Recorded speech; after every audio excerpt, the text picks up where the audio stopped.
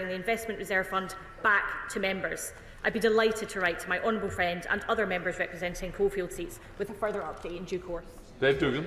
Thank you, Mr Speaker. I welcome the Secretary of State to his position. He'll know that the Scottish Government has its own tax-raising powers. He'll remember criticising the Scottish Government for not using them, then criticising the Scottish Government when we did use them. But nevertheless, it generates £1.5 billion extra revenue in Scotland by taxing those who earn more, slightly more, allows us to tax those who are earning slightly less, even less than they do in the rest of the United Kingdom.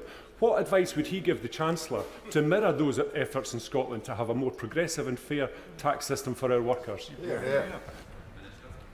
Thank you, Mr Speaker. The member will be aware that the IFS has said this morning that the tax policies of the Scottish Government have actually cost Scotland money rather than raised it.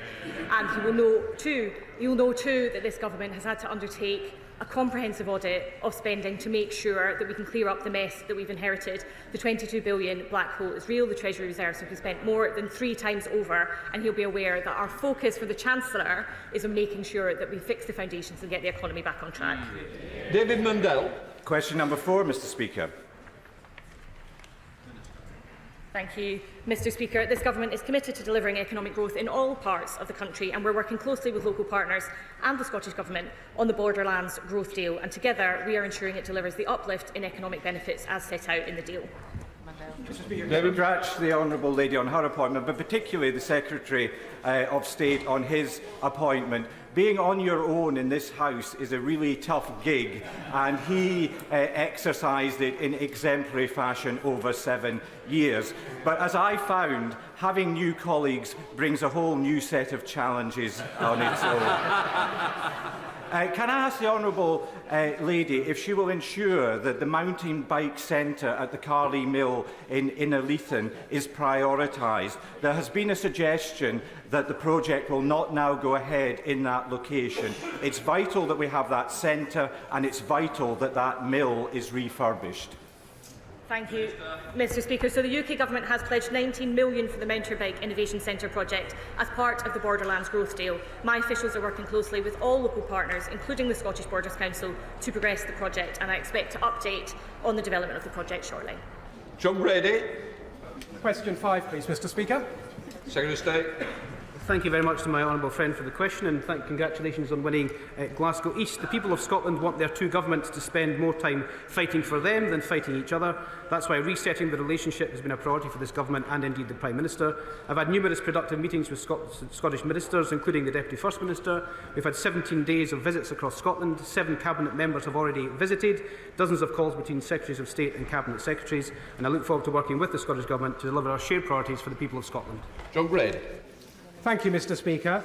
Scotland's official economic forecaster, the Scottish Fiscal Commission, has said about the Scottish budget that much of the pressure comes from the Scottish Government's own decisions. Would the Secretary of State agree with me that the Scottish Government must accept responsibility for the catastrophic state of Scottish public finances? Very grateful for that question from the honourable gentleman. He is right. The Scottish Fiscal Commission did say that much of the pressure comes from the Scottish Government's own decision-making, and while this new Government is cleaning up the mess of the previous Conservative Government, the SNP seem to be cleaning up their own mess at the moment. In 2023, Audit Scotland said that, and I quote, the Scottish Government projections suggest it cannot afford to pay for the public services in their current form. And as we already heard, the IFS quote said this morning that SNP decisions have reduced tax take rather than increased it. This is about treating taxpayers' money with respect and being honest about the tough choices that we face. An honest assessment of the SNP Government's budget is that these problems have been stored up for years, tough decisions have been kicked into the long grass, and money has been spent recklessly. A problem of their own making that the Scottish people will suffer from as they try and clear it up. Secretary of State John Lamont. Thank you, Mr Speaker. Can I also start by congratulating both the new ministers on their appointments to the Scotland Office. I certainly love my time at the Scotland Office, and I know they're going to be very well supported by the excellent team of officials in the department, some of whom are in the box today. Now, Mr Speaker, Labour plan to end the winter fuel payment, taking money away from elderly people who have worked all their days. Age Scotland have said, and I quote, "At minimum, 250,000 pensioners in Scotland on the lowest incomes or living in fuel poverty will no longer receive this vital financial support over the winter months, while hundreds of thousands more on modest incomes are going to struggle." Labour have cut it across the UK and the SNP are doing their dirty work in Scotland. What does the Minister have to say to the 250,000 elderly Scots who are in poverty, struggling with Labour and the SNP's decisions? Secretary of State. Thank you very much, Mr Speaker. And can I welcome the Shadow Secretary of State to his new post. The Chancellor set out during the inheritance statement a few weeks ago the dreadful legacy that his government, that he was a member of, left this current government to fix the foundations and try and clear up. These were decisions that the Chancellor didn't want to make or didn't expect to make, but indeed have had to be made in order to try and get the finances in balance and to try and make sure we can fix those foundations to deliver our manifesto. That is the legacy of this government, and as has already been mentioned in the previous answer to the start of this question, the SNP have already made a mess of the public finances over the last 17 years, and as we've seen yesterday in the Scottish Parliament, they've got one hell of a mess to clear up, and it's Scottish pensioners and Scottish people that will pay the price. John Lamont. It seems, Mr Speaker, that Labour are taking a leaf from the SNP's playbook and refusing to take responsibility for their own actions. This is happening because of choices made by this Labour government which have been passed on by the SNP in Edinburgh. Now, his party's election slogan was all about change. Under this Labour government, pensioners don't seem to have any change to spare. One woman called Leslie told Age Scotland, "This payment is literally a lifesaver for us." Another, Brian, told them, "I would freeze without it or go hungry." Is this the change that Labour meant, taking money away from struggling pensioners? Mr Speaker, there seems to be no recognition or apology from the Shadow Secretary of State in terms of the legacy they've left this government to try and clear up. We knew about, of course, the massive overspending in public services from the previous government and, of course, the £22 billion black hole that was revealed by the Chancellor in the audit that she did in her first weekend in office. These things have to be fixed. They are tough decisions we didn't expect to make. They're certainly tough decisions we didn't want to make, but we've had to make them to fix the foundations of our economy. Mr Speaker, can I add my congratulations to the Secretary of State? I know it's not always been easy and sometimes been a lonely path, so a personal congratulations, and to the member for Midlothian for taking her place.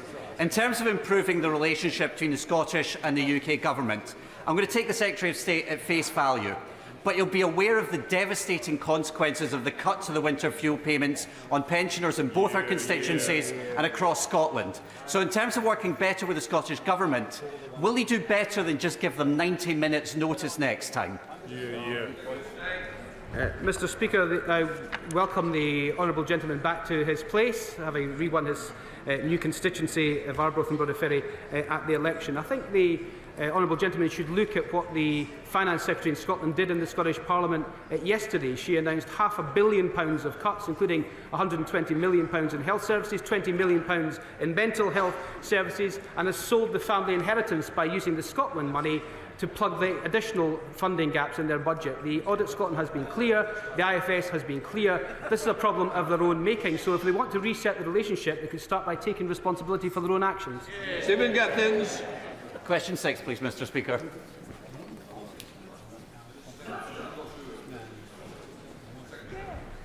I'm just giving the Minister number 6. I'm committed to working with the Scottish Government, and I've already met with the Deputy First Minister 4 times in 8 weeks. Resetting the relationship between Scotland's two governments is crucial to driving economic growth. Just last week, my right honourable friend, the Chancellor of the Exchequer, was in Glasgow and met with the First Minister. The Prime Minister has made it a key part of his new way of working in government to reset that relationship and has met with the First Minister to have those discussions. And members of the business community discussed growing the Scottish economy. It's all of our choices to grow the Scottish economy, and something we all need to do together. Stephen Gittins. Mr Speaker, and I'll thank the Secretary of State for his response. He will be aware that macroeconomic policy sits here, that decisions taken sit here that have a huge impact. Now, we've worked on this issue in the past before. Does he agree with the SNP that being outside the customs union in the single market is bad for growth in the Scottish economy? Or does he agree with the Conservatives and their colleagues in Reform that it's been good for the Scottish economy? Mr Speaker, the honourable gentleman is taking no responsibility for the decisions that his his party makes in the Scottish Government. We've seen that yesterday in terms of the plugging the holes in their own public finances. The IFS have been clear that the decisions they have made has taken the tax take down in Scotland, despite it being the highest tax part of the country. And I think it's time, if we are to reset this relationship, that they start off by taking accountability and responsibility for their own decisions. Rachel Taylor. Thank you, Mr Speaker. Sport has played an essential role in economic growth in Scotland. What steps will he take to ensure the legacy of Sir Andy Murray is recognised in Scotland? I'm grateful for the question, Mr Speaker. Can I tell the House and announce today that Andy Murray is no relation to myself, despite the fact we share the same physical physique? But I can assure you that the Scotland Office and this Government will do all we can to make sure that wonderful legacy of one of Britain's best sportspersons of all time is certainly maintained. Kilprighton. 7, Mr Speaker. With permission, Mr Speaker, I will answer questions 7, 9 and 10 together. Scotland's at the forefront of this Government's mission to make Britain a clean energy superpower by 2030. We will headquarter Great British Energy, a new publicly owned clean energy company capitalised with £8.3 billion in Scotland. This will help create thousands of jobs, deliver energy security and lower prices permanently for consumers. Just this week, the 6th allocation for the Contracts for Difference scheme was announced, with over 130 renewable projects awarded contracts, with 20% of those projects based in Scotland. Thank you, Mr Speaker. Can I welcome the Secretary of State to his position? We watched him for many lonely years as he held the fort on his own. He was always outnumbered, he was never outgunned. Can he use the full firepower of the Scotland Office now to convince Cabinet colleagues and industry players of the vital role and potential of the Arnish fabrication yard in Stornoway and its sister yard in Methil, both of which are coming up for sale as part of going to market for Carlin Wolf? And can he assure workers at the Arnish yard and Stornoway Port that they will play a big role in renewables, future and in GB energy? Thank you very much for that question. Can I congratulate my honourable friend on winning the Western Isles? He is Mr Western Isles himself, and he'll be a champion for those particular islands. The Government will continue to engage with Harland and Wolff, local MPs and the Scottish Government to monitor the situation and support a resolution that provides long-term certainty for the yards and workforces across the whole of the UK, with all 4 yards across the UK being treated as one. Minister McNeill has also recently visited the Arnish yard herself.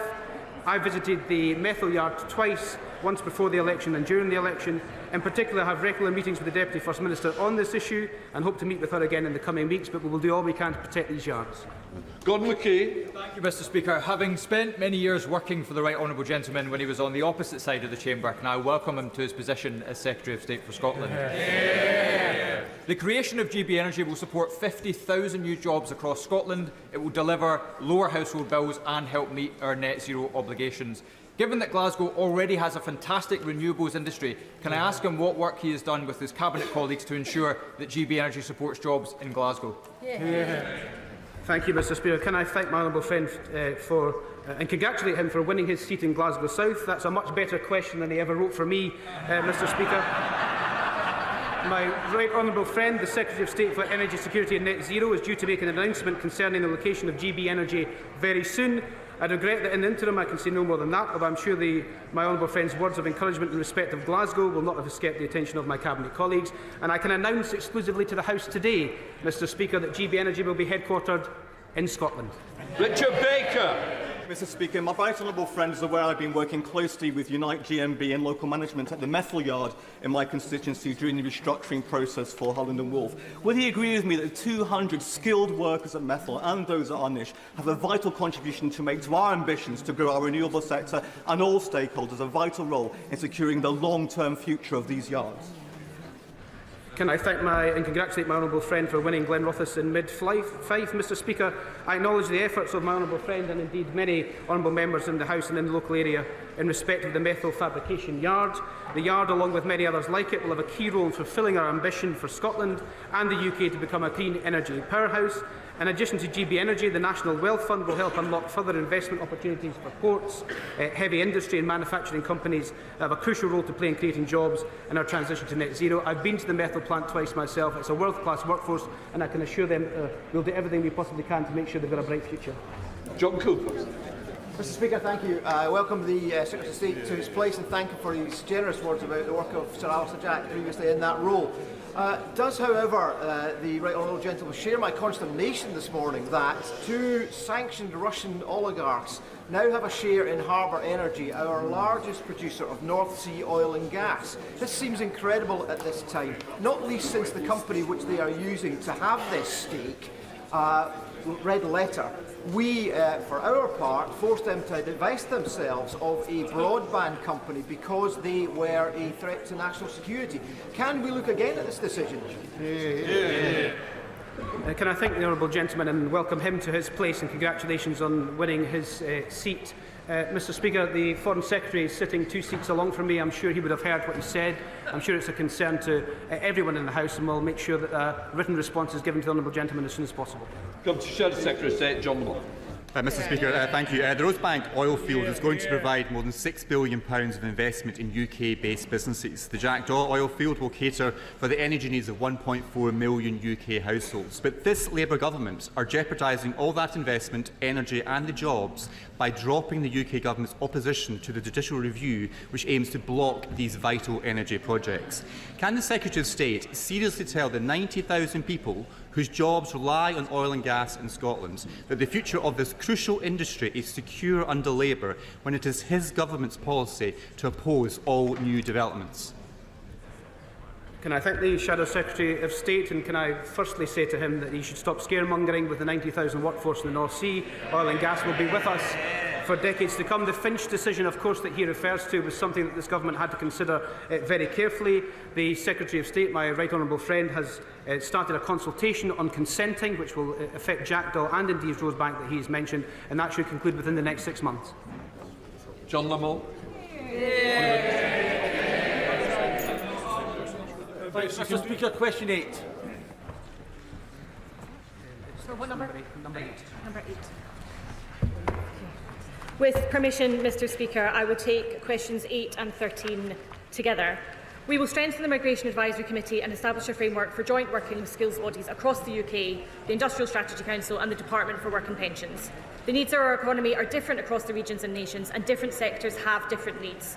Given that skills policy and employment support are devolved, we will work with the Scottish Government when designing workforce plans for different sectors. This will ensure our migration and skills policies work for every part of the UK.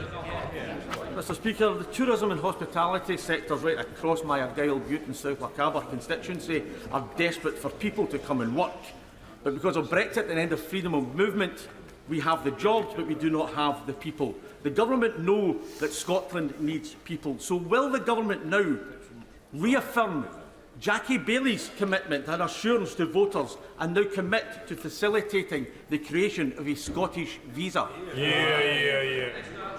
Thank you, Mr Speaker. We are committed to ensuring that there is effective Scottish representation on the Migration Advisory Council, and I look forward to working with the Home Office and engaging with sectors on ensuring that the immigration sector works for all parts of the UK.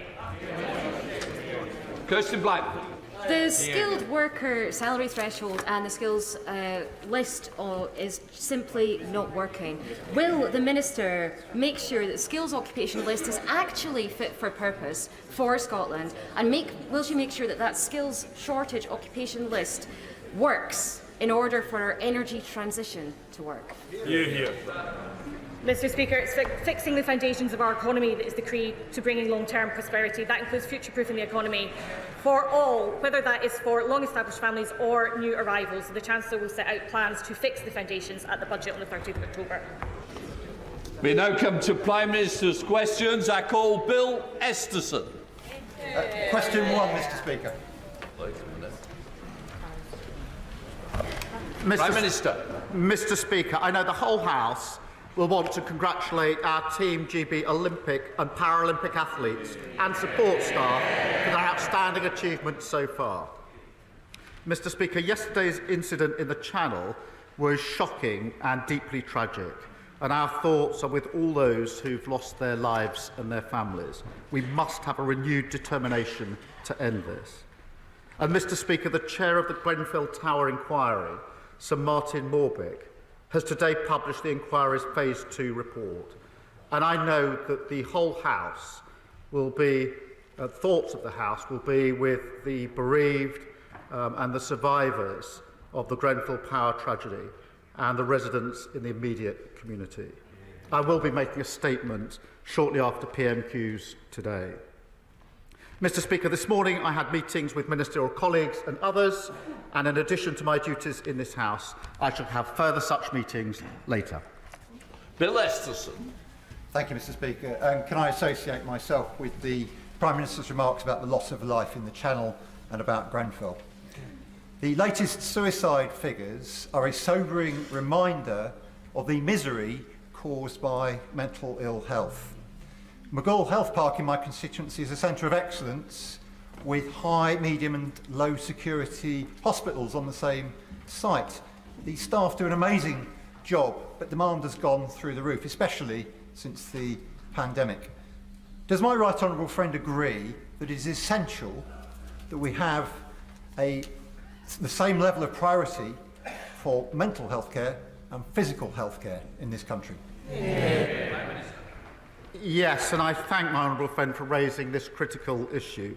I think so many are affected by the tragedy of suicide. I'm pleased to hear about the work that he refers to, but 1 million people are not getting the support, the mental health support that they need.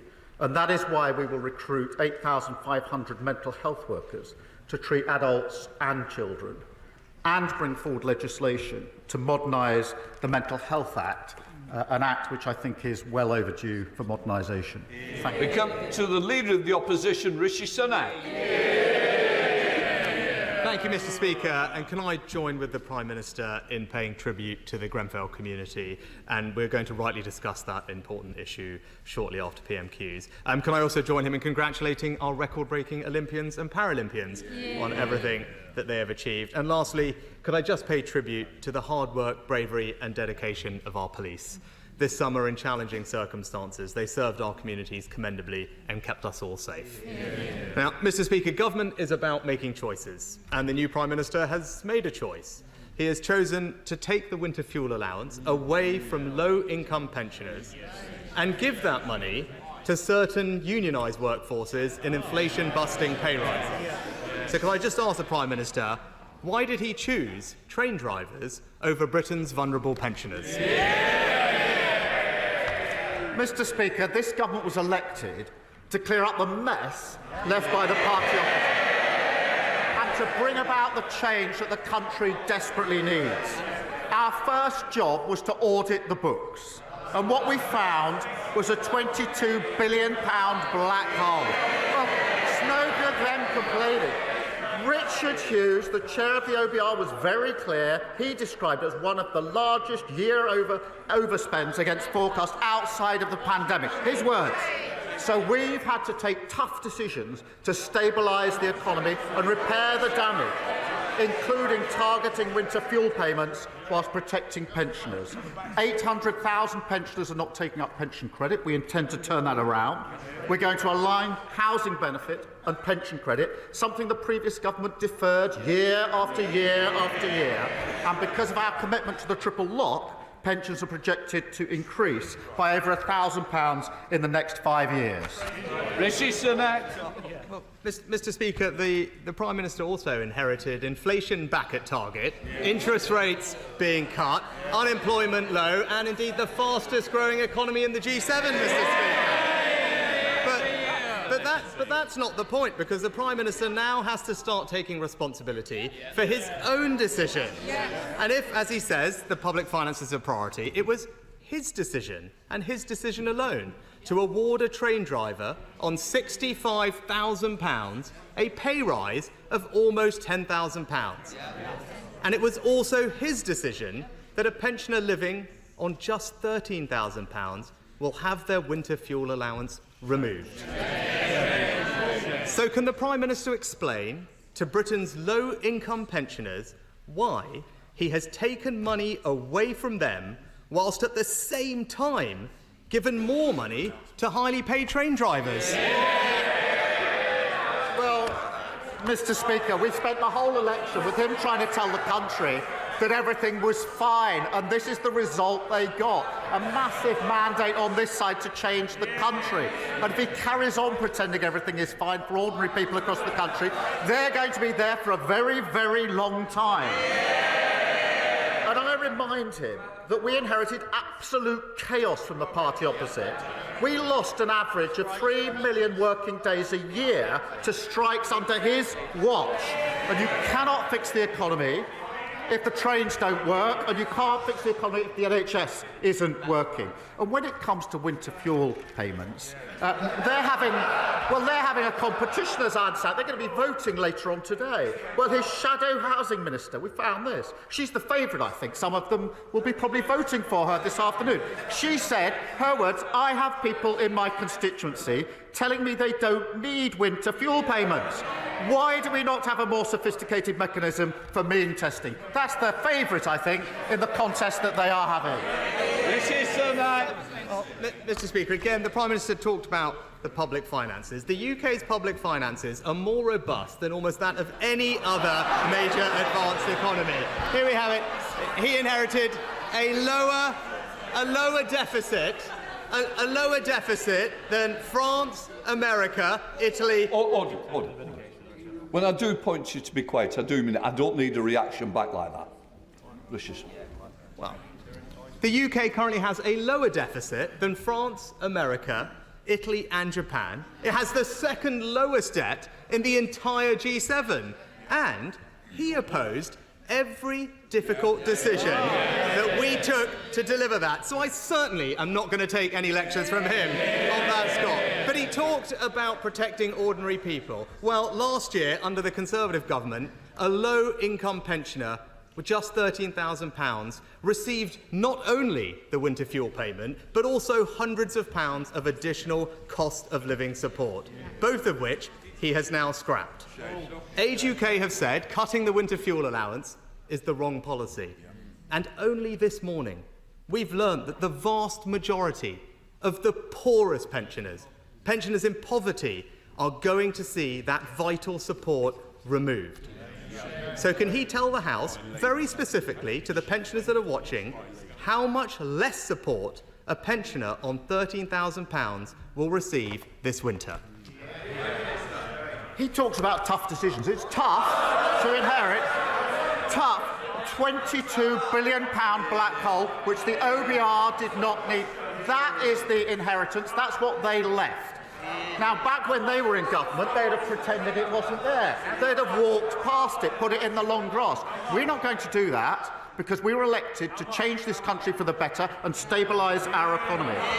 No Prime Minister wants to do what we have to do in relation to the winter fuel allowance, but we have to take the tough decision to stabilise our economy to ensure that we can grow it for the future. And as I've said, we are working hard on pension credit. We're allowing housing benefits, which they didn't do for years, and over 5 years, it's a projected increase of up to £1,000 for those on pensions. We are tough decisions that they done. The government doesn't have to choose to take money off low-income pensioners in order to give it to highly paid train drivers. That is a choice that he has made, and it will be clear to any pensioners watching that he simply can't explain why he has made that choice. But, Mr. Speaker, turning to another important issue, the government has suspended 30 of the UK's 350 arms export licences to Israel. It's a decision that the Chief Rabbi says beggars belief and will encourage our shared enemies. Can the Prime Minister therefore explain how his decision will help to secure the release of the 101 hostages still being held by Hamas? Prime Minister. Well, Mr. Speaker, can I start by saying I think the whole House will be shocked by the horrific killing of 6 hostages in the last few days. And I know I speak for the whole House when I say that. The remaining hostages must be released, and we need a ceasefire to ensure that that can happen, that aid desperately needed can get into the region, and we can begin the path to a two-state solution. Now, he asks how we arrived at this decision. He knows very well, because the legal framework is clear. The latest guidance was issued in 2021 under his government. And that means that licences have to be kept under review, as they were by his government. And I think he probably knows the advice that was given to his government. He understands the framework. We've carried out the review in the same way and come to a clear legal conclusion. And shared that conclusion, the assessment, with Parliament. We will, of course, continue to stand by Israel's right to self-defence. But it is important that we are a country committed to the international rule of law. That gives us the strength of argument with our allies on important issues. This is a difficult issue, I recognise that, but it's a legal decision, not a policy decision. And the Prime Minister knows the framework, and they issued the guidance, they know what the test is, that test has been assessed, we've come to a conclusion, and we've put that before the House to consider. Prime Minister. Well, Mr. Speaker, I appreciate the Prime Minister's answer, but he'll know that decisions like this also have important and broader geopolitical implications. And he mentioned allies. It's essential that we maintain transatlantic unity in the face of terrorist threats and avoid any perception of splits between our two nations. So can he therefore update the House or tell the House what engagement he had with the United States prior to taking this significant decision? Prime Minister. I acknowledge the importance of working with our allies on all issues, as we have been doing, as I was able to make very clear at the NATO summit that I attended in the early summer. And of course, as he would expect, as the House would expect, we have talked this through with our allies. They understand. They have a different legal system. That is the point they made. It chunters from the. This is a serious issue. It requires serious consideration. And the Prime Minister knows the legal framework. He knows the legal framework very well. He also knows that applying that framework, the facts of that framework, and arriving at a decision does not permit me to simply then say I'm not going to implement the legal decision and conclusion that's been reached. I don't think he's really inviting me to do that. Rishi Sunak. Mr. Speaker, not only do these decisions have geopolitical consequences, but they also have emotional ones too. And the Prime Minister took this action on the very same day as the funerals of Israeli hostages murdered by Hamas. It's something that the Board of Deputies described as a terrible, terrible message to be sending. And I hope the Prime Minister understands the hurt that has been caused, and can he take this opportunity to reassure Israel and the Jewish community that the United Kingdom and this House stands behind Israel and its right to self-defence. Prime Minister. Let me be very clear about that. I've said it before, I'll say it again. We absolutely recognise and support Israel's right to self-defence and have taken action in support of that right of self-defence. And I've made that repeatedly clear in all of my engagements with Israel across the region and with all of our allies. I absolutely stand by that.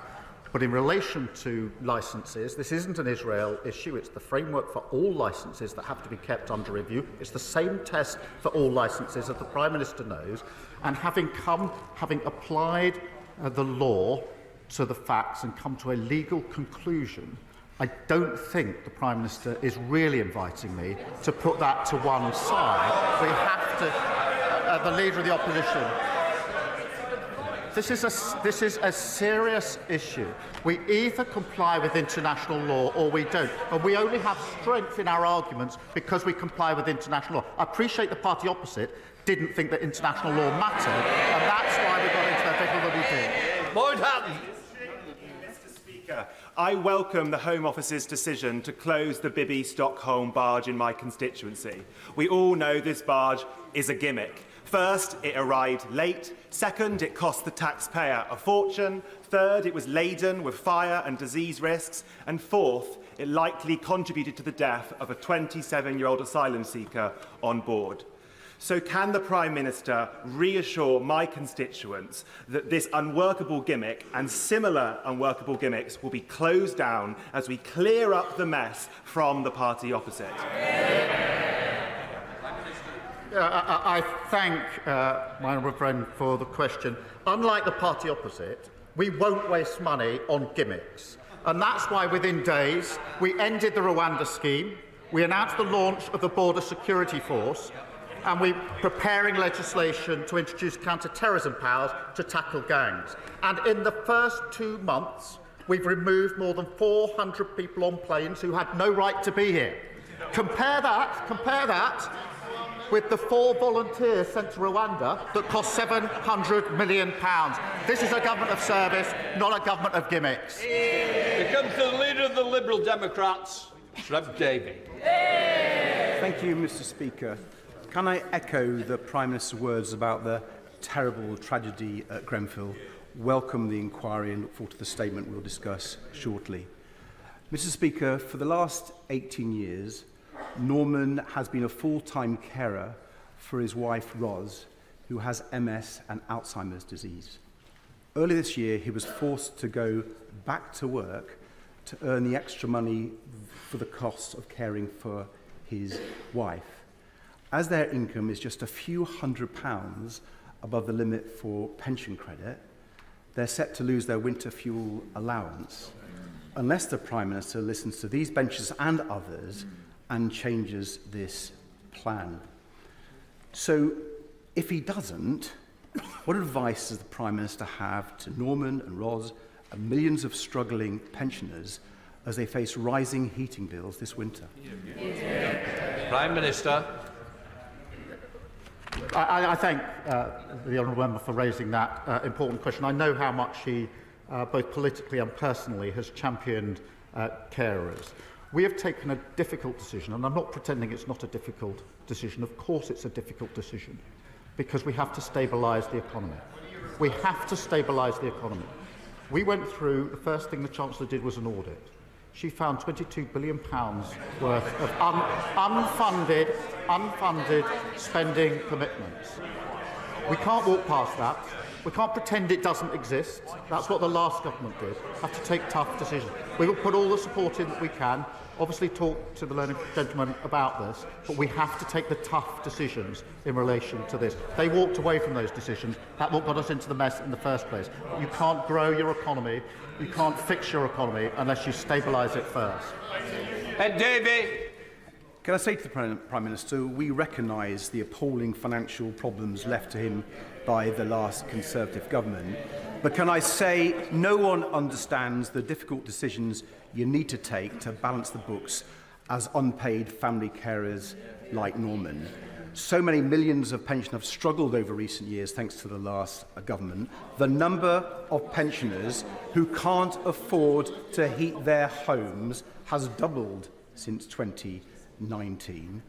So will the Prime Minister support our campaign for more urgent action to invest in insulation and renewables so we can help pensioners and all families make it cheaper to heat their homes every winter?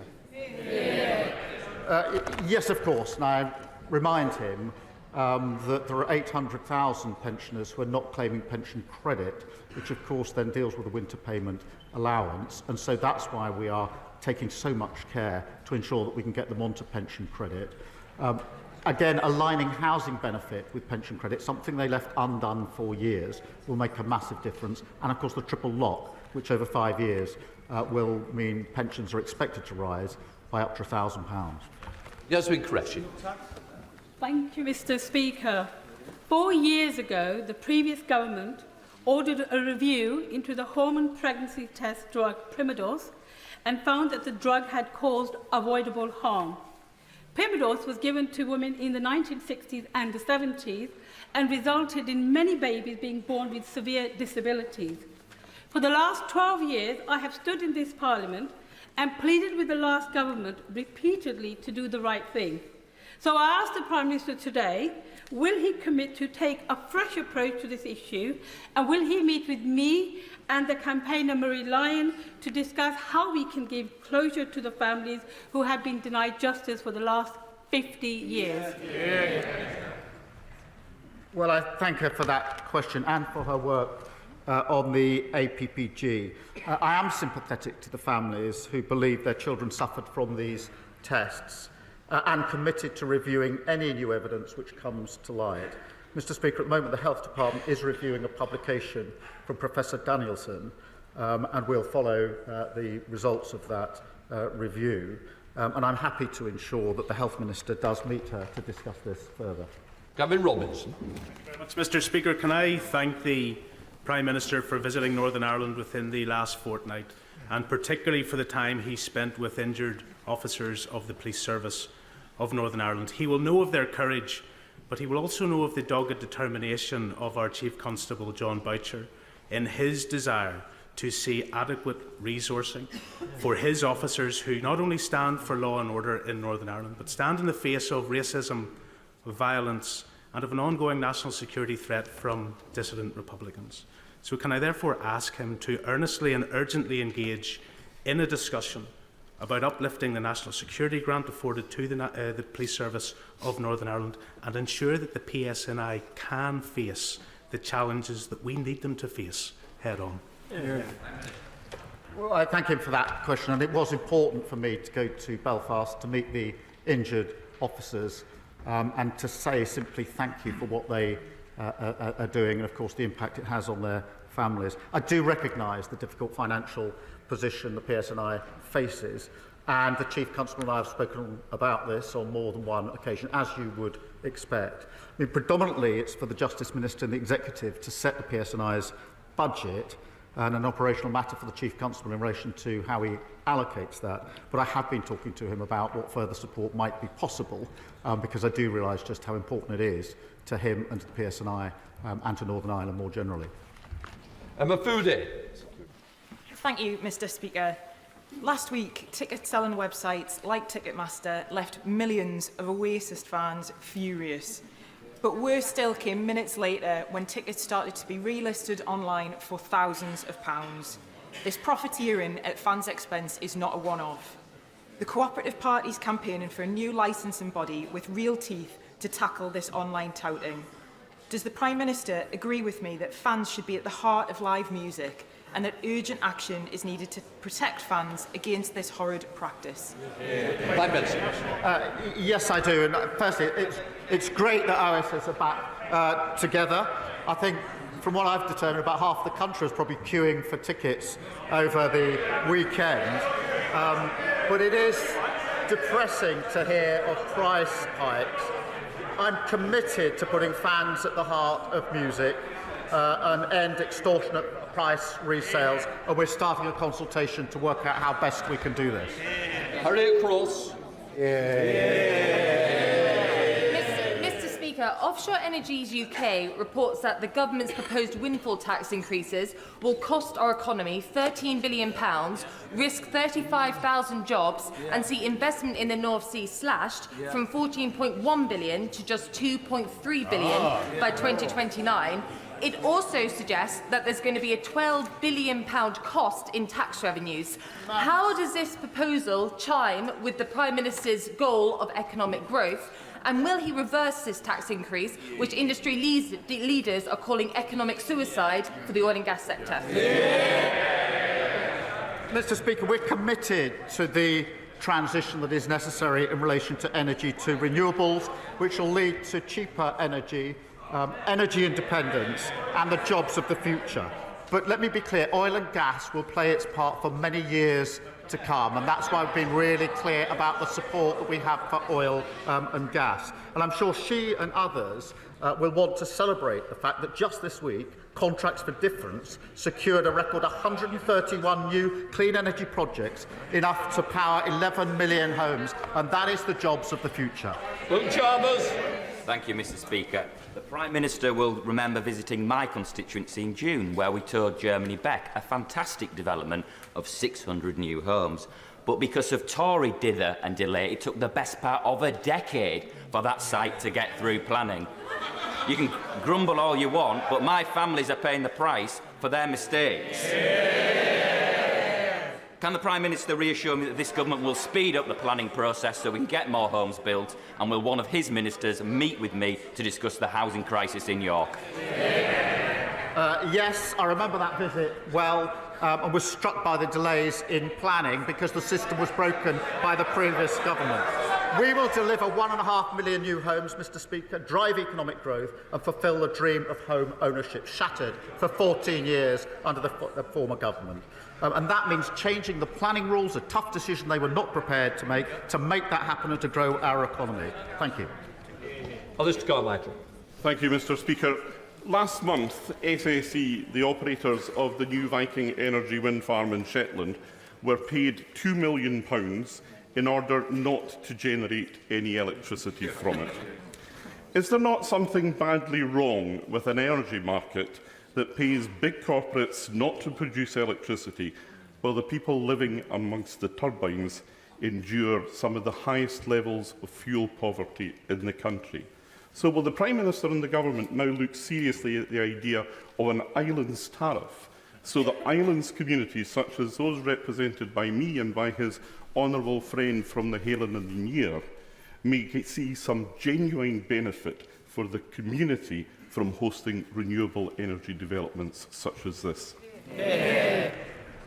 Well, I thank the honourable gentleman for raising this issue, which is obviously a considerable concern to him and his constituents.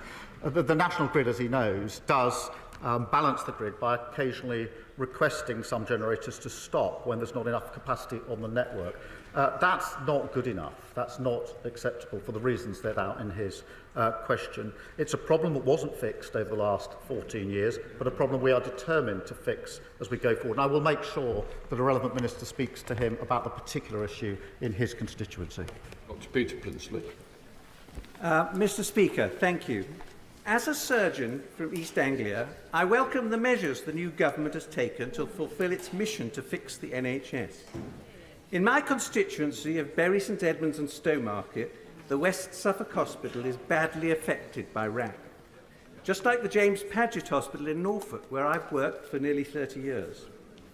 Does the Prime Minister agree with me that the RAC hospitals must be priorities as the new government undertakes its review of the new hospital programme?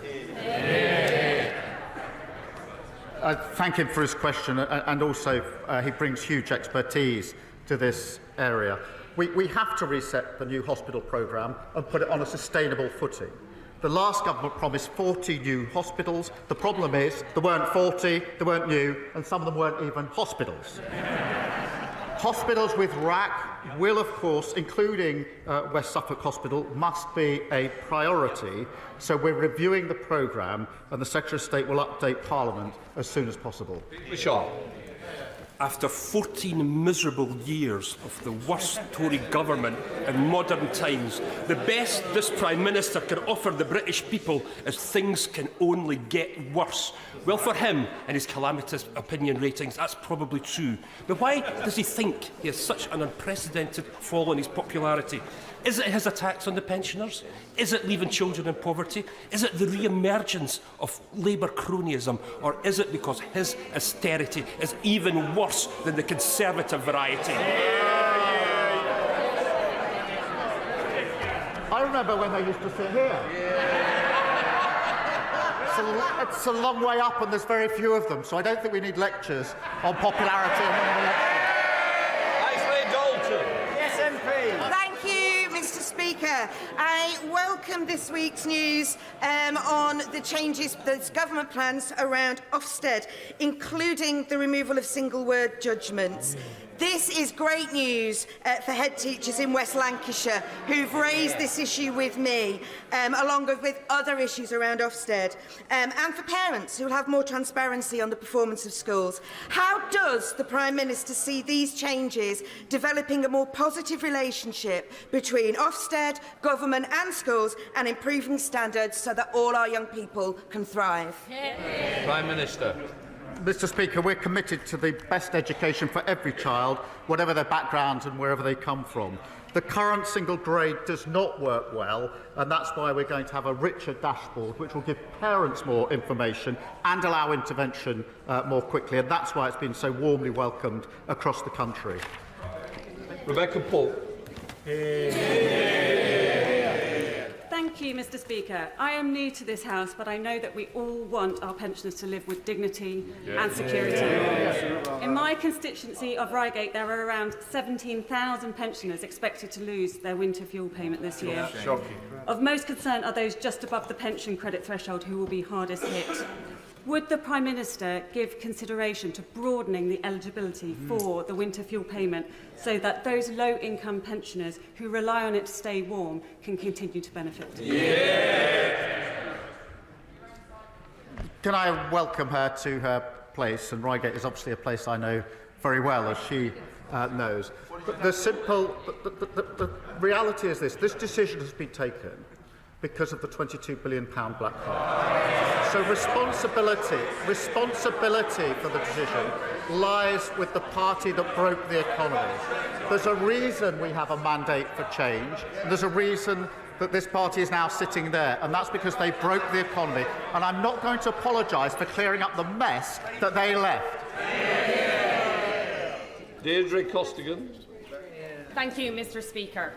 After 14 years of Conservative failure, crime and street drinking now blight areas of Southall Town Centre, West Ealing and Hanwell Broadway in my constituency of Ealing Southall.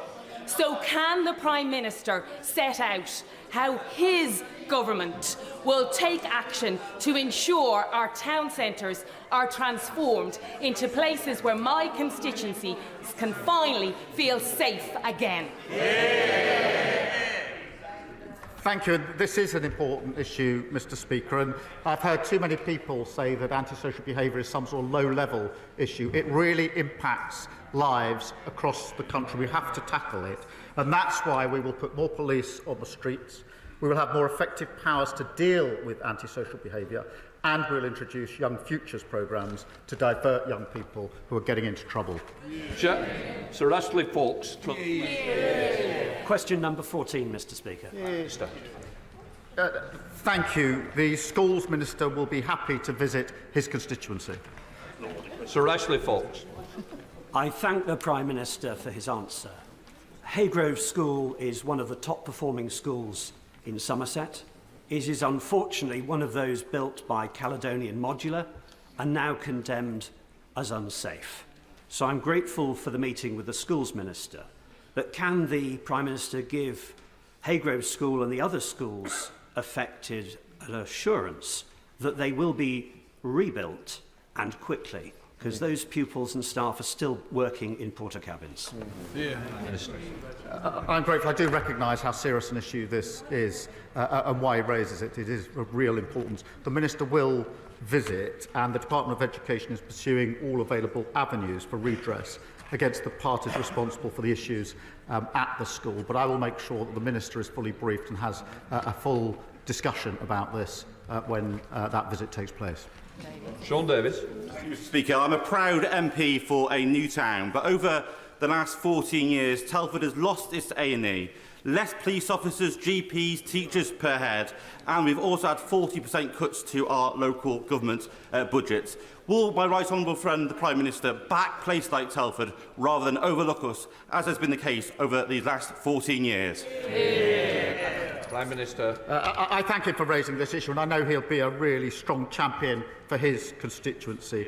We're a government that will be based on actions, not slogans, and that's why we'll have local growth plans, improve public services and invest in transport links. We will fix the mess that they left after 14 years, and we will devolve power to those with skin in the game. Tim Farrell. Thank you, Mr. Speaker.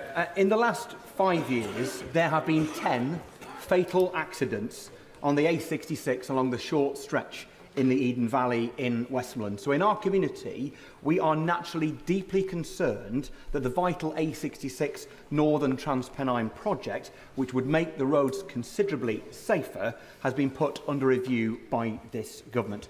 Will the Prime Minister take the opportunity now and end this uncertainty today, commit to this project and save lives? I thank him for raising this question about fatalities on roads, and that is a very serious issue in relation to the A66 and other roads across the country. We have inherited a broken economy. We have to review what we're spending money on. We're going through that review, and we'll report back as soon as we can. Gurinder Josam. Thank you, Mr. Speaker. Will the Prime Minister join me in sending condolences to the family of Zadia Koch, a 13-year-old boy who was stabbed and tragically killed in my constituency? Does the Prime Minister share my concerns about the prevalence of young people carrying knives, and what more can be done to end this scourge that is destroying families and communities? Prime Minister. Mr. Speaker, I'm sure I speak for the whole House in saying our thoughts are with Jazia's family at this difficult time. This is tragic, it is senseless, and the age just absolutely makes one shudder. Our mission is to halve knife crime. Zombie-style knives and zombie-style machetes will be banned from the 24th of September, and there'll be a surrender scheme which has been started on 26th of August.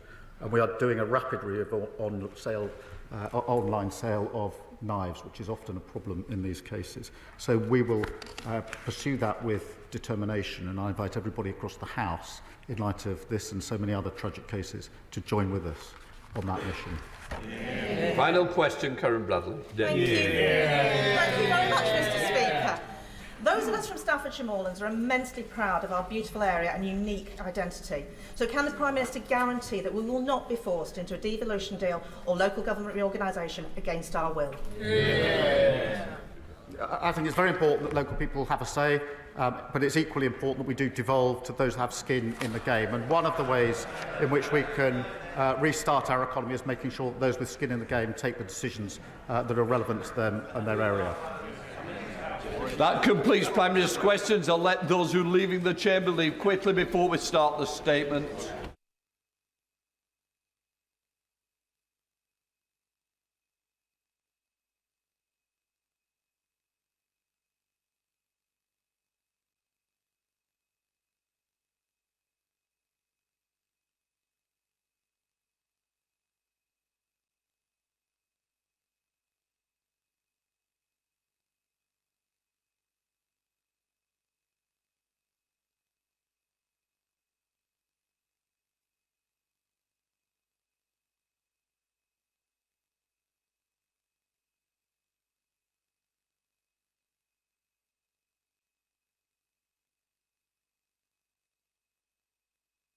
Now come to the statement. I call the Prime Minister. Mr. Speaker, this morning, Sir Martin Morbick published the final report of the Grenfell Tower inquiry. And I'm sure the whole House will join me in thanking him, the members of the inquiry and the whole team for their dedicated work. Mr. Speaker, I want to speak directly to the bereaved families, the survivors and those in the immediate Grenfell community, some of whom are with us in the gallery today. Sir Martin concluded this morning, and I'm afraid there's no way of repeating this that won't be painful. He said the simple truth is that the deaths that occurred were all avoidable, and that those who lived in the tower were badly failed over a number of years and in a number of different ways, by, as the report lays out in full, just about every institution responsible for ensuring their safety. Mr. Speaker, in the face of an injustice so painful, so deserving of anger, words can begin to lose their meaning. 7 years still waiting for the justice that you deserve. I want to say very clearly on behalf of the country, you've been let down so badly, before, during and in the aftermath of this tragedy. And while Sir Martin sets out a catalogue of appalling industry failures, for which there must now be full accountability, he also finds, and I quote, decades of failure by central government. He concludes that in the years between the fire at Knowsley Heights in 1991 and the fire at Grenfell Tower in 2017, there were many opportunities for the government to identify the risks posed by the use of combustible cladding panels and insulation. And he concludes, and I quote, by 2016, the department was well aware of those risks, but failed to act on what they knew. He further finds that the department itself was poorly run, and the government's deregulatory agenda dominated the department's thinking to such an extent that even matters affecting the safety of life were ignored, delayed, or disregarded.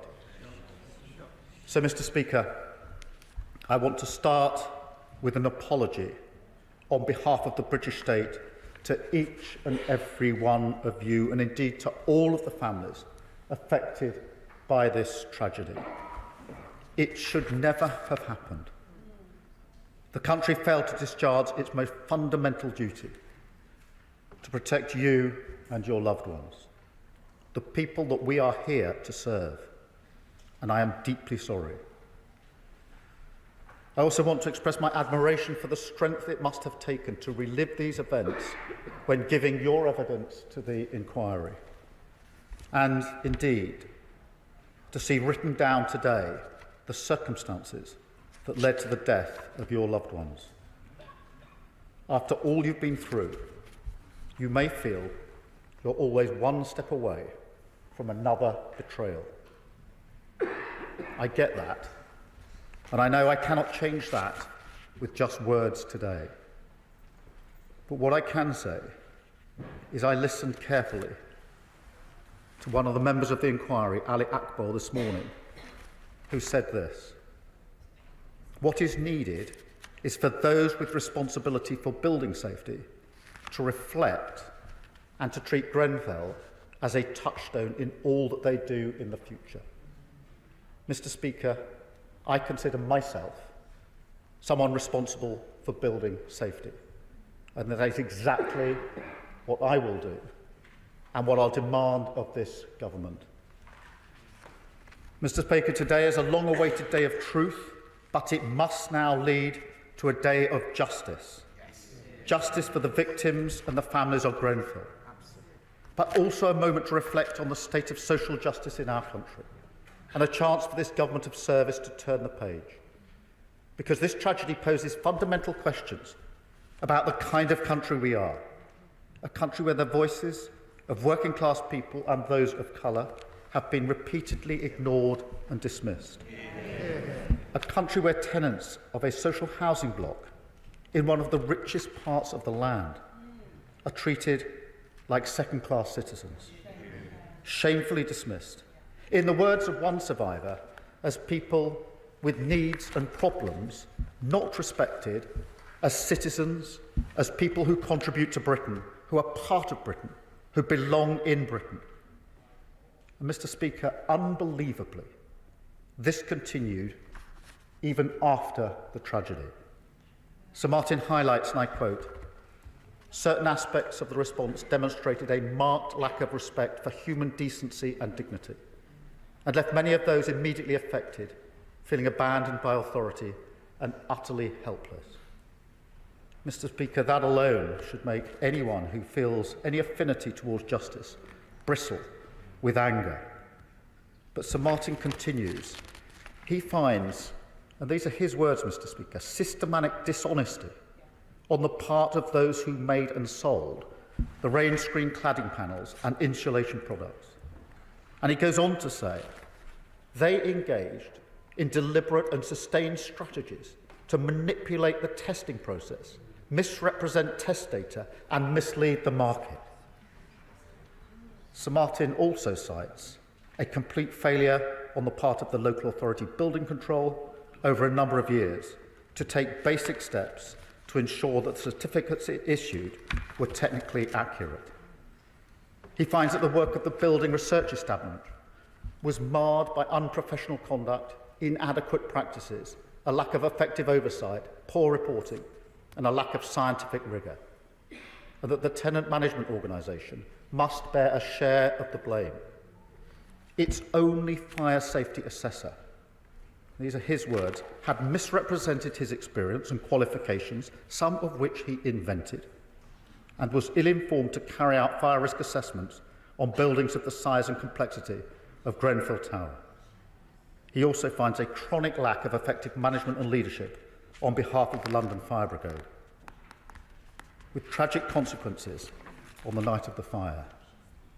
Mr. Speaker, in the light of such findings, it is imperative that there is full accountability, including through the criminal justice process, and that this happens as swiftly as possible. So I can tell the House today that this government will write to all companies found by the inquiry to be part of these horrific failings as the first step to stopping them being awarded government contracts, And we will, of course, support the Metropolitan Police and the prosecutors as they complete their investigations. But, Mr. Speaker, it is vital that as we respond to this report today, we do not do or say anything that could compromise any future prosecution, because the greatest injustice of all would be for the victims and all those affected not to get the justice that they deserve. Mr. Speaker, there must also be more radical action to stop something like this from ever happening again. Because one of the most extraordinary qualities of the Grenfell community is their determination to look forward. They are not only fighting for justice for themselves, they are fighting to ensure that no other community suffers as they have done. Mr. Speaker, some important reforms have taken place in the last 7 years, reforms that we supported in opposition, including banning combustible cladding, new oversight of building control, a new safety regime for all residential buildings over 18 metres, new legal requirements on social landlords, making sure fire and rescue services are trained and equipped to handle large-scale incidents, including moving from stay put to get out when needed. And we're now addressing the recommendation from St Martin's first report to introduce a new residential personal emergency evacuation plan policy for anyone whose ability to evacuate could be compromised, and funding from this from renting in social housing. Mr. Speaker, we will look at all 58 of St Martin's recommendations in detail. There will be a debate on the floor of this House. We will respond in full to the inquiry's recommendations within 6 months, and we will update Parliament annually on our progress against every commitment that we make. But there are some things I can say right now. There are still buildings today with unsafe cladding, and the speed at which this is being addressed is far, far too slow. We only have to look at the fire in Dagenham last week, a building that was still in the process of having its cladding removed. So this must be a moment of change. We will take the necessary steps to speed this up. We will be willing to force freeholders to assess their buildings and enter remediation schemes within set timetables, with a legal requirement to force action if that is what it takes. And we will set out further steps on remediation this autumn. We will also reform the construction products industry that make this fatal cladding so homes are made of safe materials. And those who compromise that safety will face the consequences. We will ensure that tenants and their leaseholders can never again be ignored, and that social landlords are held to account for the decency and safety of their homes. And as this government tackles the most acute housing crisis in living memory, building 1.5 million new homes across the country, we will ensure those homes are safe, secure, and built to the highest standards. Places of security, health and well-being that serve the needs of residents and their wider communities. Because a safe and decent home is a human right and a basic expectation, and the provision of that right should never be undermined by the reckless pursuit of greed. One of the tragedies of Grenfell is that this is a community that nurtured so much of what we want from housing. People who had made the tower their home and were entitled to a place of safety and security, not a death trap. And yet, time and again, they were ignored. Mr. Speaker, 2 weeks ago, I made a private visit to Grenfell Tower and laid a wreath at the memorial wall, and affirmed this government's commitment to the work of the Memorial Commission, delivering a permanent memorial on the site through a process led by the Grenfell community.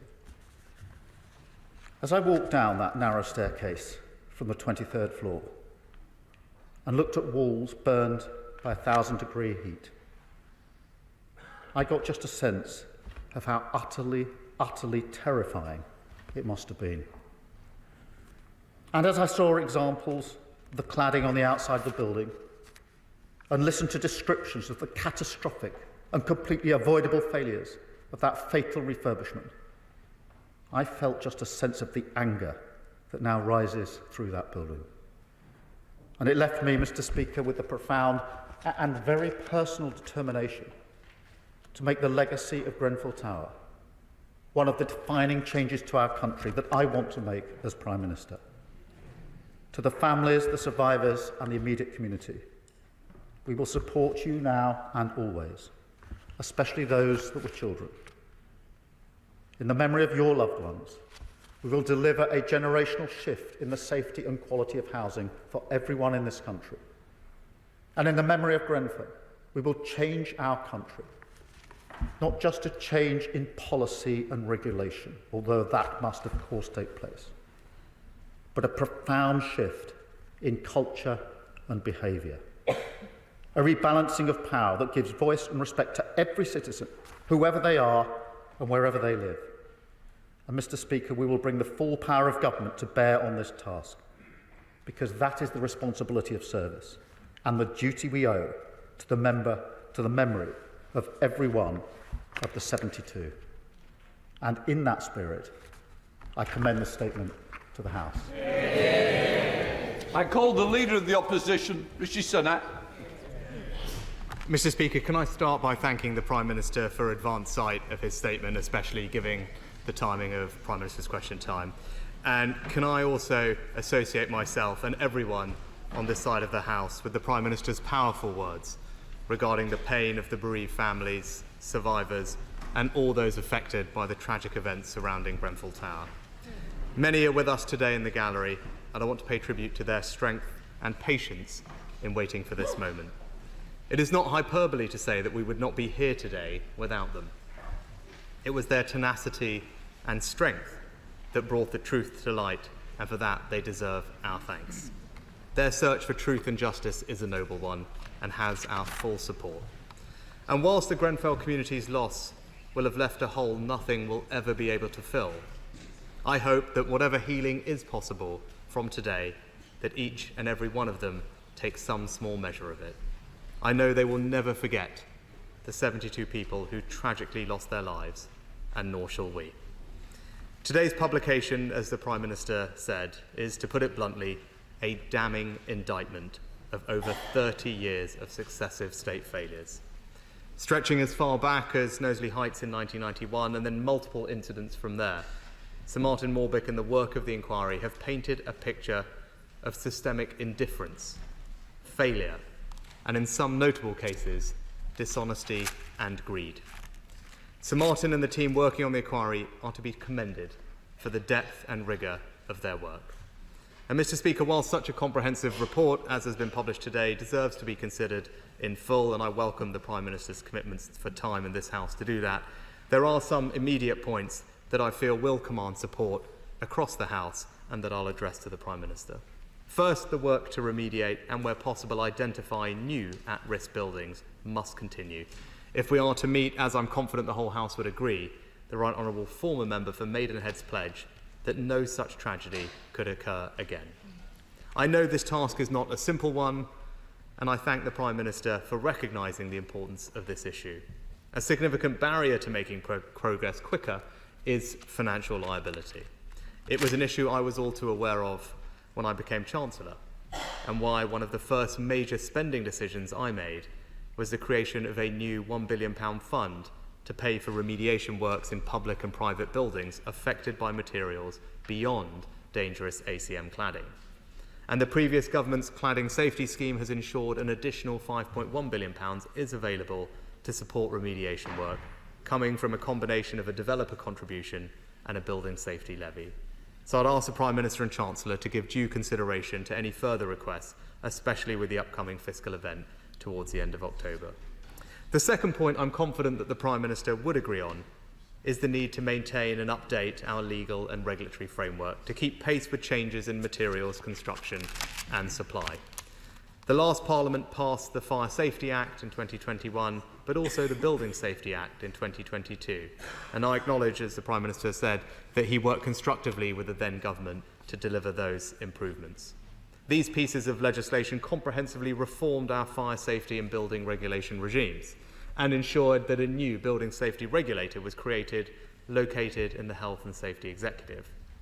But I also know that these are stepping stones towards a fire and building safety regime that remains persistently fit for purpose. And in particular, I'd urge the Prime Minister to give special attention to the recommendations in today's report, especially its call for more regular updating of approved Document B, a single regulator, a sole Secretary of State responsible to end the fragmentation of Whitehall responsibilities, and a new Chief Construction Advisor.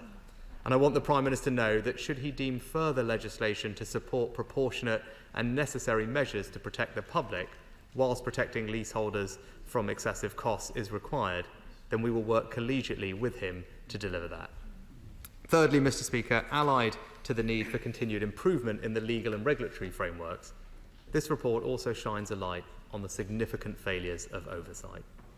Those responsible for ensuring the independence and rigour of testing and compliance were found by this report to have had those very things compromised. In particular, the BRE, in its work with suppliers, in part enabled what Sir Martin Morbick's report has plainly described as systemically dishonest behaviour on the part of suppliers. So I welcome the Prime Minister's commitment to continue to support the Metropolitan Police and Crown Prosecution Service in pursuing any appropriate criminal charges against a small number of developers and contractors who knowingly and fraudulently cut corners on building safety for greed and financial gain. And Mr. Speaker, I don't want to let this moment pass without also acknowledging the local failures today's report highlights, whether from the tenant management organisation responsible for the building itself, who allowed relationships with those living in Grenfell Tower to become so broken that tenants were marginalised and at worst ignored, the repeated fire safety reports that were not acted on, the lack of effective management and leadership at London Fire Brigade, and the local council, who had a lack of adequate oversight into the management and maintenance of the building and the cares and concerns of those living in it.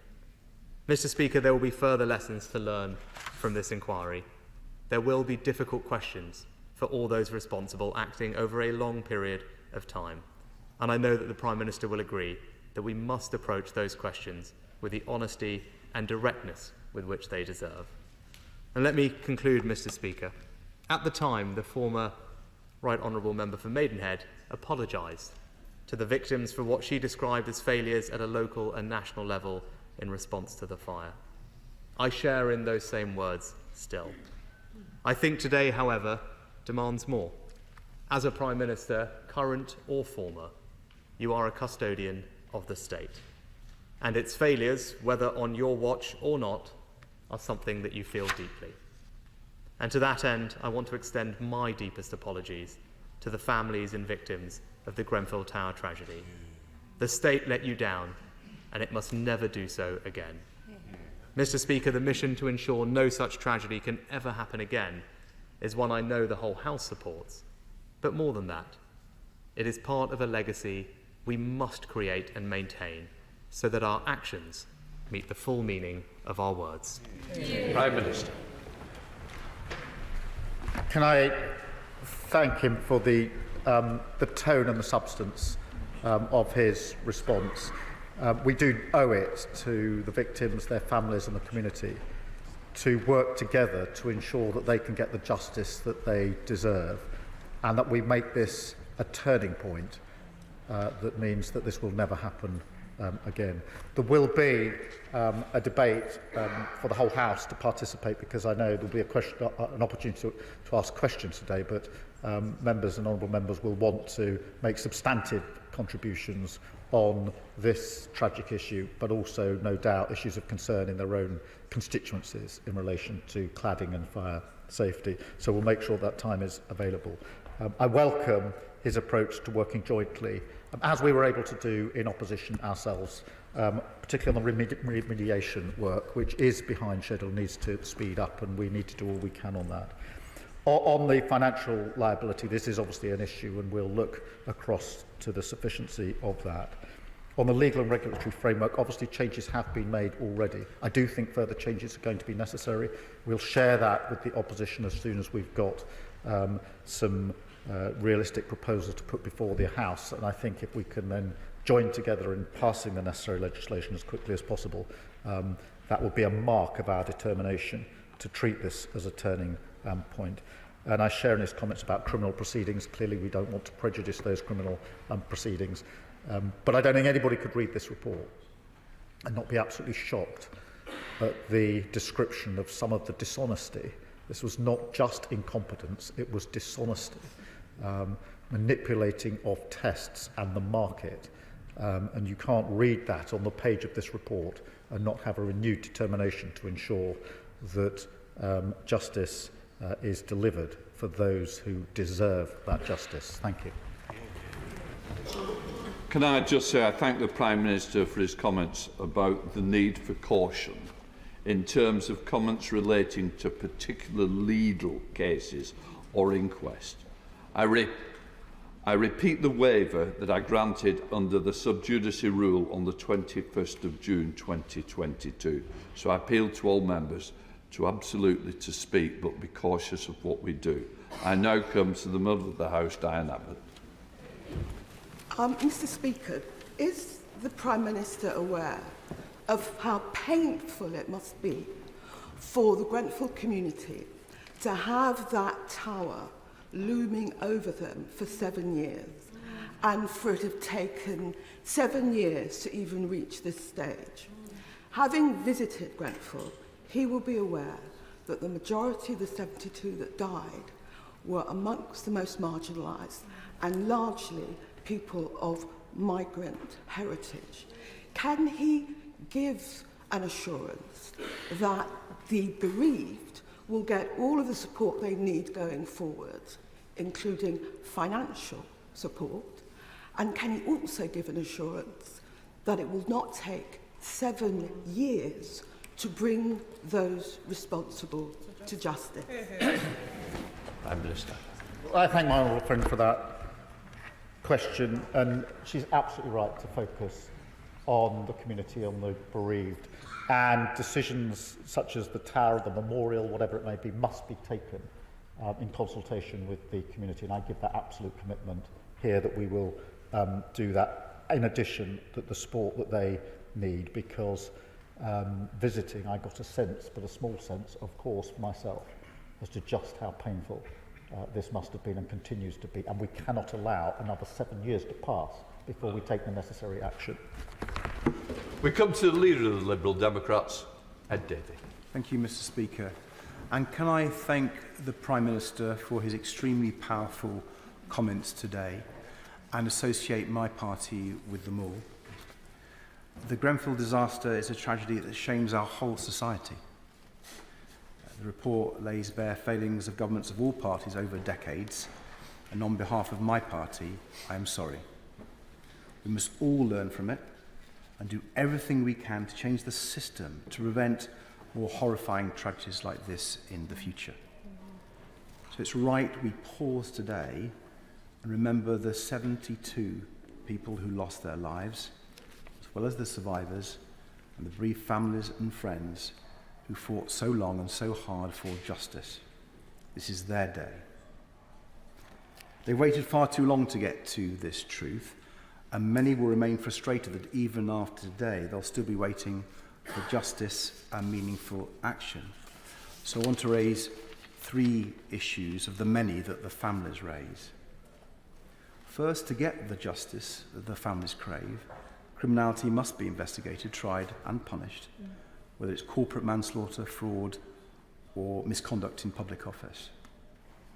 So will the Prime Minister confirm the police, prosecutors and courts will have all the resources they need to bring those responsible swiftly to justice?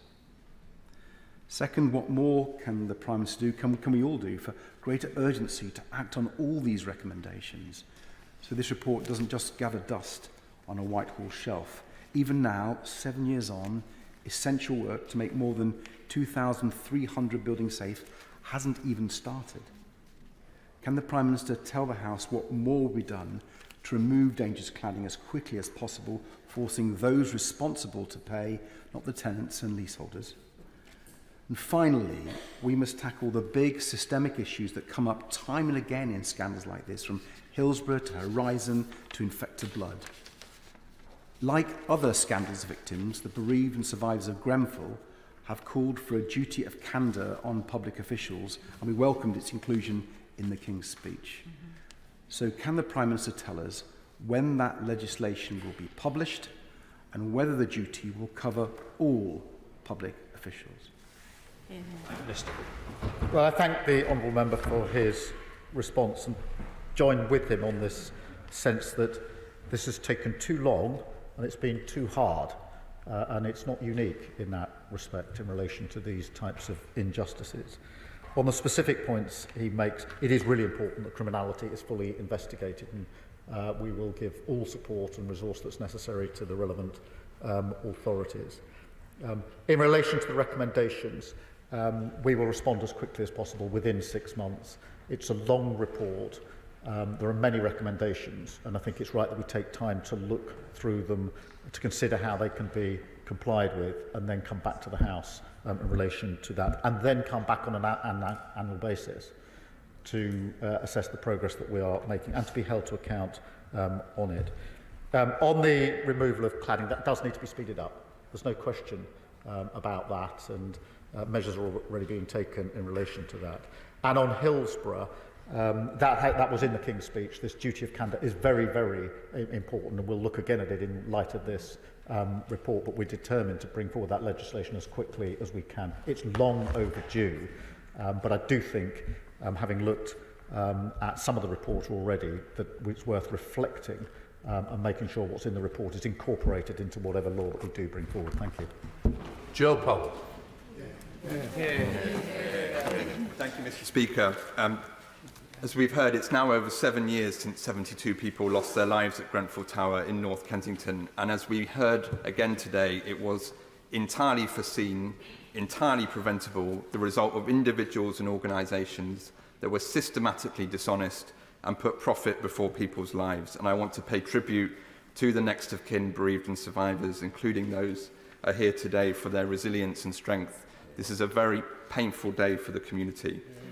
Prime Minister, the shameless merry-go-round of buck passing that has happened for the last 7 years since Grenfell must now come to an end. So I want to thank you for your personal commitment to drive the lasting change and to hold people accountable. Can you assure me that the government will now do everything in its power to ensure that criminal prosecutions will take place as soon as possible? Can he commit to ensuring that companies identified in this report will be excluded from public contracts, held account to the full extent of the law, and pay their full weight of financial remediation for the building safety remedial work that's needed?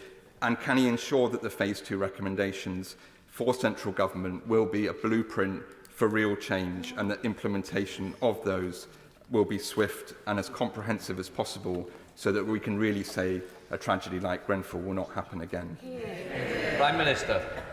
Thank you, and I can confirm that we will do everything to make sure there is full accountability, including criminal accountability where appropriate. I do remind the House, as Mr Speaker you have, that notwithstanding the strong findings in the report, it is the last thing now that the victims, the bereaved and the community want or need is for anything to go wrong with possible legal proceedings. So we must all bear that in mind, but I absolutely understand the sentiment. And in relation to the contracts, I stand by what I said in my statement. And I would just concur with the honourable friend on the resilience and strength of the victims, the families, the survivors and the community. It must have been really hard to give evidence to this inquiry. And it must be really hard to read the details in this long report of what happened, and even harder still to read the conclusions in relation to the failures and the dishonesty. And so we must pay respect to that resilience and strength. Bob Black. Thank you, Mr Speaker. And very sadly for most of us, this report is not a surprise, because many of the things that were being said over many years have now come to fruition in these recommendations. As the Prime Minister has quite rightly alluded to, the conspiracy on testing of products is clearly going to be something that must be subject to criminal proceedings. Will he therefore look at some of the recommendations immediately that affect the government, namely bringing responsibility under one department with one minister being responsible and answerable to this House to make sure that action is taken, and secondly, ensuring that one single regulator is introduced to make sure that these various different aspects that were clearly wrong do not occur again. Prime Minister. Well, I thank him for his question. I think it is really important. We will report back on all of the recommendations within 6 months, but if we can act more quickly in relation to some of them, then we will do that straight away. So the 6 months is to report back, but within that, if there are recommendations which we can accept and move forward, we will do that rather than waiting for the 6 month period, because I think it's very important for all the reasons that he just so powerfully put. Andy Slaughter. Very much, Mr. Speaker. May I thank the Prime Minister for his comments on the community in North Kent, which is also my community in Shepherd's Bush and Hammersmith, not only for the survivors and families of victims, but for all of those in West London. Grenfell Tower is a daily presence in our lives, in particular for those who live in the many high-rise buildings surrounding Grenfell. So will the Prime Minister ensure that all housing is built safe and made safe from the risk of fire, which his predecessors failed to do? And above all today, will he pledge that those complicit in the Grenfell fire are brought to justice, so there's no mistake as to their guilt or their punishment? Prime Minister. It is important there's full accountability, and that where appropriate people are brought to justice. That is the least that the families, the survivors, the bereaved and the community deserve. And I absolutely understand the point he makes about the wider community. This has impacted the wider community, of course. I mean, hasn't he? Well knows that from his own work as the constituency MP. I saw a bit of that when I visited. There's various writings on the wall around the memorial where people have recorded their private views from the area, and it is an important read for anybody who wants to be in a position of leadership. Sir Bernard. Thank you, Mr. Speaker. Can I thank the Prime Minister for his statement and also Sir Martin Warbeck. But could I refer him specifically to recommendation 113.58? After Piper Alpha, there was established an independent offshore safety investigation body. After the Paddington rail crash, we established the Independent Rail Accident Investigation Board. A former Fire and Housing Minister, Nick Rainsford, a former Chief Investigator of the AAIB, Keith Conradi, and a leading building control specialist, and I made a submission to the inquiry recommending that there should be independent incident investigation of serious building failures of this nature, which would be able to conduct an investigation far more quickly than a public inquiry and with accumulated expertise. And yet this role is left with the London Fire Brigade, which is itself heavily criticised and would therefore be conflicted in any investigation of a similar incident, which is why they weren't put in charge of investigating this incident in the first place. Could we come and see him about this very, very serious matter? Prime Minister. Well, I thank the honourable member for raising what is a really serious issue. We will, of course, look at that recommendation. We'll report to the House, and I'll make sure that a meeting is set up for him to be able to input directly into our considerations on that particular recommendation and any others that he has concerns about. Florence Session. Thank you, Mr. Speaker. And today, first and foremost, is about the families of Grenfell and the 72 people who died. For them, today is another emotionally exhausting day. But we must remember that their fight is our fight in that fight for justice. And Mr. Speaker, Grenfell laid bare the truth, the sad truth, around the stigma attached to social housing. It's a stigma I still remember when people made assumptions because I lived on a council estate. It's the stigma attached to people who are actually from all walks of life, teachers, doctors, firefighters, people who pay their rent on time but yet are treated with that disdain by housing providers. And this damning report confirms that. It talks about stating that their voices were ignored and the safety in industries was ignored, delayed or disregarded at all levels of the government and housing sector. This is unforgivable. The Prime Minister has spoken about that culture. Will he commit to ensuring that this new government addresses that culture within our housing sector, which often treats social housing tenants as an afterthought? Minister. She speaks very powerfully about a really important point in relation to social housing, and the report is littered with examples of disrespect, of people not being listened to, not being taken seriously. And yes, policy and regulation are in part the answer to this, but policy and regulation on their own are not the complete answer to this. There has to be that change in culture and behaviour, and turning a corner needs to mean something more than passing a new law or putting in place new guidance, much needed though that is. It means all of us adopting a different culture and behaviour, because otherwise we will be back here in I don't know how many years having the same debate again, and we cannot visit that on the victims, survivors, deceased and the communities of Grenfell. Stephen. Mr Speaker, our hearts ache at the injustice and horror which befell individuals and their families at Grenfell Tower, and I would like to commend the Prime Minister for the strength and power of his remarks from the dispatch box today. Can he give a commitment that his government will continue to work constructively with the devolved governments to ensure the quick removal of all cladding right across these aisles so that we don't see a repeat of this horrible tragedy?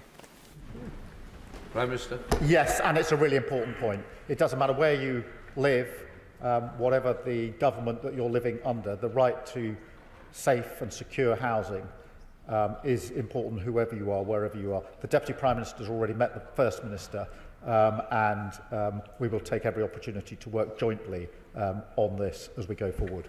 Mr Speaker, how many times must we come here and hear another example of how the state that should be on the side of ordinary people actually becomes the enemy of working class people? Hillsborough, Horizon Post Office scandal, the contaminated blood, Windrush, and the treatment of former armed forces personnel in the LGBT community. And in each of these, the state has become the enemy of the people, but also delayed paying compensation to them. So can this be a watershed where we end this process where the state becomes the enemy of working class people, and that we treat them with the dignity that they deserve, and that their compensation is paid rapidly and not delayed as it has been in all those other cases? And in the case of those freeholders who are still holding out and not paying for the remedial work to their properties, it's about time they paid fines for delaying that work being carried out. Prime Minister. This is a really important point, because I don't know how many examples of injustice where people have not been listened to, disregarded. There's been an injustice, and different Prime Ministers over the years have stood at this dispatch box and quite genuinely made commitments on the back of reports. I don't doubt that for a minute. I think every Prime Minister who stood here in relation to any of those injustices meant every word that he or she said in response, and yet it goes on. So there is something more fundamental that we have to make time to consider, because I do not want to be back at this dispatch box, or any future Prime Minister at this dispatch box, having a version of the same discussion, which is injustice, disregard, not listened to, not taken seriously after the event, too long, too late for people who desperately need justice. And that's what I mean by turning a corner. Daisy Cooper. Thank you, Mr Speaker. The inquiry report is damning, and the testimony that we heard is utterly devastating. And first and foremost, all of our thoughts are with the victims, the survivors, the bereaved, and everybody affected. In the last Parliament, many of us fought tooth and nail on a cross-party basis to improve the fire safety bill and the building safety bill in order that those people, social tenants and leaseholders who are still living in buildings covered in cladding with other fire safety defects, could get that remediation work as quickly as possible. It is now clear that in some cases, the waterfall system that has been set up, by which we identify who is responsible, is simply not working and is taking far too long. One idea that was on the table in the last Parliament was that in some cases, the government could put the money up to pay for the remediation, to take away the risk, and then use the power of the state and its lawyers to go after those responsible with penalties so that the taxpayer would not lose out. Could I please ask the Prime Minister, who now says it is a moment of change, who has committed to speed things up, whether he will review this idea and see whether it could be used in some limited cases where there has still been no action? Great question. Prime Minister. This is a really important point, and for my own constituency, I know of examples where what happened was a contract, was a subcontract, a subcontract, a subcontract. I think in one case in my constituency, it went through 7 subcontractors before the person who was actually responsible was found, and everybody simply took a cut of the contract and passed it on. That is a real problem. We do have to get to the bottom of that. We can't allow that to happen. Of course, we'll consider any proposals that are put forward in response to this report, but this is a very real problem of contracts simply being subcontracted over and over again, and trying to find accountability in that is very, very difficult. Don Butler. Thank you, Mr. Speaker, and thank the Prime Minister for this statement today. I recently visited the Grenfell site with Lord Bertang, who's in the chamber today. Excuse me, Speaker. And everybody there at Grenfell wants they want people to be held responsible. Those in boots, but also those in suits. There's a lot of money that's also gone missing, and some have called for the use of joint enterprise in ensuring that everybody is held responsible. And some survivors have written a poetry book, and there's one poem called So What Simon by Mary Gardner, and she said, just the ending, this is not about mercy or grace or kindness, it's about justice and honesty and believing we are all born equal, and that is how we die. No amount of wealth can make us differ so much that where we live becomes a rabbit hutch. Change your minds, you people with power, or give it over and let us flower. Does the Prime Minister agree that justice delayed is justice denied? Prime Minister. Yes, I do, and I particularly agree that justice isn't a question of grace or kindness. It is an entitlement, and it's an entitlement to every single citizen in this country, and that needs to be honoured as we go forward from here. And can I just take the opportunity to thank all those working on the memorial, which I know is very, very important. It's at an important stage of the work in relation to the memorial, but I know it's very, very important to the community. Robert General. I thank the Prime Minister for his statement today. The Grenfell fire was an unimaginable tragedy, but as he rightly said, it was also a comprehensive failure by the British state. And in many respects, that comprehensive failure persists to today. I'm grateful for the words that he said about giving all resource and support to the police and to the CPS, because clearly the victims, the survivors, the community of North Kensington want the insights and the answers that they've had partly today, but they also want justice, and that needs to be delivered as soon as possible. Equally, I fully support the effort that he's going to take forwards to see if further regulatory changes are required. They need to be done in a proportionate and effective way, and there are lessons to be learnt from changes that we've made in the recent past.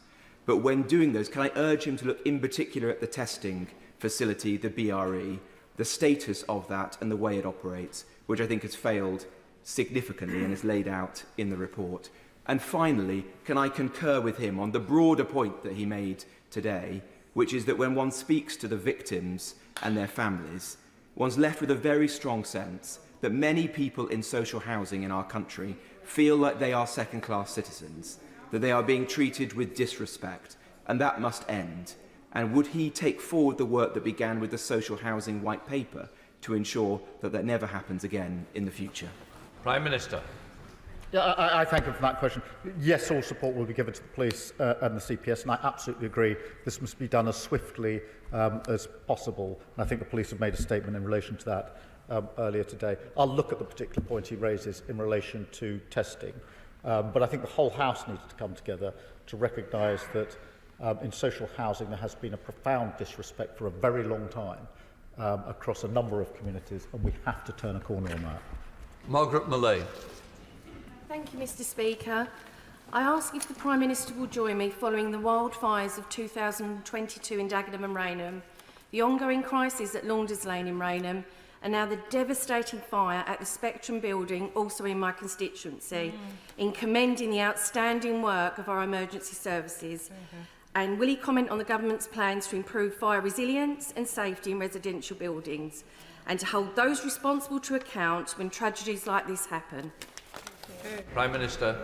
Yes, it's very important that they're held to account, I thank her for raising the particular issues in relation to Dagenham and join with her in commending the emergency services who have to respond to these awful incidents, and having spoken to some of the first responders, you get a real sense of the impact it has on them as well.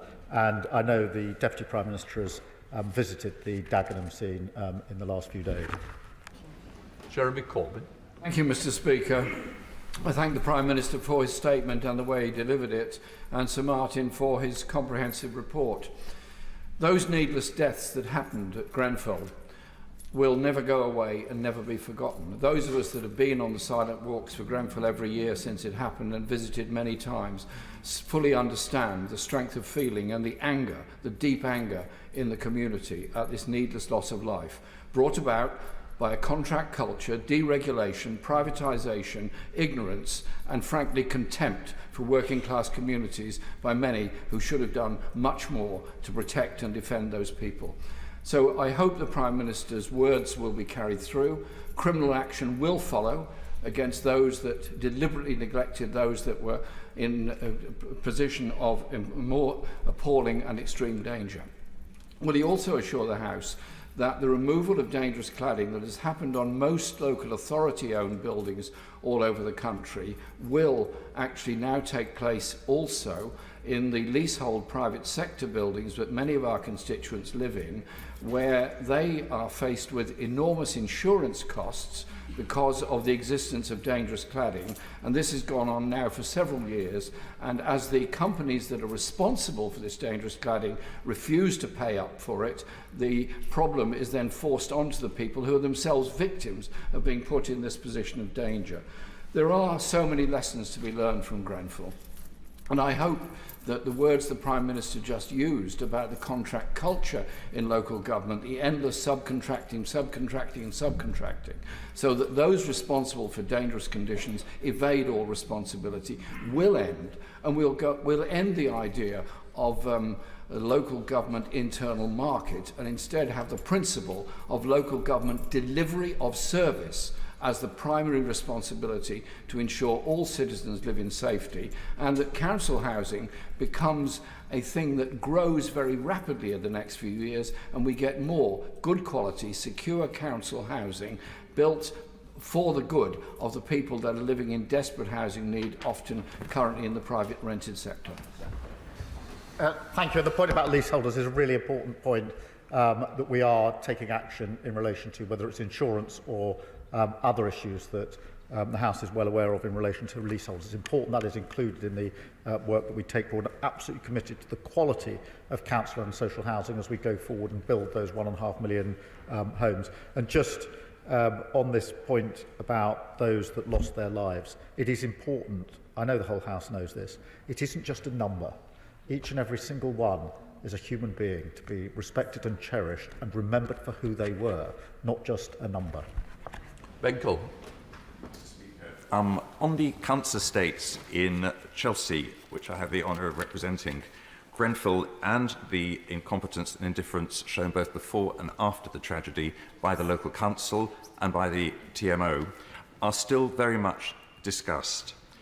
I think one of the striking things that the report brings out is the extraordinary response by the local community where the official response failed. And it was very heartening to hear the Prime Minister talking about a rebalancing of power, and this is absolutely essential. One of the particular things I hope we will be doing is ensure that councils in future gather proper information on disabled people living in social housing, 15 of whom, we must remember, died in the Grenfell fire, in order to ensure that they can be evacuated safely in such a situation.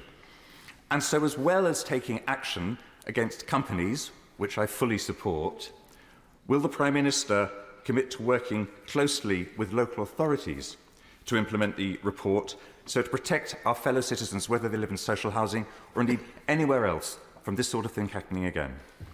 Prime Minister. I thank you for that question. I have to say, reading the part of the report that dealt with the indifference and disrespect after the tragedy, was really hard.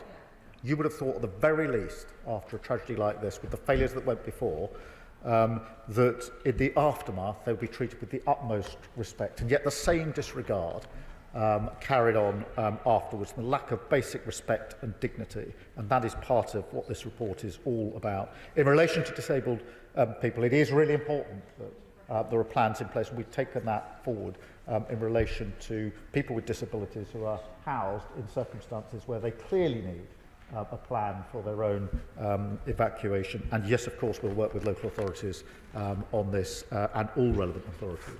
Kit Maltos. Thank you, Mr. Speaker. One of the things I learned in my interactions with the Grenfell bereaved and survivors and Grenfell United during my time as Housing Minister was that their pain was compounded by their frustration at the pace of change, even some years after the fire. And it was a frustration I shared as we tried to make progress on building safety issues. However, one of the things that really did sharpen our minds and make the government machine jump to it was the prospect of external scrutiny. So I wonder, I heard the Prime Minister say that he wants to return to the House annually to update on progress. I'm afraid I don't think that's going to give the government machine, with which I know he will do his best, the kind of impetus that's required. So would he either recommend to whoever is elected as the chair of the Select Committee that they establish a specific subcommittee to look at progress on the recommendations of this report, or if not, support a cross-party committee of the House being established to drive through these changes and monitor government progress? Because while an annual debate will, I know, be welcome, as I say, I just don't think it's going to give the sense of urgency that's required so that we can address these issues swiftly. Prime Minister. This question of external scrutiny is really important, and we will, of course, report annually. There is a recommendation, as he probably knows, in the report about scrutiny, which we want to look at carefully and discuss with the community, because they have strong views on this.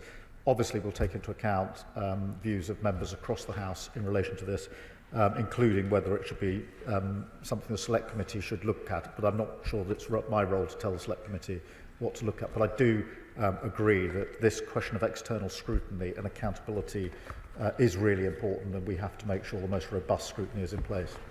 Murray Gardner. Thank you, Mr. Speaker. Can I just say to my right honourable friend that I don't think I've ever heard him speak more powerfully, more personally and more movingly than he did in this statement.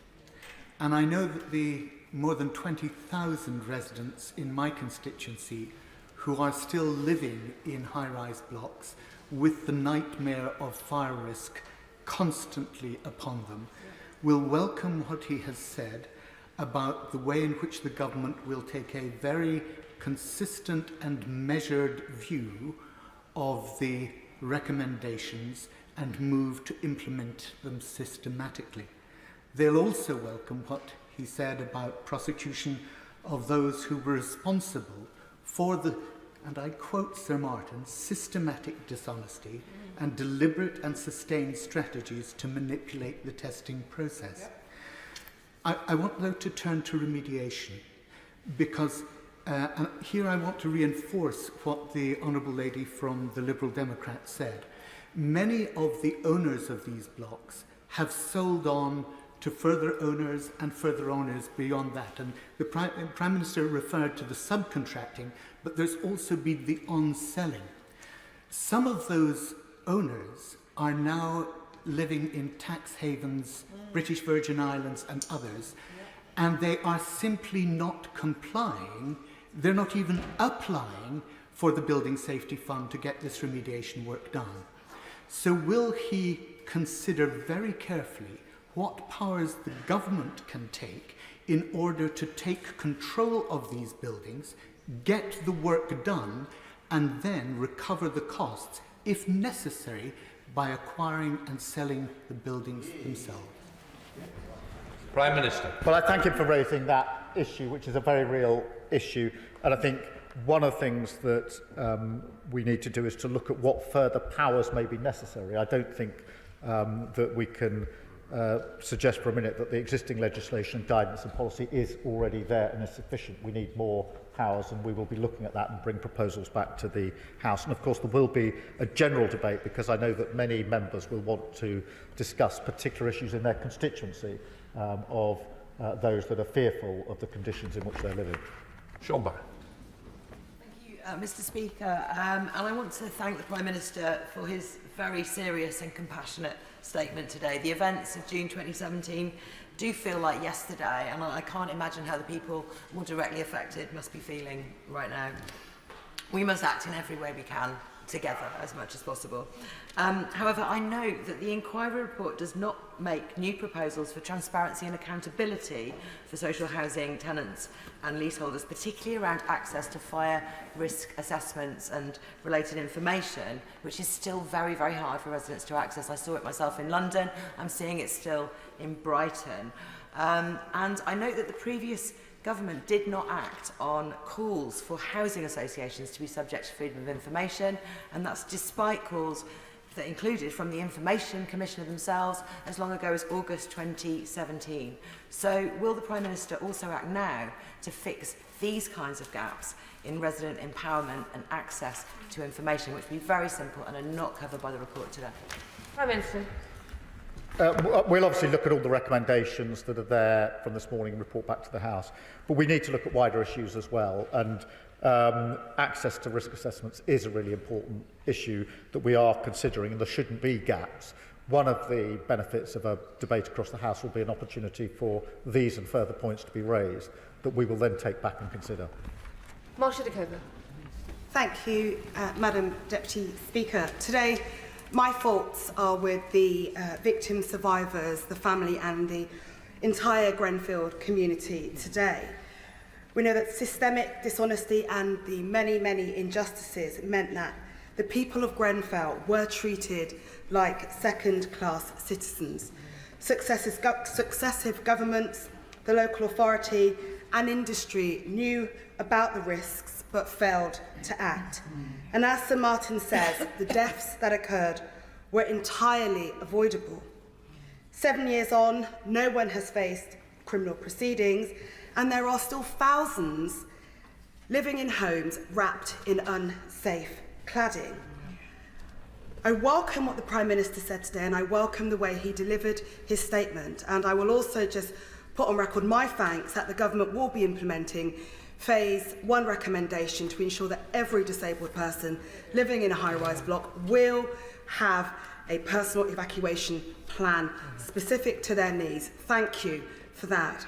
But I ask the Prime Minister today, when he returns to the House to update us, it's vital that those living in unsafe homes have clear deadlines as to when the flammable cladding or the unsafe cladding will be removed so that they can have a decent night's sleep. I agree with that, and I think that's why we have to recognise the work is going too slowly, and we need to push that work on with clear timetables to ensure that it is done. And just in relation to the first part of her question, the words in the report that these deaths were entirely avoidable must be chilling for all of the family members and the community at large. Simon Hall. Thank you, Madam Deputy Speaker. Can I commend the Prime Minister and indeed the Leader of the Opposition for the candour and the tone which they've adopted this afternoon. I think that it was pitch perfect, both of them. But could I just press the Prime Minister on a point which Sir Max Hill, KC, was talking about in broadcast interview this morning, which is the urgent need for justice and for prosecutions to be brought, and a number of colleagues across the House have raised that, and the Prime Minister has already addressed it. But could I just press him on this point, to ensure that there is adequate resource within the policing arena and that there is capacity within the court system in order to bring cases, where appropriate, as speedily as possible. These businesses are inclined to dissolve themselves and disappear into the ether very, very quickly. And just to make sure that there is capacity in both the investigation and in the prosecution arena to make sure that speed is delivered, because people have been waiting, as we all recognise, far, far too long. Prime Minister. Thank you. And Sir Max Hill obviously has personal experience of these sorts of cases, as in fact have I. We do need to make sure resources in place. We do need to make sure we're clear about the speed of decision making. They're not straightforward decisions, but nonetheless they should be taken as swiftly as possible. And we need to make sure that the courts are in a position to handle the cases as soon as they're ready to go to court, if there are cases to go to court. Zara Sultana. Thank you, Madam Deputy Speaker. I join colleagues in remembering the 72 people who lost their lives in the Grenfell Tower fire tragedy, and I say to their friends and family, I will always fight to deliver justice for your loved ones. As chair of the Fire Brigades Union Parliamentary Group, I'd like to put on record my admiration for the heroic bravery of firefighters who attended that night. The FBU has long said that deregulation and corporate greed was at fault for this catastrophe, and this report vindicates that. Does the Prime Minister agree? And when will the government set up the statutory advisory body on fire policy to give firefighters and control staff to be able to set national standards and to ensure that lessons are learned? When will the timetable for that be set? Prime Minister. Well, let me place on record my gratitude to the firefighters on the night. Having been to Grenfell Tower, I can only begin to imagine what it must have been like to have been confronted with the situation they were confronted with and to deal with the circumstances that they had to deal with. And time and again, our first responders are asked by us, rightly, to do very challenging things. They do it, and we should thank them for doing it. Joy Morrissey. Thank you. May I thank the Prime Minister for taking these recommendations so seriously, and may I thank him for raising the concerns and the parity of esteem for social housing tenants. I think that is where we've seen problems so many times, so thank you for taking those recommendations forward. And will he join me in paying tribute again to the volunteer organizations, to the founding members of Grenfell United and other charities and churches who worked tirelessly in the aftermath of the Grenfell tragedy? I thank you for that question. Just to pick up on her thing, there's a passage in the report that highlights the sort of two groups. One group is the TMO, the businesses, those that were charged with responsibility, and the other is those that lived within the tower, and they were treated differently before, during and after. And that is this question of esteem that she rightly touches on, that we must stop talking about and act on now. Kim Johnson. Thank you, Madam Deputy Speaker. My thoughts today are with the family and the loved ones of the 72 that died so tragically in the fire. And as the report identifies, those deaths were entirely avoidable due as a result of corporate greed, because people put profits before people. But Mr. Speaker, Madam Deputy Speaker, there are 3,000 medium and high-rise buildings still being monitored by the government because they are clad in unsafe cladding. So will the Prime Minister state how he will support those leaseholders whose lives are on hold at the moment living in those buildings, and what he's going to do to support them? And I stand in solidarity with the families in support for justice and hope they don't wait as long as the families of Hillsborough. Prime Minister. I thank my honourable friend for raising that. There are many premises were being monitored. That needs to continue. We need to ensure that they are safe and bear down on all the relevant authorities to make sure they are safe, and give leaseholders the support that they need. Sarah Gibson. May I ask the Prime Minister to help and ensure that this type of disaster does not happen again by looking carefully at building control inspection? Often, this is not carried out in person, but on phone calls and by photographs, ever since deregulation. Poor inspection of works across the UK building industry currently means that other disasters like this will happen again and again unless we look carefully at how our building control is worked. No, I agree with that, and the building control inspection that were carried out in this particular case is a shocking read in the report. It's not, it's particularly grave, but it's not the only example in relation to building control inspection, and we will look at that as we respond to this report. Mike Amesbury. Thank you, Madam Deputy Speaker. And may I thank the Prime Minister for probably the most powerful and heartfelt statement I've ever heard him make. putting the 72 victims of Grenfell and survivors in the community at its heart, with that roadmap going forward. Justice, as the Prime Minister said, must be speedy with prosecutions for those that were involved in this systemic dishonesty. But justice also means that those that have the responsibility to pay to make buildings safe in the broader building safety crisis should do so. How is the Prime Minister going to ensure that that happens now at pace? Well, justice does need to be speedy, and it's important that we make sure that in this case it is swift, but we bear in mind it's already taken 7 years to get to where we are today, which I think doubles the need for that speed. And all with responsibility need to take responsibility, and that's why I thought that the words of one of the members of the inquiry this morning about all of those with responsibility taking this, as it were, as a template, as a guide to the future is very important.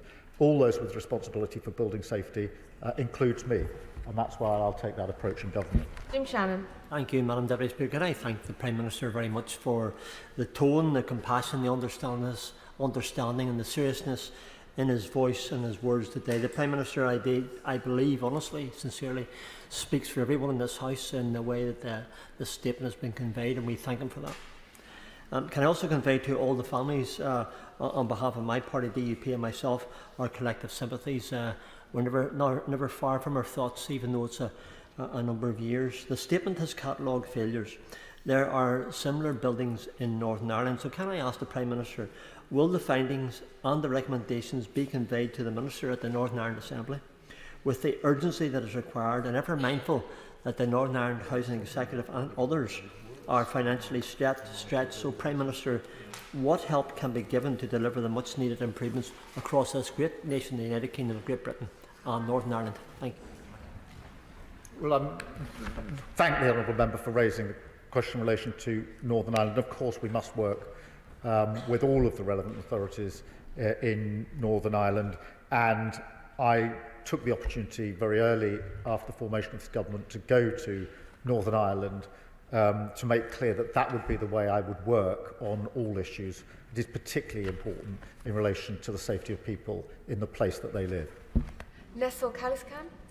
Madam Deputy Speaker, and can I thank the Prime Minister for his statement today, and I associate remarks made in the Chamber in thinking about the victims and the families of those who are still fighting every day for justice. I particularly welcome the Prime Minister's commitment to make sure that they see justice through the criminal justice system, but I want to further ask the Prime Minister for reassurance that through the regulatory frameworks and suggestions that are made through the over 50 recommendations of the report, that the government will work closely with local authorities to make sure that they have the support that they need and that they are able to respond to any additional regulatory burdens that might be put on them in the coming months and years. Prime Minister. I thank my honourable friend for that question. It is important that we work on the regulatory framework with local authorities and with all of those charged with responsibility to make sure that yes, there is justice in this particular case, but two, that we take the necessary action to ensure that this never happens again. Mary Kelly-Foy. Thank you, Madam Deputy Speaker. I welcome the Prime Minister's personal commitment to changing the culture and behaviour towards council tenants that allowed this tragedy to happen. It is a national scandal. But can he ensure that residents, tenants and professional firefighters on the front line are heard and really listened to? Because we cannot trust those who caused the tragedy in the first place to put things right. I think this is a really important issue because this is an example of a type which is where those concerned for their own safety, for the place that they live, make points, put forward issues, raise concerns, and then not listen to. And that isn't just in this case. It's a characteristic of the way that not just housing, but other aspects of life are dealt with. And we have to make sure that we listen to those that are most concerned. It is their place, it's their home. They are entitled to feel safe and secure in their home. and it's our responsibility to make sure that they are. Ruth Cadbury. Thank you, Madam Deputy Speaker. As the Prime Minister so painfully said, the Grenfell fire destroyed lives and ripped families apart. But constituents of mine are suffering too, afraid to go to sleep at night because they live in buildings that were built more recently than Grenfell with fire safety risks. The building standards that informed the recladding of Grenfell and the building of more recent blocks of flats were strong on thermal insulation to save energy costs, but very, very weak on fire safety, and their implementation has been even worse, as we now know from this report.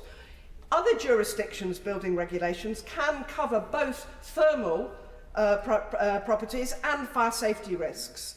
So how long will it take for the UK building reg standards to catch up? I think this is one of the issues we're going to have to look at in light of the report, but I absolutely accept that there are people today living in accommodation where they feel for their safety because of the conditions that they're living in. And having spoken to some of them myself, I got a sense of what it's like to every night worry about the safety of yourself, your family, and particularly those with children. Nadia Whittam. Thank you, Madam Deputy Speaker, and I thank the Prime Minister for his statements and his commitments today. Madam Deputy Speaker, as the Prime Minister has said, the report makes clear that Conservative government's obsession with deregulation meant safety issues were ignored, delayed or disregarded. It says that the government was well aware of the deadly risk of cladding before the fire, but failed to act. It concludes that all 72 deaths were avoidable. This morning, Grenfell United, survivors and bereaved families, urged our new government to break old habits and bring systemic change, both in terms of separating government from corporate lobbying and tackling social and racial injustices and inequalities. Will the Prime Minister undertake this work without delay? Prime Minister. I read very carefully what the report said about deregulation. I do think, as we go forward from here, we have to avoid the habit of simply blaming somebody else for everything and pull together and say it's our responsibility. We are a new government. Irrespective of where the failure lay, it's our responsibility now to take this forward to ensure safety. And I know that's a sentiment shared across the House, and I thank the Leader of the Opposition for the approach that he's taken. I think if we do it in that way, we can do what the survivors, the bereaved, the families, the communities most want, which is show our determination to ensure this does never happen again. Alan Gemmill. Madam Deputy Speaker, today's report lists a series of terrible failures that let down the Grenfell community. The Grenfell fire affected communities in every part of the UK, and I wanted to pass on the thoughts of my constituents in Irvine to families and loved ones. A fire at a 14-storey block of flats in Irvine in 1999 spread via external cladding. The Garnet Court fire resulted in one fatality and resulted in changes to Scottish building regulations. The then local MP fought to have those building regulations implemented, and I hope my right honourable friend will look at the lessons from the Garnet Court fire as he starts to address this terrible injustice. Prime Minister. Yes, we have to look at this question of external cladding. I mean, some measures have been taken in the last 7 years, as I referenced in my statement, but we need to look again. And the description that I was given when I was at the Tower of how the fire spread and the role played by the cladding was very, very chilling. John MacDonald. Can I just say it's been difficult to contain in one's anger, having read the report now, the summary of the report. As a West London MP, like many of us, we visited the site soon after, and in those following months we met with the victims, the families of the victims, we met with the firefighters and the call centre operators who were traumatised and some have never recovered. We met with local representatives. At that point I called it social murder and was castigated for using that expression. This report defines it was social murder. We need now, exactly as the Prime Minister said, urgent action. We've been promised a debate. For that debate, could we have the definitive report for each of our constituencies on what action has been taken, what action will be taken, and what the deadline will be? Can I return to one of the recommendations specifically in the report, which is 113.7, which is in the building regulations, we defined higher buildings as above 7 stories or 18 metres. That takes no account of those other properties where there are vulnerable residents in particular and are now at risk. The recommendation is to urgently review those regulations. Could we have a timetable for that review of the regulations? Because it does have consequences for many of our constituents. Prime Minister. Well, I thank my honourable friend for making that point. On the question of the debate, I do think it's really important that as much information is made available as possible and that we're able to deal with the questions that members of this House raise, which is why we look at the date of that debate. I want it to be as quickly as possible, but I don't want it to be so quick that members will be frustrated because they will rightly want information or assurances that need a little bit of working through. So I'll try and make sure that is that happens. And on the question of the safety of buildings that aren't of the specific height, that is, I think, amongst the issues that we have to look at here. We're all well aware of these cases. They are very troubling, and that has to be part of the debate. Thank you. Well, that concludes that very serious statement. I'll give the front benches some time to vacate and allow the new front bench ministers and shadow ministers to take their seats.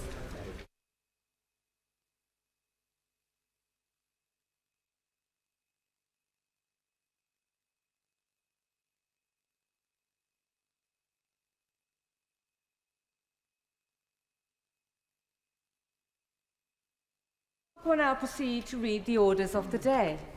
Budget Responsibility Bill Committee. No. Order.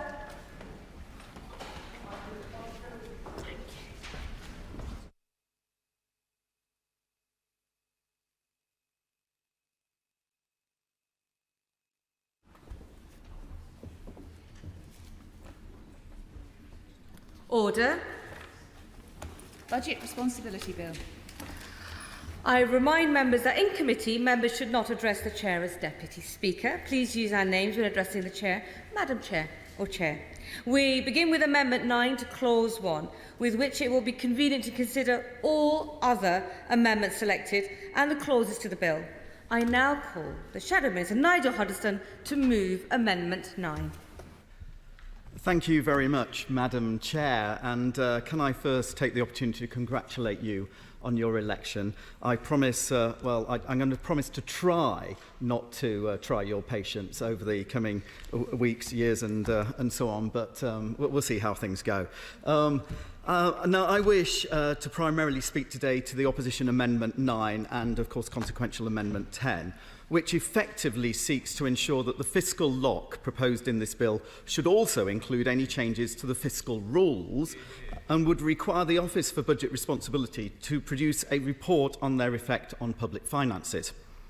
The Office for Budget Responsibility was, of course, constructed by a Conservative Chancellor following the poor forecasting record of the previous Labour government. Between 2000 and 2010, the then Labour government's forecasts for economic growth were out by an average of £13 billion, and their forecasts for the budget deficit 3 years ahead were out by an average of £40 billion. Their forecasts therefore lacked credibility, and to re-establish confidence and credibility, the OBR was created by the then Conservative government. But while Labour lacked economic credibility in the past, I'm afraid they still lack it now. The facts simply do not stack up to the false claim that they have inherited the worst economic circumstances since the Second World War. They transparently have not. Contrary to the rewriting of history that the current Labour government are attempting, when we took over from Labour back in 2010, inflation was 3.4%, whereas when they took over from us, it was 2.2%. The annual deficit is half what we inherited in 2010.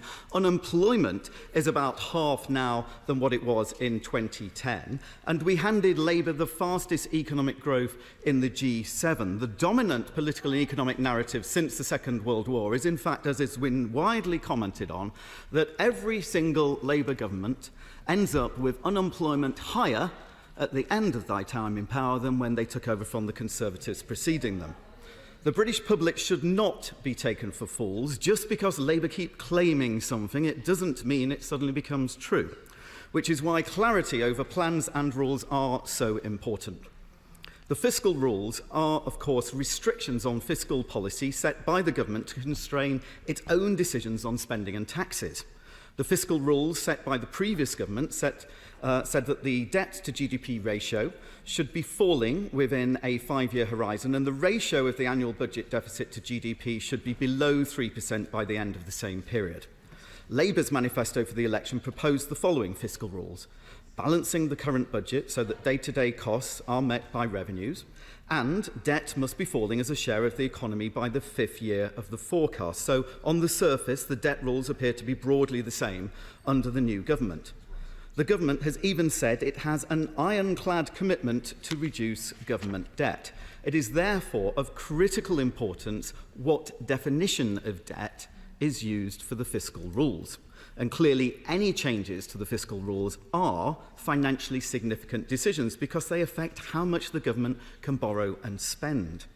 At second reading, the Exchequer Secretary to the Treasury said our fiscal rules are non-negotiable. Great. But why then has the Chancellor repeatedly failed to rule out that she will change the definition of debt in her fiscal rules to allow presumably massive borrowing? The government cannot run from the scrutiny that they should be subjected to if they're considering making such a change. We believe our amendment requiring an OBR report on changes to the fiscal rules is entirely consistent with the government's stated policy intent and should therefore be a fairly uncontentious amendment. After all, at second reading, the Chief Secretary to the Treasury said, and I quote, "The announcement of a fiscally significant measure should always be accompanied by an independent assessment of its economic impact and fiscal implications in order to support transparency and accountability," end quote. Well, we agree, and clearly not accepting our amendment would be contrary to these goals, because clearly changing the fiscal rules would be a fiscally significant measure in anybody's books. Furthermore, the Chief Secretary said that fiscal discipline and sound money is the bedrock of our plans. Well, changing the fiscal rules would be changing the foundations, would be changing that bedrock. Transparency and clarity is important in relation to public finances, because ministers should never forget it is not their money they are spending, it's the public's money. The public have a right to know how their money is being spent, and government is about making difficult choices with limited resources. The British public recognise that with government spending above £1.2 trillion per year, the government clearly does have choices. It is not an endless supply of money, but it is a very, very large amount. And in the last few weeks, the new Labour government chose to spend the public's money on pay settlements for their union friends rather than spend money supporting pensioners. This is estimated to cost about £10 billion.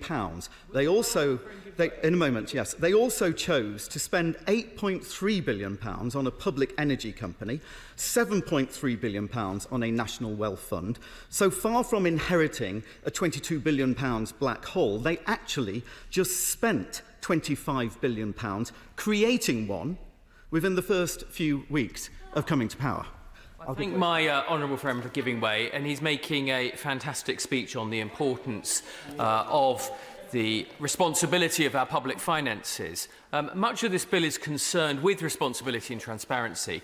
I don't know if my honourable friend knows, but did the government publish an impact assessment when it took away the winter fuel allowance? Yes, I thank my honourable friend for making that point. My understanding is that they have not published an impact assessment, and would normally be the case for something with such a significant impact. And I think this speaks to the whole narrative we're hearing from the opposition, claiming one thing, but actually, in fact, the facts speak differently. As I said, so far from inheriting a £22 billion black hole, they've actually spent, or committed to spending, an additional £25 billion. That is a choice that they made. So the claim that the Labour government are having to take winter fuel allowances away from millions of pensioners is a response to unexpected financial constraints just simply does not stack up with the facts, or indeed the words of the Chancellor herself, who on the 25th of March 2014, yes, a decade ago, said, quote, "We are the party who have said that we will cut the winter fuel allowance for the richest pensioners and means test that benefit to save money," end quote. That's a direct quote in Hansard from the current Chancellor. So, no, their restricting of winter fuel payments is not a response to financial circumstance.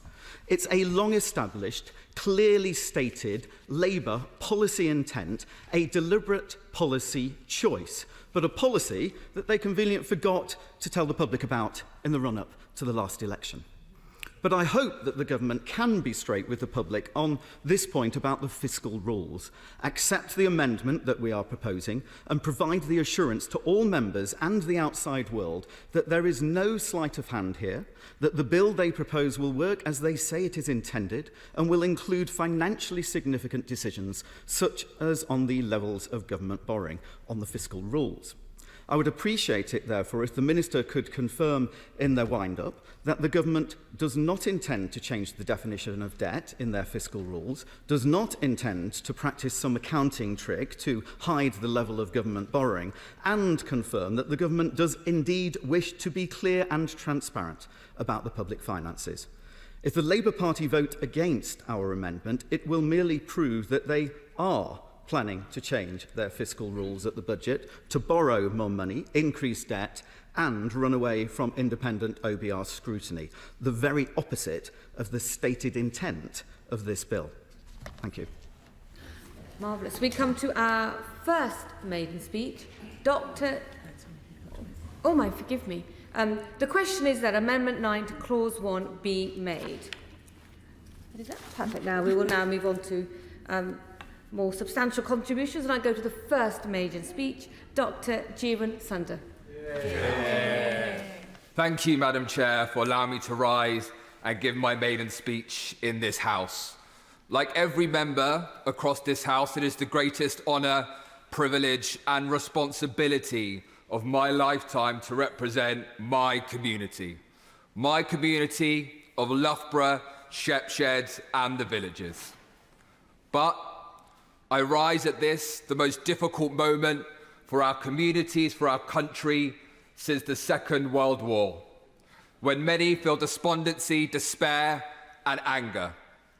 Now, I know that every member across this House wants our communities to succeed, to contribute to our national success.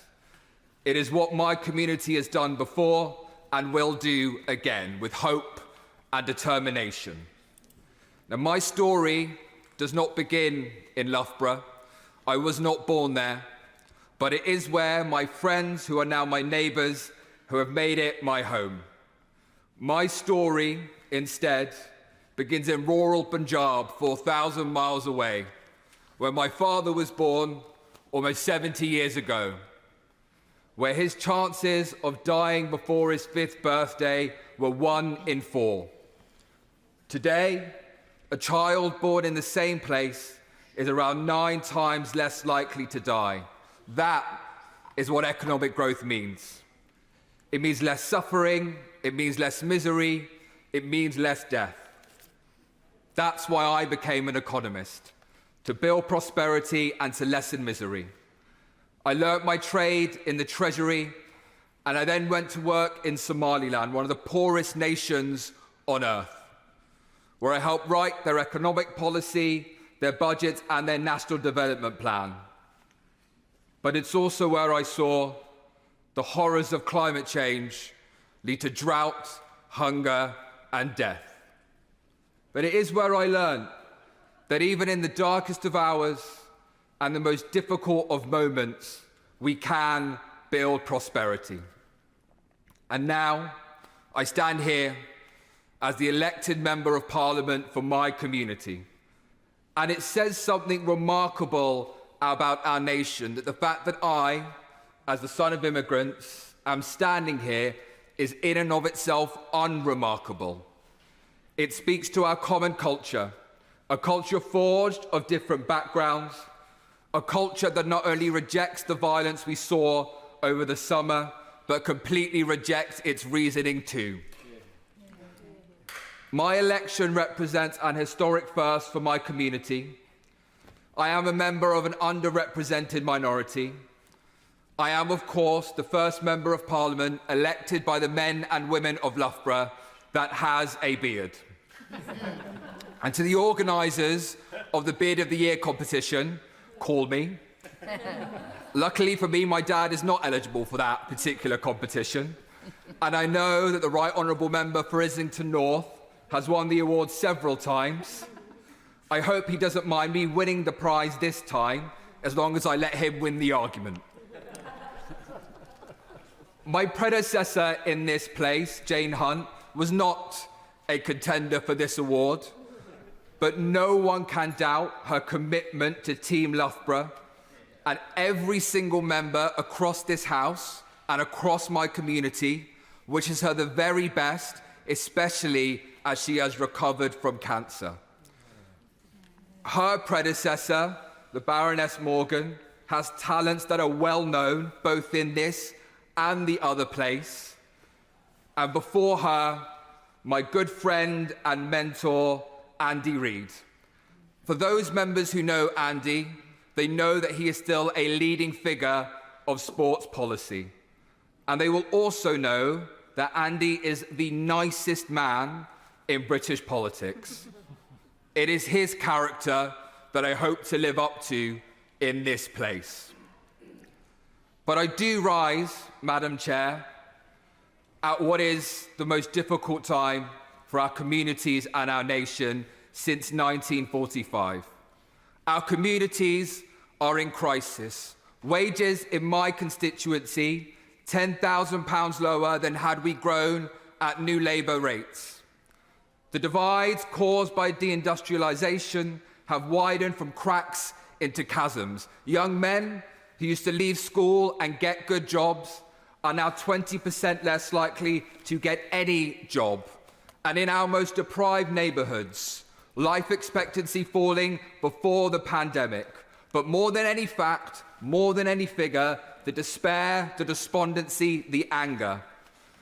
And across so beyond our shores, war in Europe once more, democracy in danger. And most seriously of all, a planet that is burning. For my community, the hottest summer we have ever known, followed by the worst flooding we have ever seen that destroyed homes. Destruction the Prime Minister and I saw when we visited the homes of Ian and Alan. No one should wake up in the morning to find their home destroyed by flooding, and that will only become more common in the years ahead. What we do in the next decade will determine the fate of our communities, democracy, and our planet.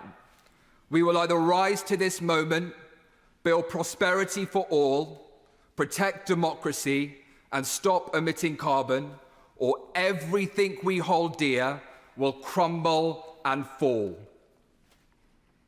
Now, previous generations have shown us that we can rise to our moment, to this, a moment that threatens us. Our country stood alone against fascism in Europe and won. I think today of my constituent, David Williams, 104 years old, who flew Spitfires in the war. As that generation rose to their moment, so can we. And it is my community who has shown me that we can. When the waters came and the floods rose, my constituents, Kaz and Carl, did not stop and pause to think if they could help, but only how they could help. They organised collections, they provided refuge, they looked after perfect strangers, not asking if, but how. It is their spirit that I carry into this place, not asking if, but how. How can we build prosperity and protect our planet from burning? We can do so, Madam Chair, by investing in our green transition.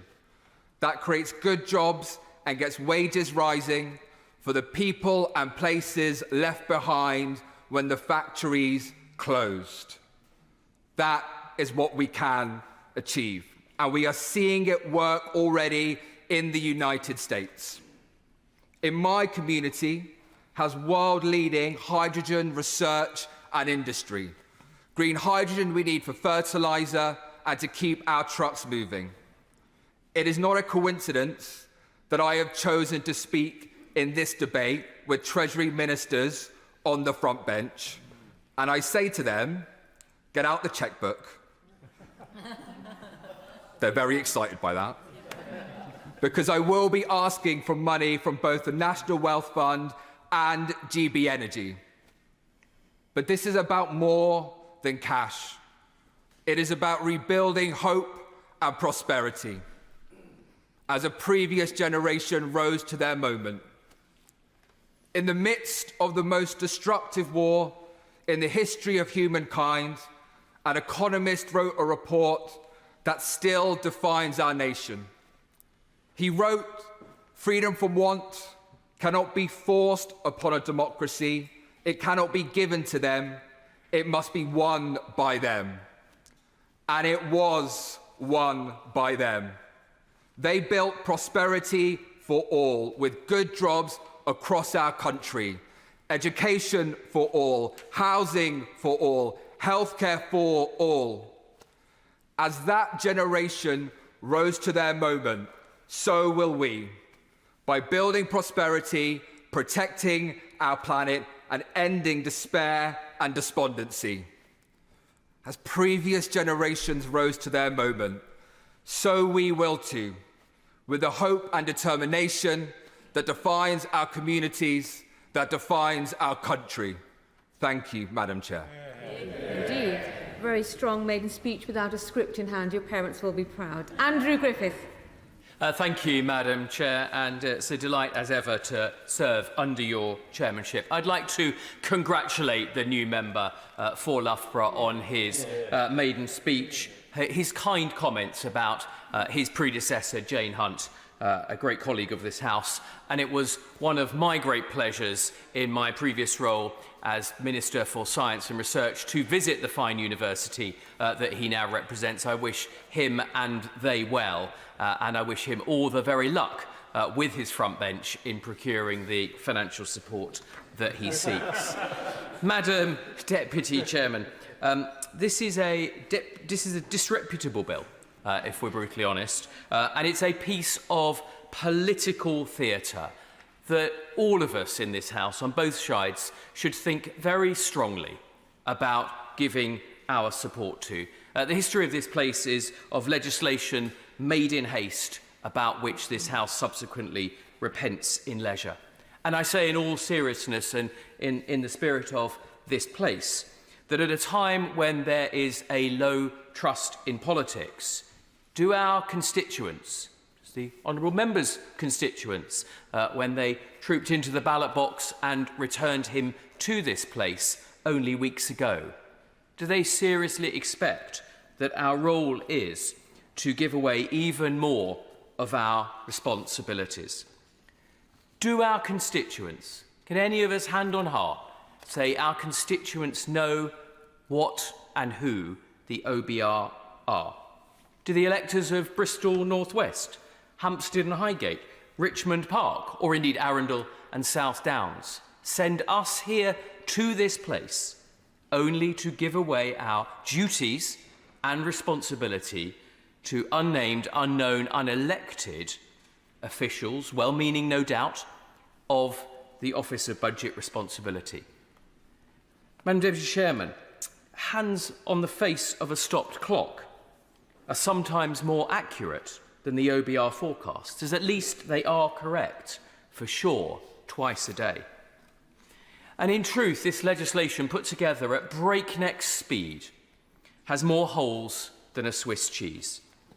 If you look at clause 1, paragraph subsection 3, who is it that decides the costing that is referred to in that clause? In clause 4A, this exempts any measure that is intended at its time of introduction to be temporary. Well, members of this House will be familiar with the fact that income tax itself, one of the largest ever fiscal measures, was itself intended to be temporary. Perhaps the front bench would address that fact when they seek to address this bill. Income tax was, of course, introduced by Pitt the Younger in 1799. as a temporary measure. Well, here we are 225 years later, and that temporary measure, I have to say, is still going extremely strong. And who defines what is and what is not a fiscal measure? A measure potentially impacting the GDP of this country. Well, many things in this House will have a direct impact or an indirect impact on the GDP of this country.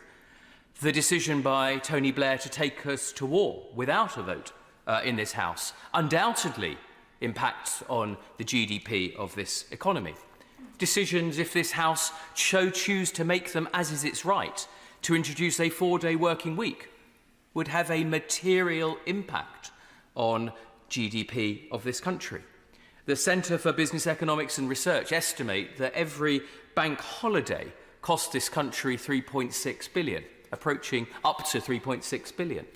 Now, 3 or 4 or 5 or 6 bank holidays later, and you're queuing up to a 1% impact on GDP, which I speculate may be the threshold for the OBR to intervene.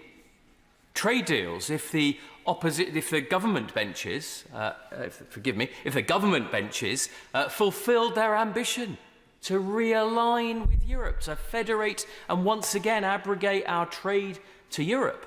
Now, unquestionably, that would be something that would potentially have a material fiscal impact on GDP. So there are very few domains of this House, very few of the decisions that our constituents have sent us here to litigate and decide on their behalf that would not potentially fall foul of this rule and lead us. I'd be very happy to give way. It's always a pleasure. I'm going to delight him because I'm sure he saw on the amendment paper I have indeed tabled an amendment that would look at trade deals. And one of the reasons I felt compelled to do this and explore this question that he is raising about the economic impact is the very trade deals he's talking about. Whilst he was in government and indeed a Treasury Minister, the government didn't publish any information. Now, I will always welcome a sinner who repenteth, but is he saying, for avoidance of doubts, he does now believe there should be independent scrutiny of things like the Trade and Cooperation Agreement? I thank the Honourable Lady, and it's good that we have a proper debate such as this. I certainly think that if we want and seek good government, and that, like the human condition, is not a perfect state, but it is a state that we should seek constantly to perfect, then the highest levels of transparency and the very, very important exercise in the government publishing, as it's required to by Cabinet Office guidance, impact assessments when it makes material decisions, are something that the whole House should join hands and agree on. It's one of the reasons why I asked my colleague whether the government had indeed published an impact assessment on its callous decision to withdraw the winter fuel allowance from so many pensioners. The Honourable Lady will well know that the process of trade deals does undergo extensive scrutiny in this House, and I myself took one of those trade deals through that process of scrutiny in a former life. But my point is, and I will conclude because I simply want to alert honourable members to what they are potentially doing as they seek to support this bill. It's not something for partisan or political advantage, but it's something about the important role of Parliament that has been litigated many, many times in this chamber and debate. I'd like to give way.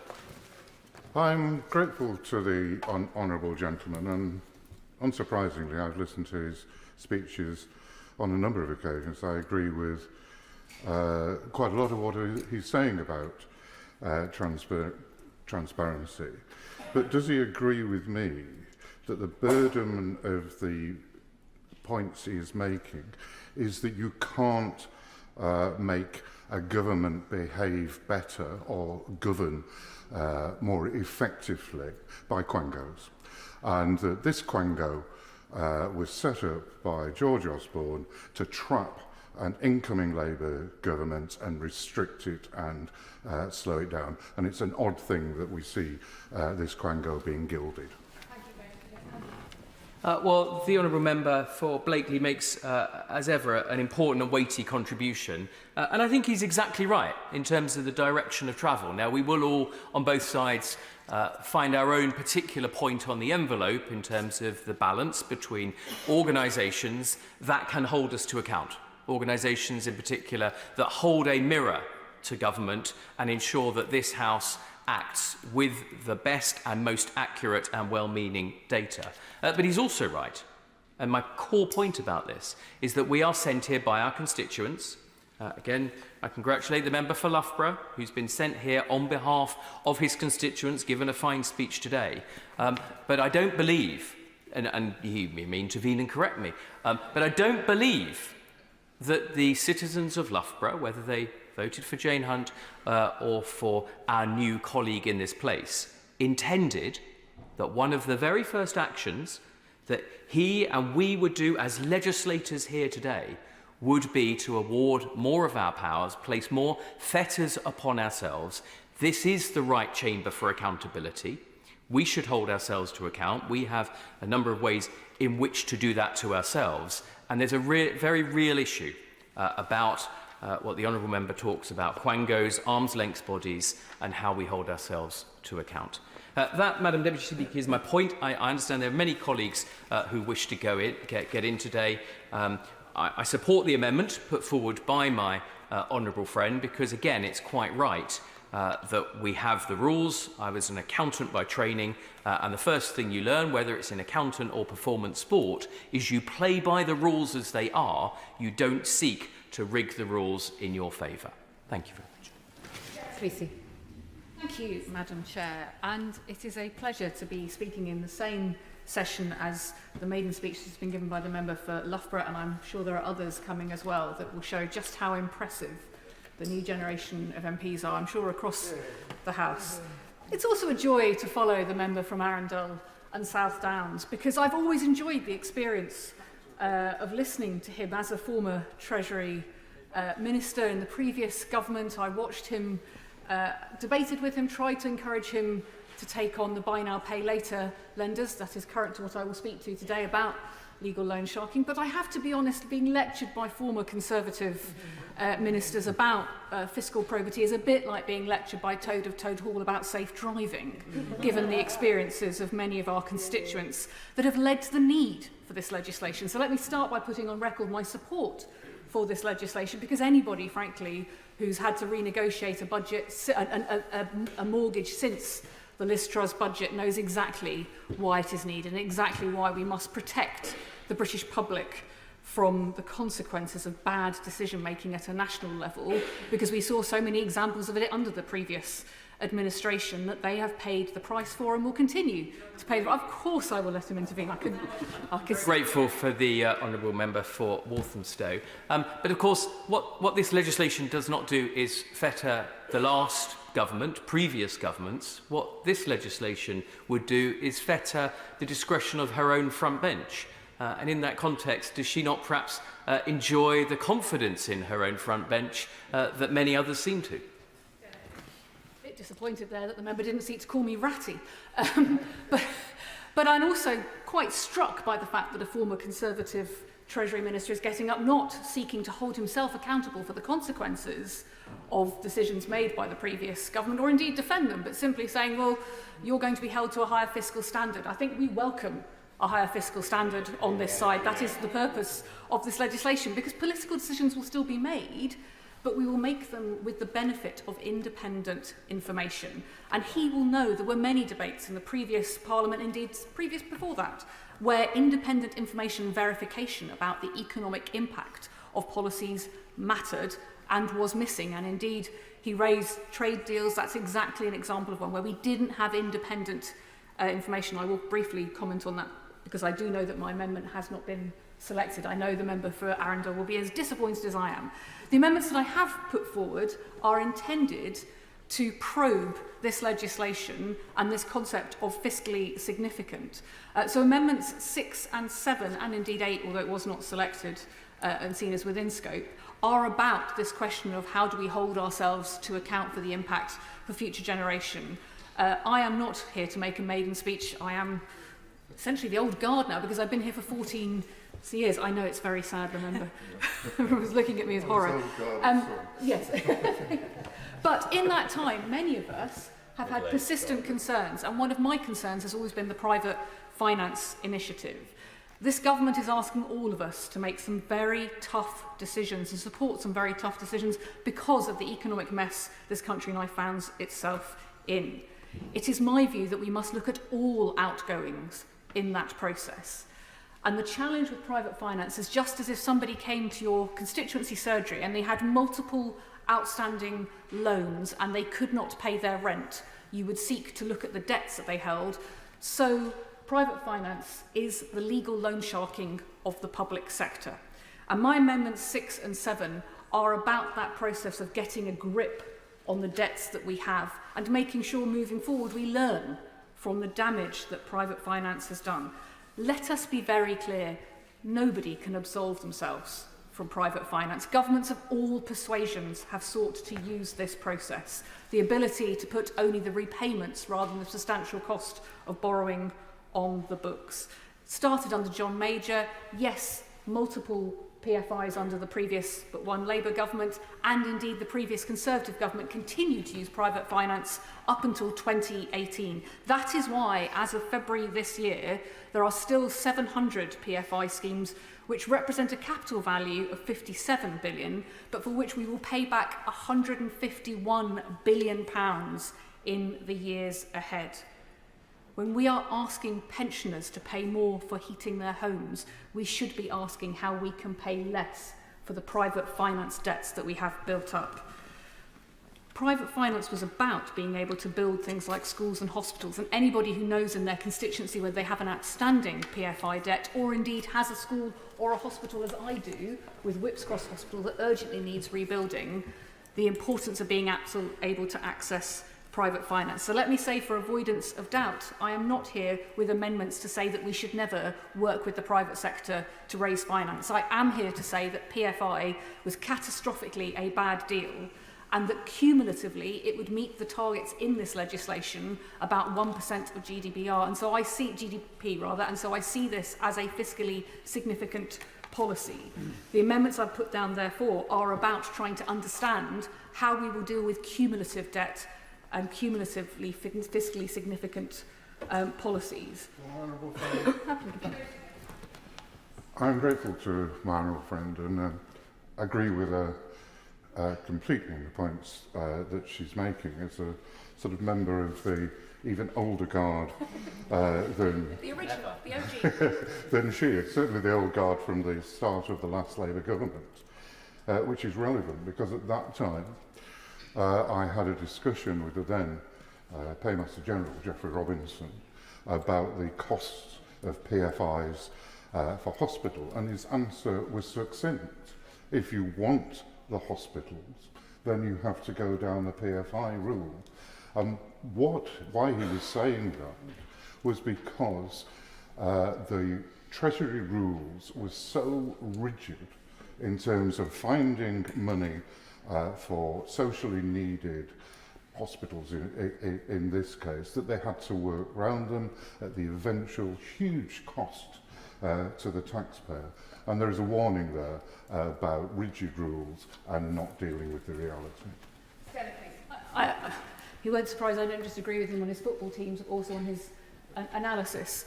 Absolutely, this is about the fiscal rules, and this legislation is about having better fiscal rules and having tougher constraints on when governments make decisions, because as we saw with the Liz Truss budget, how catastrophic those decisions can be.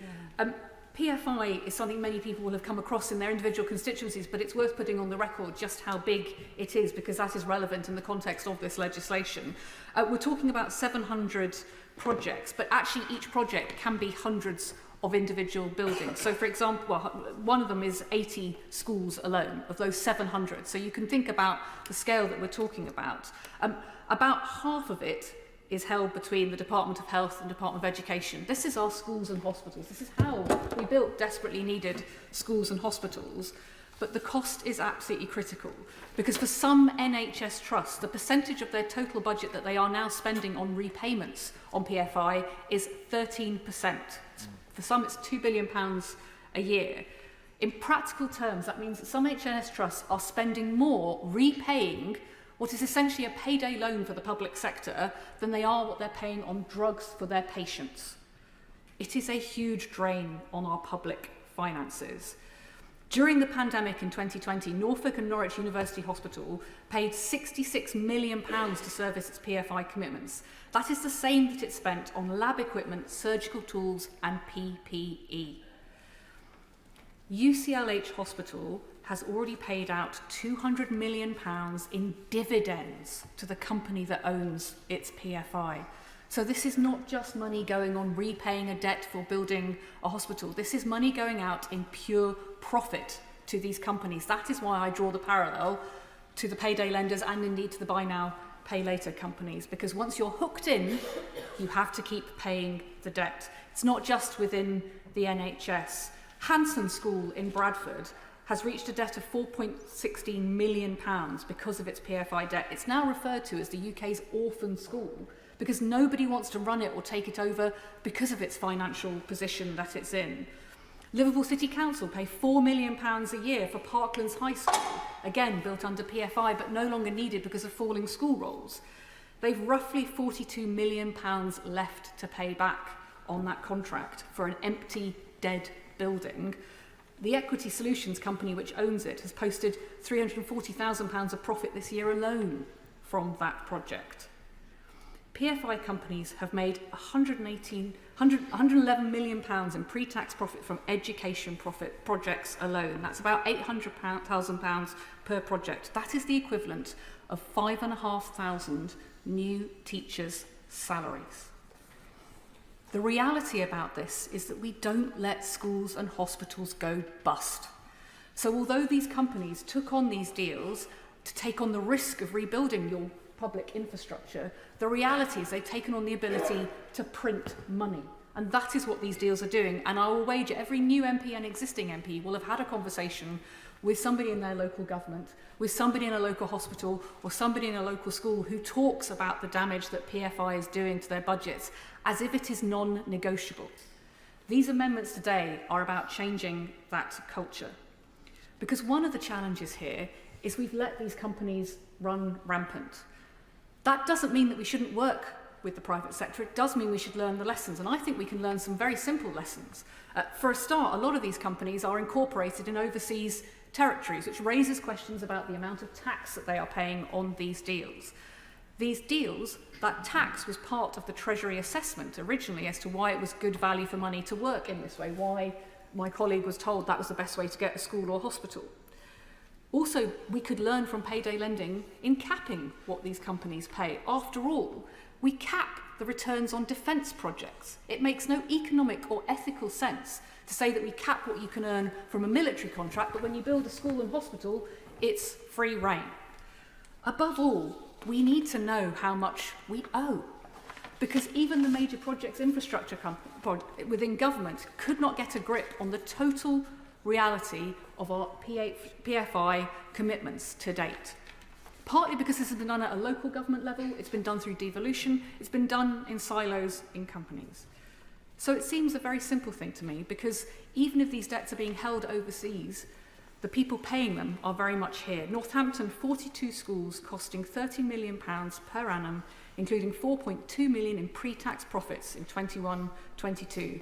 Northampton's budgets are in a very, very difficult position right now as a local authority, but the firm that owns all of those is based in Guernsey. In Birmingham, 11 schools, part of the Birmingham Schools Partnership, is owned by Innisfree. Innisfree owns 260 schools across this country. It also owns my local hospital in Whipps Cross, based in Jersey, making millions of pounds in profit from these deals.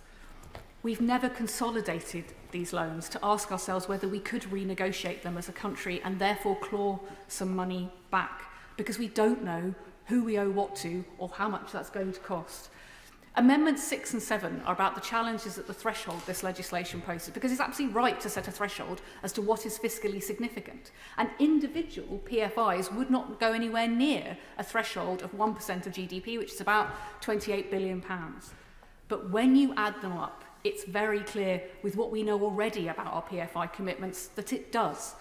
So these amendments are intended to probe the government about how we deal with debts and spending that may not individually meet that threshold, but might do cumulatively, and to look at what we can do in the future to make sure if we do work with the private sector, and I'm here not saying that we should never do so, but I'm saying we should learn from PFI to make better decisions. Because after all, this legislation is about making better informed independent decisions. That is exactly why I also tabled Amendment 8 to learn the lessons again about trade deals, because the member opposite is right. The government's decision to go for the trade and cooperation agreement, the hardest of Brexit, has cost us, it's estimated, 4% of GDP. So again, it would be a fiscally significant decision. It would be as catastrophic as that Liz Truss budget. Indeed, many of us can see that it has been, but we did not have an independent assessment. Amendment 6 and 7.7 is an enabling amendment, would ensure that we had an independent assessment when it comes to cumulative spending, looking at these issues. I know the Minister is as interested as I am in what we can do to tackle the drain that PFI is and to work better with the private sector. I hope this legislation and that concept of putting PFI on the books is the start of a conversation about better public spending. And I hope that Toad of Toad Hall will recognise that maybe this time it's good they're in the passenger seat. Sarah Olney, are you bobbing? Into my amendments. Thank you very much, Madam Chair. I'll speak in favour of amendments 1 through 4 tabled in my name. Let me once again welcome this bill and the intent of this government to try and rebuild trust with the financial markets and across our economy as a whole. The Liberal Democrats are optimistic about the new government's stated commitment to building a strong platform for economic growth, particularly after years of Conservative turmoil.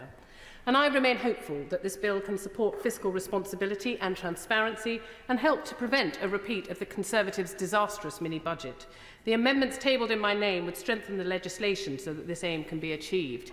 I'd like to take this moment to welcome the concern that the member for Arundel and South Downs has shown for my constituents in Richmond Park and what their thoughts about this particular legislation might be, but I wonder where his concern for my constituents was when the government that he was a part of cheered on, championed, voted for that disastrous mini-budget that so undermined our stable economy to the detriment of the well-being of our individuals, communities and businesses. Because Liberal Democrats understand how much our constituents have suffered from the increase in mortgage payments, higher fuel bills, escalating food prices. We understand the disastrous effects of the chaos and uncertainty wrought by the previous Conservative government in their horrendous mismanagement of the economy. And we know that the future prosperity can only be built upon a firm foundation. We know that the heavy burden our constituents continue to feel in their pockets and their personal finances, and we know that they deserve better. As I've previously acknowledged, the broad positive response this bill has evoked across the business and finance sector are indicative of the desire for stability. And we welcome the engagement from economists, such as the new member for Loughborough, indeed, and I wish him well in the Beard of the Year contest, and industry experts who advise of the beneficial impact of this bill on the confidence in the public finances. We've carefully scrutinised the details of the bill to make sure it will achieve its intended aims. In particular, we've looked closely at the threshold for fiscally significant measures, which will be set at 1% of GDP, or approximately £30 billion, and whether the proposed fiscal lock could be circumvented by governments announcing major changes that are just below the threshold. And whilst we understand that the bar has been set relatively high to prevent a large-scale, irresponsible fiscal event such as the disastrous mini-budget, we're aware of the limitations this places on the bill, and especially when it comes to measures that might have relatively small upfront costs to the government, but significant indirect fiscal or economic effects. I would therefore ask the Chancellor and the Treasury Ministers whether a GDP measure alone can adequately capture the impact of a spending or taxation measure on the economy, and whether the government should examine the possibility of using additional criteria when setting the threshold. And that's why I've tabled Amendment 1, which would broaden the definition of fiscally significant measures to include those which fall below the costing threshold, but could have wider fiscal and economic effects. The amendment would ensure that the OBR is able to produce a report when it judges that proposed measures are likely to affect interest rates, the cost of government borrowing, or economic growth. Whereas a fiscal lock based solely on GDP could leave open the possibility of circumvention, the wider definition would enable the OBR to step in if it thinks it likely that the government measures might precipitate the kind of economic disaster we saw after the mini-budget. It's possible to imagine a situation where a fiscal measure falls just short of the 1% of GDP threshold, but is nonetheless likely to carry significant ramifications for the cost of government borrowing, for economic growth, and crucially, for interest rates. And we can't forget that any spike in interest rates doesn't just carry grave consequences for the public finances. It also comes with a huge impact on household finances and people's living standards. We all witnessed mortgage rates skyrocket in the aftermath of the previous government's catastrophic mini-budget, and millions of families are still struggling with higher bills as a result. It's therefore wholly appropriate that interest rates are taken into consideration in assessing whether a measure is fiscally significant. This bill is an encouraging sign of this government's intention to act with more integrity and transparency than the last, but the provisions of this bill alone may not be enough to protect voters from the consequences of another disastrous mini-budget if a future Chancellor or Prime Minister are so minded to deliver one. That is why strengthening the fiscal lock by broadening the definition of fiscally significant measures is such a vital safeguard. I also wish to speak in favour of Amendment 2. Now, this amendment would enable the OBR to notify the independent adviser on ministers' interests if they think that a failure to request a report ahead of a fiscal event might constitute a breach of the ministerial code. Now, the 2022 mini-budget was clearly the moment when the Conservative Party's carelessness took our country to the brink. However, we should not forget that it was in fact the culmination of years of mismanagement and disregard for the principles of good governance from a Conservative Party that considered itself to be above the rules. Sidelining the OBR ahead of a major fiscal event was the pinnacle of the arrogance we had seen so many times before. Now, the Ministerial Code puts in place guardrails that are crucial for good governance. It promotes essential principles such as transparency, accountability and openness, stating, for example, that ministers have a duty to be as open as possible with Parliament and the public. Now, these are principles that all governments should abide by, especially when they relate to economic matters, and the Liberal Democrats have long called for the Ministerial Code to be enshrined in legislation. In the same vein, this amendment would provide for useful scrutiny of the government's actions by empowering the OBR to notify the independent adviser on ministers' interests if they have reason to believe that vital principles of the code may have been violated. We must never again have a government put the country's finances at risk out of their disdain for the rules, and this amendment would help that. Finally, I wish to speak in favour of Amendments 3 and 4. The purpose of these amendments is to strengthen scrutiny of any changes to the Charter for Budget Responsibility in order to ensure that the provisions of this bill could not be circumvented simply by revising the threshold set out in the Charter. A full consultation, along with an extended period of scrutiny, would ensure that Parliament and the public are fully informed of and given the opportunity to engage with any proposed changes, improving transparency and accountability. Responsible public finances are essential for stability, certainty and confidence that drive economic growth and for getting mortgage rates under control. The Conservative government has shown all too clearly the damage and pain caused by fiscal irresponsibility. I therefore urge the House to accept these amendments. The Liberal Democrats want to see a thriving British economy, one that provides jobs and opportunities for working people and is attractive to businesses and investors. We believe that this bill is a significant step in promoting long-term stability, and we urge the government to accept our amendments, which would strengthen the legislation and help to create the conditions for responsible economic governance. Thank you, Madam Chair. I thought I'd offer some tips to colleagues in the chamber. If you are bobbing, you will be called. If you're on the list but are not bobbing, you're indicating to the chair or the speaker you no longer wish to be called. So if you're hoping to be called, you bob throughout the debate. If you're on the list and committed to bobbing but you left the chamber, you're indicating to the chair or the speaker you no longer wish to be a priority on the list. But you can speak to the chair or the speaker and ask permission to leave and return, and you'll remain the priority number that you are on the list to begin with. So unless you are standing, I do not know whether you wish to contribute to the debate. So who wishes to bob? Amanda Martin, maiden speech. Thank you, Madam Chair. And may I start by commending my honourable friends for their impassioned speeches, and particularly my honourable friend from Loughborough, who will be pleased to know that I won't be a contender in his competition this year. Menopause seeing maybe later. It's a huge honour to stand before you today as the newly elected Member of Parliament for Portsmouth North. This moment is not lost on me, as I am filled with immense emotion to represent the place where everyone I love lives. Portsmouth is a city rich in history, innovation, and most importantly, community spirit and pride. It's also a place of firsts. Throughout our city's storied history, we have been pioneers in many fields, whether that be shipbuilding, maritime trade, or cultural advancement. Portsmouth has always led the way, and it is this spirit of innovation that I intend to champion whilst in this House. I am also deeply humbled to be doing my maiden speech in this debate today, highlighting the importance of fiscal standards, because during the election campaign, so many people told me that their mortgages had gone through the roof. They'd lost the ability to buy or rent their first home, or indeed any home, because of the actions of the last government. And I understand personally what it's like when a full-time job doesn't even cover the bills. My Gramps was a train driver. He taught me the importance of hard work and public service. He introduced me to the trade union movement and to the Labour Party, which I'm proud to say have been at the centre of my adult life. My mum was a factory seamstress and my dad was a plumber and then a police officer.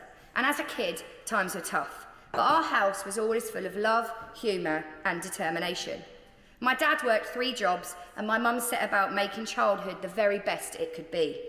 But just as my Gramps navigated the tracks with precision and care, my mum sewed with love and my dad served his community. I know that I will do the same with my time in this House, because the opportunity here is so very precious. Like so many of my colleagues on the government benches, I was the first in my family to go to university and the first to become a teacher, but thankfully not the last to enter what I still deem to be the very best profession in the world.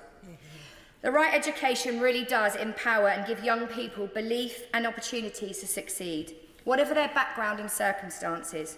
I am so very proud to be part of a government that will bring down the barriers of opportunity and tackle child poverty, working across departments to ensure that all kids get the best start in life. Being a teacher for 24 years, I know that not everyone has the start in life that I had, and I feel privileged that I did. Being allowed to try things and fail were great lessons. Being from a working class background means sometimes I seem to be a bit impatient. This is because I know that people from my background must fight harder and do not often get a second chance, so you have to seize every opportunity as it arises. As an MP, I want to be able to champion children and young people from all backgrounds across my city, so that they are given every chance to succeed and fulfil their potential, whatever that may be and wherever that may take them. The children and young people in Portsmouth deserve nothing less. Portsmouth, as I've said, has been a city of firsts. The first dry dock in the world was built in 1495. The first ragged school was established in the name of John Pounds in 1818. We were the first to have a steam railway in 1837, and the first cooperative society in Britain was set up in 1796 by dockyard workers fed up with being ripped off by local tradesmen. The first fire-oiled HMS Queen Elizabeth was built in 1913, and the second ship is very close to my heart. In 1956, the first league football game was played under floodlights, Portsmouth versus Newcastle. And 2024 marks the time that the Portsmouth Women's Football Club have turned professional for the first time. And a nursery on Whale Island's naval base is pioneering a brilliant programme to help children deal with separation and the unique challenges of having a parent serving away whilst they are in the military. Portsmouth also produced the first female Secretary of State for Defence. And whilst I raise this first, I would like to pay tribute to my predecessor. Penny Mordaunt's service to our city, and particularly her role in the coronation of our king, is to be celebrated. In this House, she had many roles in government. She has always championed the Royal Navy, and from what I hear, she loved her time in the parliamentary hairdressers. However, the sword now passes to me, and I will continue in her lead as I champion for our Royal Navy and our great city, both here and at home.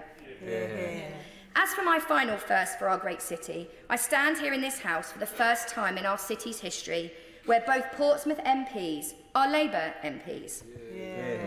Building on the predecessors, Lord Frank Judd, Sarah McCarthy-Fry, and my very dear friend, mentor and freeman of our city, Sid Rapson, and alongside my good friend, the new Minister for Early Education, the Honourable Member of Portsmouth South, we will work together night and day to be champions of change for the city we call home, Portsmouth.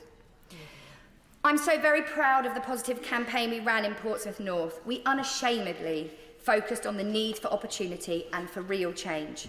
I want to put on record my thanks to the many people who helped me get there, including the Pompey Bells, my amazing family of 17, friends and the dozens of volunteers from Portsmouth Labour and beyond. And as I begin my journey in this House, I know that the need for change has never been so great. As this debate highlights, after 14 years of Tory rule, there are so many uncertainties for the people in my city. People are struggling. The money just doesn't go far enough. Schools are underfunded and understaffed.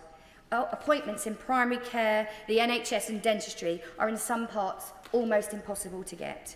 Youth services outside of the voluntary sector stretch only to offering support with probation. Our high streets are a mess and the housing is in complete chaos. But it's not just about money and pay, it's about pride. Pompey people are proud people. They don't shout about successes unless it's football. They equally rarely grumble, equally, unless it's football. Many of them just get their heads down, roll up their sleeves and get on with it. And many feel betrayed and let down by those who should have been there for them. And I know for some, trust in politicians has disappeared. And I can understand why. People on the doorstep and in the street are wary and fed up with broken promises. Many feel alone, isolated and betrayed. And having come from one of the most trusted professions in the country to one of the least, I get it. I know that as the MP for Portsmouth North, the chance for opportunity for real change lies with me. Real change. Change that people can see, feel and be part of. Positive change that they can proudly shout about. And as Alan Ball said, this is Portsmouth. People went to war from this city. It's a city that deserves the very best. And I aim to give my very best, representing and serving it. And what of the city of Portsmouth? We officially turn 100 years old in 2026 and have a raft of famous figures that have helped shape our city, including Charles Dickens, Isambard King and Brunel, and James Callaghan, a Labour Prime Minister, for whom next year I hope to secure a blue plaque in his honour. But as a city rich in culture as ours, it is also full of unsung people who should be right up there with the famous I've already listed. And these include, but are in no way an exhaustive list, Shamilla from Portsmouth City of Sanctuary, Ronnie at Pamodzi, Isabel from Loaves of Love, Laura at STEM Unity, and Mandy, an award-winning community volunteer. Just a few of those people in my city making it great. I also feel extremely privileged to have 7 magnificent wards in my constituency and to have lived, worked or had family and friends in every single one of them. They're all special and unique in their own right, from Porsgrove to Drayton and Farlington, Cosham, Hilsey and Nelson to Copner and Baffins. But they are all also very much Pompey, and when you walk down the street it would not be uncommon to hear, "Oi mush, don't be a squinny," or "Oi, you loon," or "din." As a whole, Portsmouth North is made up of the magnificent 7. 70,000 constituents, 35 schools, our brilliant Queen Alexandra Hospital, 11 GP practices, hundreds of charities, small, family-run, large, regional and national businesses, a municipal and thriving international ferry port, 7 allotments, 27 pubs, 4 static and 1 mobile library, a shoreline, the best view in the world to watch the sunrise or the sunset at Portsdown Hill with a cracking burger van, a pond, a marshland, a forest, albeit a mini one, and the training ground for the football club who are simply the best. It is sad to say, though, as a season ticket holder and a trust board member, Fratton Park resides in the south of my city, but I do get the brilliantly named John Jenkins training ground. So, Madam Chair, I stand here today not only as Amanda Martin, the Member of Parliament for Portsmouth North, but as a proud representative of a city that has always been full of firsts and will have so many more to come. I will acknowledge that together, as we work, we may face times of choppy waters, and as they say in the Navy, fair winds and following seas, and as they say at Fratton Park, play up Pompey. Thank you. Visual delight of every corner of Portsmouth North. I now go to David Dugan. Madam Chair, it's a great pleasure to follow the new Honourable Member for Portsmouth North on that rundown of our fantastic constituency. I want to go there now that I've heard about it, but actually she might be surprised to know I'm quite familiar with that part of the world around about Portsmouth North, Fareham, Gosport, Hayling Island, Southsea. It's a beautiful part of the world. Whilst it can't compete with Scotland in scenery, it certainly wins the day when it comes to weather in the summertime. She might also be surprised to know as well that there is a fairly high concentration of Pompey supporters in Perthshire, and that is a legacy of the Royal Naval Aircraft Workshops outside Perth, who used to go down to the Royal Naval Aircraft Yard in Gosport and pick up a loyalty to Pompey from there. So many congratulations, not least on a fantastic maiden speech, but also on those exceptional shoes.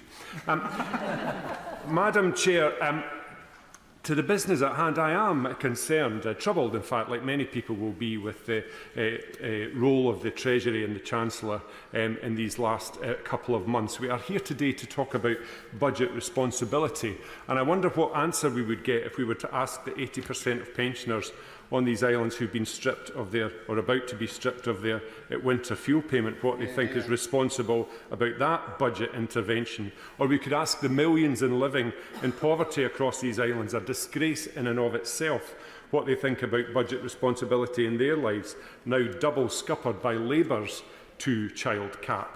Or we could ask the millions of working poor across these islands trying to do right by their children, their employer, and just pay their bills to get by, who put their kids to bed every night and then sit up all night worrying about everything, what difference this fiscal lock will make to their lives.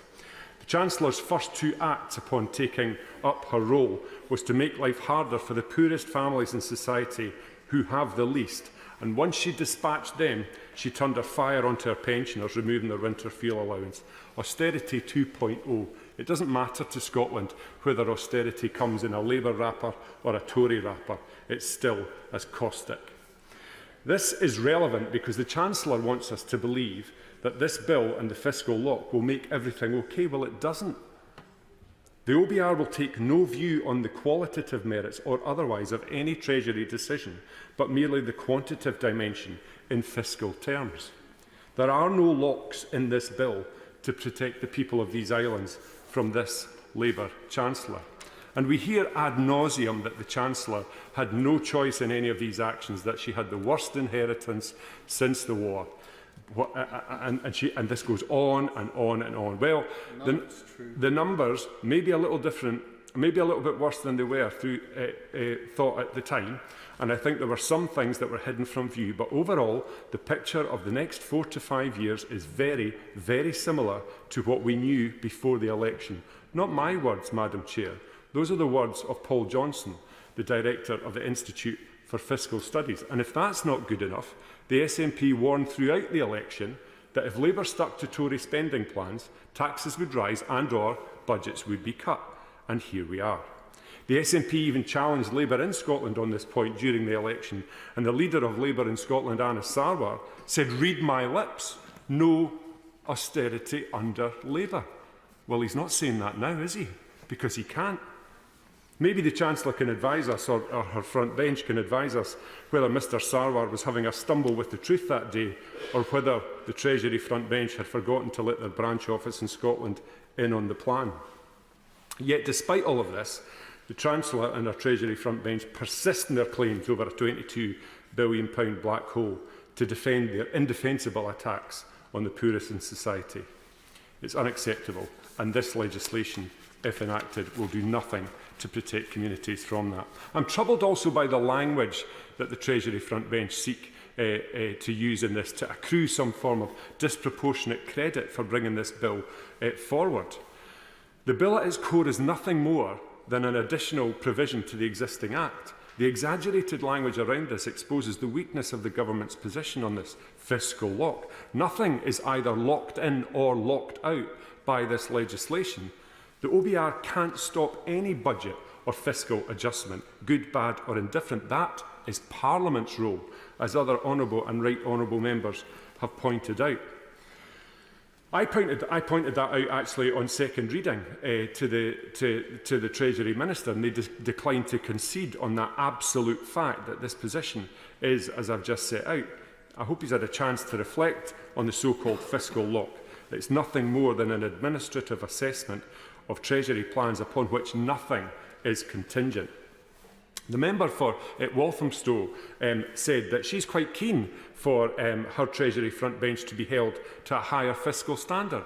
Well, I think, well, fair enough, but this isn't going to do it. This is, in abstract, the narrowest one-dimensional protection from bad fiscal policy. The Labour Party, Madam Chair, are seemingly addicted, and this evidences it, to some sort of pound shop exaggeration and a troubling reliance on hyperbole when they're detailing something that is profoundly ordinary. And this fiscal lock and this bill won't protect the devolved nations and their budgets from the austerity of this Labour front bench. Before the general election, when Labour in Wales were facing NHS budget pressures, the now Secretary of State said that all roads lead to the Tories and Westminster, in accordance with those budget pressures. Now, after the election, now that we've got a Labour government and the SNP in Scotland are facing those same budget pressures, it's the SNP's fault. Well, they can't have it both ways. They've got their job. They need to own it. The Chancellor literally claims that the SNP should raise income taxes to pay for her cut to the winter fuel allowance in Scotland. The cheek of it, Madam Chair. I'd like to remind the Treasury front bench, 70% of taxes raised in Scotland go directly to the Treasury. We've paid our dues, and we shouldn't have, and shame on the Chancellor for trying to get the Scottish taxpayers to pay twice to compensate for her axe wielding. The double standards of it all is staggering. She wants the Scottish Government to raise income taxes in Scotland, which is precisely what she refused to do ahead of the UK general election. Why won't she mirror the Scottish Government's progressive income tax regime to increase taxes slightly on those of us that are better off and reduce taxes slightly for those on the lowest incomes? That would raise nearly £16 billion for the Treasury. If she'd done that, if she'd followed the SNP Scottish Government's lead, she wouldn't have had to attack our pensioners' winter fuel allowance. A significant element of the budget responsibility is ensuring you own your decisions and you own your own mess. And Labour will find that we on these benches are keen to help them in that pursuit. In summary, Madam Chair, there is nothing particularly to object to in this inherently ordinary and transactional provision within the bill, except that is the behaviour of the government advancing it. Thank you. Will Stone. Thank you, Madam Chair, and congratulations on your position. I would also like to congratulate the Honourable Member for Portsmouth North on their inspiring speech. I feel like I know your constituency a little bit better now. And I also want to commend all of those who have delivered their maiden speeches today and in recent weeks. You've all been fantastic. It is truly an honour for me to give my maiden speech here in a debate on budget responsibility. I am proud to be elected in this new Labour government, a government committed to fiscal responsibility, credibility and accountability. We will ensure that the taxpayers' money is managed and spent wisely, not recklessly like the previous administration. I have the absolute pleasure to represent Swindon North, the town where I was born, raised and am proud to call my home. I am also proud of the fact that I am the first Member of Parliament in Swindon North's history to have been born in the town. I would like to pay tribute to my predecessor, Mr. Justin Tomlinson, who served as a Member of Parliament for North Swindon for 14 years. Justin was a ferocious campaigner and he also supported many local community groups and was incredibly passionate about football, namely our local club, Supermarine FC. Whilst we don't align politically, Justin has my respect, so I thank him for his service. I would also like to mention another former Member of Parliament for Swindon, one of my mentors, Labour peer Lord Michael Wills. I've learnt so much from Michael. Even though he is going through an incredibly tough time with his health, he has always been there to support and guide me with his expert knowledge.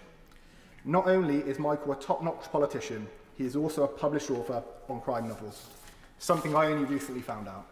But I guess it isn't too much of a surprise, considering he was once a Minister of State for Justice. I am truly privileged to follow in his footsteps, and if I am half the parliamentarian he was, I will have done Swindon proud. I hope the House will join me in wishing him a speedy recovery, and I hope to repay his trust in the Chamber. Yeah. I am the first Brazilian Jiu-Jitsu black belt to be elected to Parliament. And I used to run my own academy. I promise this is somewhat relevant. When I left the army, I had offers to teach Brazilian Jiu-Jitsu across the world, from Abu Dhabi to Arizona, but I picked to come to Swindon. I often get asked why. Why did you choose Swindon? It's an easy answer for me. I love Swindon. I love my hometown. It is a wonderful town, built on industry, a town full of passion and hope. Our history is a proud history of reinvention. We started life as a farming town with a focus on pig markets. Then we transitioned and became a hub for the railways in the 19th century. Generations of railway workers and their families benefited from the cradle to the grave. Healthcare that is rumoured to have inspired the great NHS. As technology developed, so did Swindon, and we became home to the likes of Rover, Honda and Mini. But what is next? We are at a pivotal point in history for my town. Where does Swindon go next? My hope is it will go as it always has, into the future, at the forefront of new technologies, green technologies. And I also hope that the Right Honourable Member for Doncaster North hears this. It is my mission to foster green growth in Swindon and see the town thrive again, with high-skilled, well-paid jobs. And I believe a growing, stable economy, we can see that happen. But Madam Chair, Swindon isn't just famous for the high number of roundabouts that if anyone in this chamber has ever visited, I'm sure they will remember fondly. We've also had the pleasure of not one, but 2 James Bond movies being filmed in the town. Madam Chair, it is impossible to talk about Swindon without mentioning its people. The people make Swindon what it is, a kind, welcoming, industrious place full of passion, innovation and the desire to support others.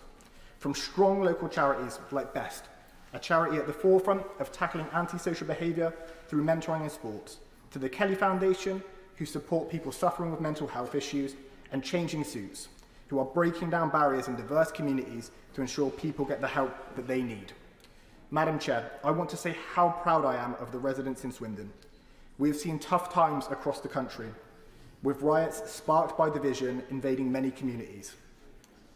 But they did not come to Swindon because in Swindon, we know that diverse communities can stand strong together against extremism. We will not let division and hatred divide us. We will unite together and stand strong. Swindon, however, is not without its Swindon, for all its qualities, is not without its fair share of challenges. Challenges I will face head on. Our people are among the least likely in the country to go on to higher education. We have growing levels of knife crime and antisocial behaviour, raw sewage being pumped in our streams, and residents of large housing estates being affected by unjust management companies and fleaseholds. However, I am confident that with our renewed Labour Party and our ambitious agenda set out in the King's Speech, from recruiting and retaining teachers, increasing police presence on our streets, and providing mental health professionals in schools, to reforming leasehold and fleaseholds, all backed and all fully costed in a fiscally responsible budget, the people of Swindon North will experience the positive change that they deserve. So to finish up, I am proud to be here representing such a fantastic group of people. It truly is the opportunity of a lifetime. So once again, thank you so much to the people of Swindon North who put their faith in me. I will not let you down. Thank you, Madam Chair. Maiden speech, Marie Goldman. Thank you, Madam Chair. I'd first of all like to congratulate the honourable members who've also made their maiden speeches in this chamber this afternoon, and especially to congratulate the honourable member for Swindon North. His skills as a Brazilian Jiu-Jitsu black belt, I wonder whether it actually led him to apply to be an extra in those films, those movies that were made. I shall be watching out for him in the fight scenes in the future. Madam Chair, it is the honour and privilege of my life to be standing in this chamber giving my maiden speech as the Member of Parliament for Chelmsford. a wonderful young city located in the heart of Essex that I have had the joy to call my home for the past 20 years or so. The Chelmsford constituency covers the main urban area of the city of Chelmsford. It is blessed with beautiful parks, flanking rivers that wind their way through the city centre, passing as they do the home of the Essex Eagles at the Essex County Cricket Ground. We have a thriving high street which attracts shoppers from miles around, and investment into the constituency from both the public and the private sectors means that its future continues to look bright. From Waterhouse Farm in the west to Chalmer Village in the east, from the northern reaches of Springfield to the southern boundaries of Goat Hall and everywhere in between, I am proud to call Chelmsford my home, and even prouder to be standing here today representing its constituents in this magnificent place. Chelmsford has one of the busiest two-platform train stations outside of London. Having now rejoined the ranks of the commuters, I know firsthand the importance of the brand new station that is being constructed just outside the northern edge of the Chelmsford constituency. The new Bewley Park station will have a significant positive impact on passengers from Chelmsford, giving them more choice and flexibility and removing the need for many of them to travel into the city centre to commence their rail journey. But a new station mustn't be seen as job done. Train travel in this country is expensive and complicated, and ultimately, I don't believe the public care too much about who runs the trains. They care more about how much rail travel costs them, whether the trains run on time, are they comfortable and efficient? And they are often frustrated by the bewildering array of ticket options whose detailed restrictions seem designed to either make you miss your train as you try to work out which one to buy or make you buy the wrong one. They are not designed for the faint of heart, nor the novice traveller. This seems madness if we want to encourage more people to make use of public transport. The whole system needs to be simplified, and I'm keen to see the legislation passed yesterday do just that. But without an economy that can support investment into projects like new rail stations or the redevelopment of junctions such as the Army and Navy, a major interchange in the centre of Chelmsford, we already know these projects are in danger of never happening at all. I am therefore pleased to support the bill set before us today to ensure the terrible, wasteful fiscal mistakes of previous governments aren't repeated and leaving more headroom for investment into our country's future. The new Bewley Park station was important to my predecessor, Vicky Ford, and I'd like to pay tribute to her dedication to this project. It is the culmination of over a decade of partnership work that Vicky joined after her first election to the Chelmsford constituency in 2017.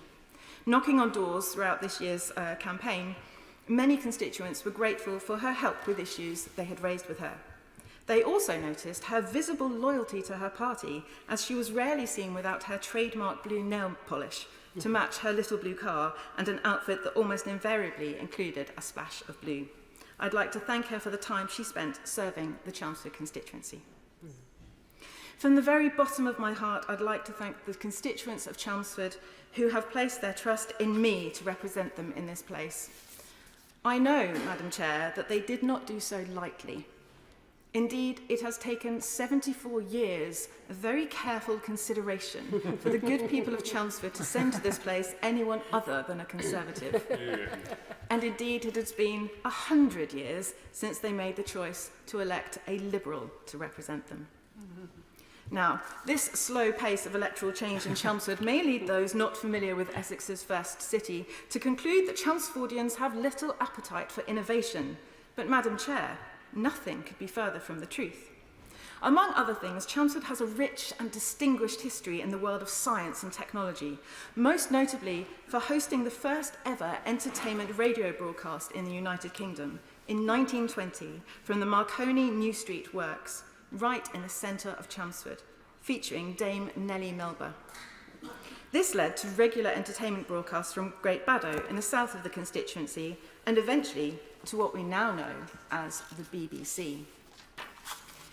It's hard to spend much time knocking on doors in Chelmsford and speaking to Chelmsford residents without coming across someone who used to work for Marconi. Its modern-day successor, Teledyne E2V, located little more than a stone's throw away from the site of the original Marconi factories, has more than taken up the mantle of innovation in Chelmsford, and many of my constituents are now employed there.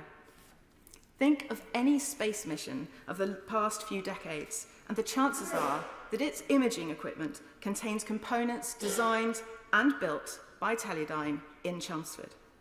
From NASA's New Horizons mission to Pluto and the Kuiper Belt, launched in 2006, to the planned 2028 launch of Ariel by the European Space Agency to observe the atmospheres of thousands of planets beyond our own solar system, Teledyne and its employees are reaching for the stars.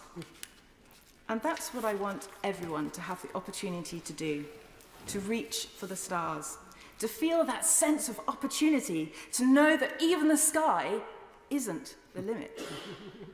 But we can only do that if we invest. And the very best place for that investment is in our children and young people. We're lucky in Chelmsford to have excellent schools. And I'd like to thank the teachers and other school staff who work so hard every day to give the children that we entrust into their care the best possible start in life. But they are increasingly doing so with their hands tied behind their back, with dwindling resources, crumbling buildings, and ever greater workloads. I am the first in my family to go to university, the first to be elected to any public office, let alone a member of this House. I've been able to achieve this because I have a loving and supportive family, lots of incredible campaign volunteers, and, of course, a sizable dose of luck. But I also know that a critical part of my success is owed to the amazing state school education that I received, the dedicated and inspirational teachers that I was lucky enough to be taught by throughout my school life, and the extracurricular activities, in my case largely music-based, that broadened my horizons and lifted my eyes to the stars. I worry that is not the overwhelming experience of those going through our education system today. I worry that children are going through the day with little or no food in their bellies. I worry that schools are having to cut clubs because they no longer have the time or the resources to hold them. And I worry that the performing arts, such as music and drama, have been seen for too long by previous governments as expendable, as an unimportant luxury, without recognising that they provide children with the skills and confidence to stand up on large stages, dare I say, in parliamentary chambers, and be heard. And if you're a child with special educational needs or disabilities, well, good luck with that, because the system is utterly, tragically, devastatingly broken. But I also take hope from the wind of change that blew just a couple of months ago. We already know that there will be difficult choices ahead. But my hope is that we recognise that investing early on, giving children the best possible start, can pay much greater dividends in the future. When Guglielmo Marconi brought his fledgling inventions and experiments to the United Kingdom in 1896, he did so because he believed that this is a country that can see potential and will invest in that potential for the long term. It paid off, and a whole industry grew from the humble beginnings of a short radio broadcast in the heart of my constituency. Whatever choices are made by the party opposite in the looming budget, it is my sincere hope that they recognise the importance of giving schools and teachers the resources they need to allow children, all children, to reach the stars. Thank you. Yeah. Maiden speech. Bayo Alaba. Did I pronounce that correctly? Alaba, Madam Chair. Bayo Alaba. Thank you. Thank you. I'd like to commend the honourable member from Chelmsford for a great speech. I know Chelmsford well. It's a beautiful town. And her passion with regards to sort of supporting young people in school and the journey of young people in school is very important. It's something that we need to protect. So, Madam Chair, excuse me. Thank you for allowing me today to make my first contribution to this House.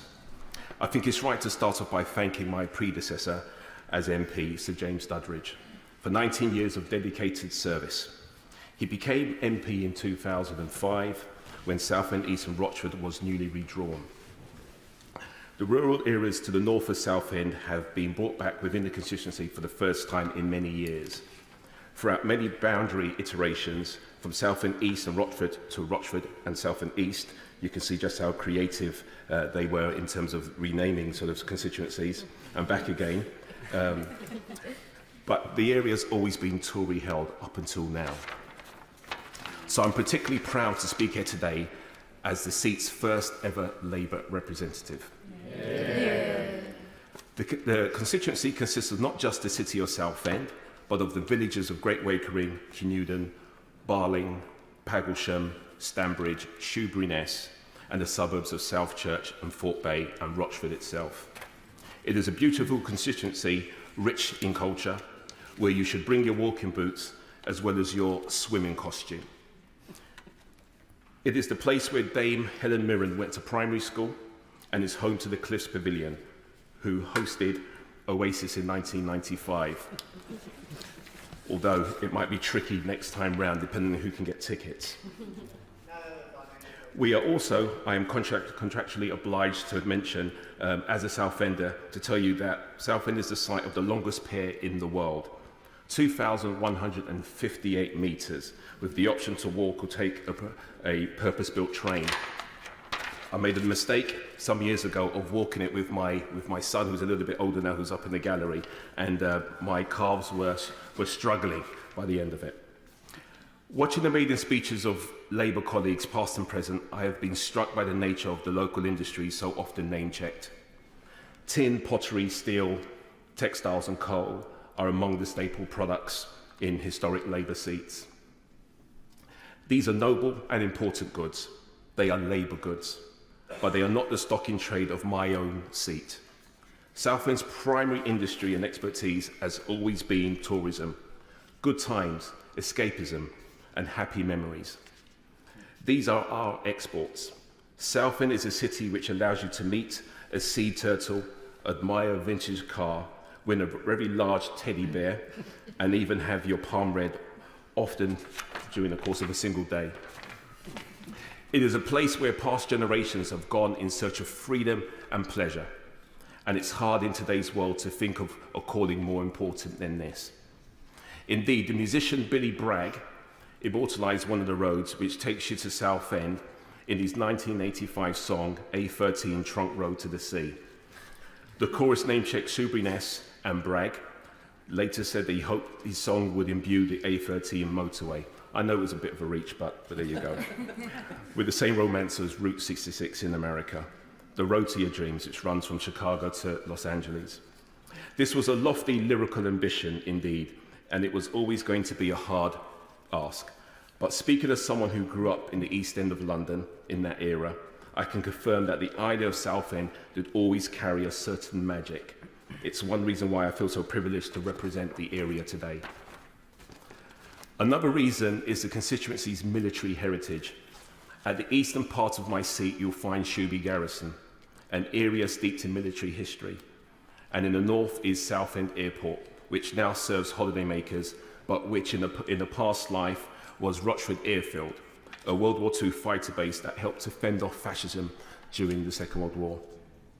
As a former soldier myself, I was stationed in Southend, in the Southend area for a short while. And one of my great pleasures when canvassing is running into old army friends that are still living in the sea if they're prepared to open the door to me.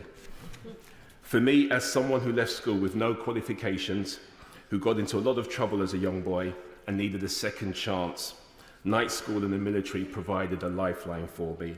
I quite simply would not be here today in the mother of all parliaments without the opportunities it gave me and the ethos of service that it instilled within me. So to properly understand Southend, you need to understand its proud military history too. The city is built on a blend, which I say is unique. Excuse me. The discipline and the dignity of the armed forces, combined with the creativity and the freedom of the arts, a place for both the soldier and the singer, if you like. There's a risk of getting too misty-eyed here.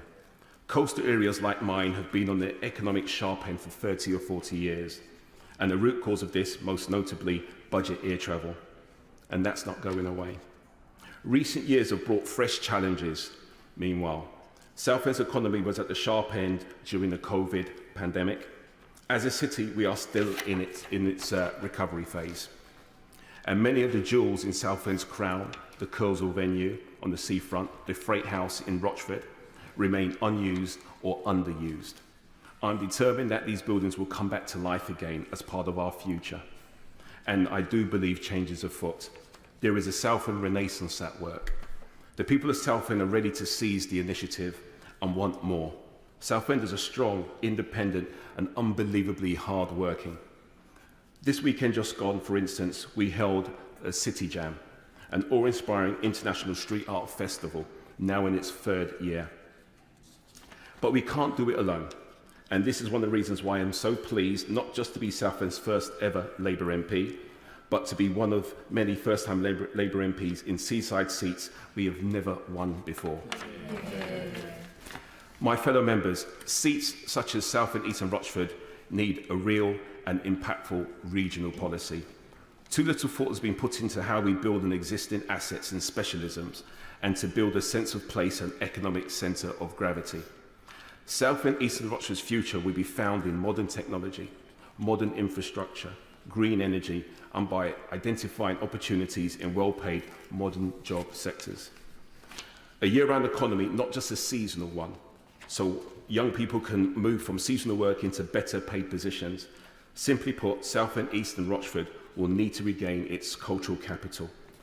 Madam Chair, this is something I have some experience in, having been one of the creative pioneers of East London's creative industries.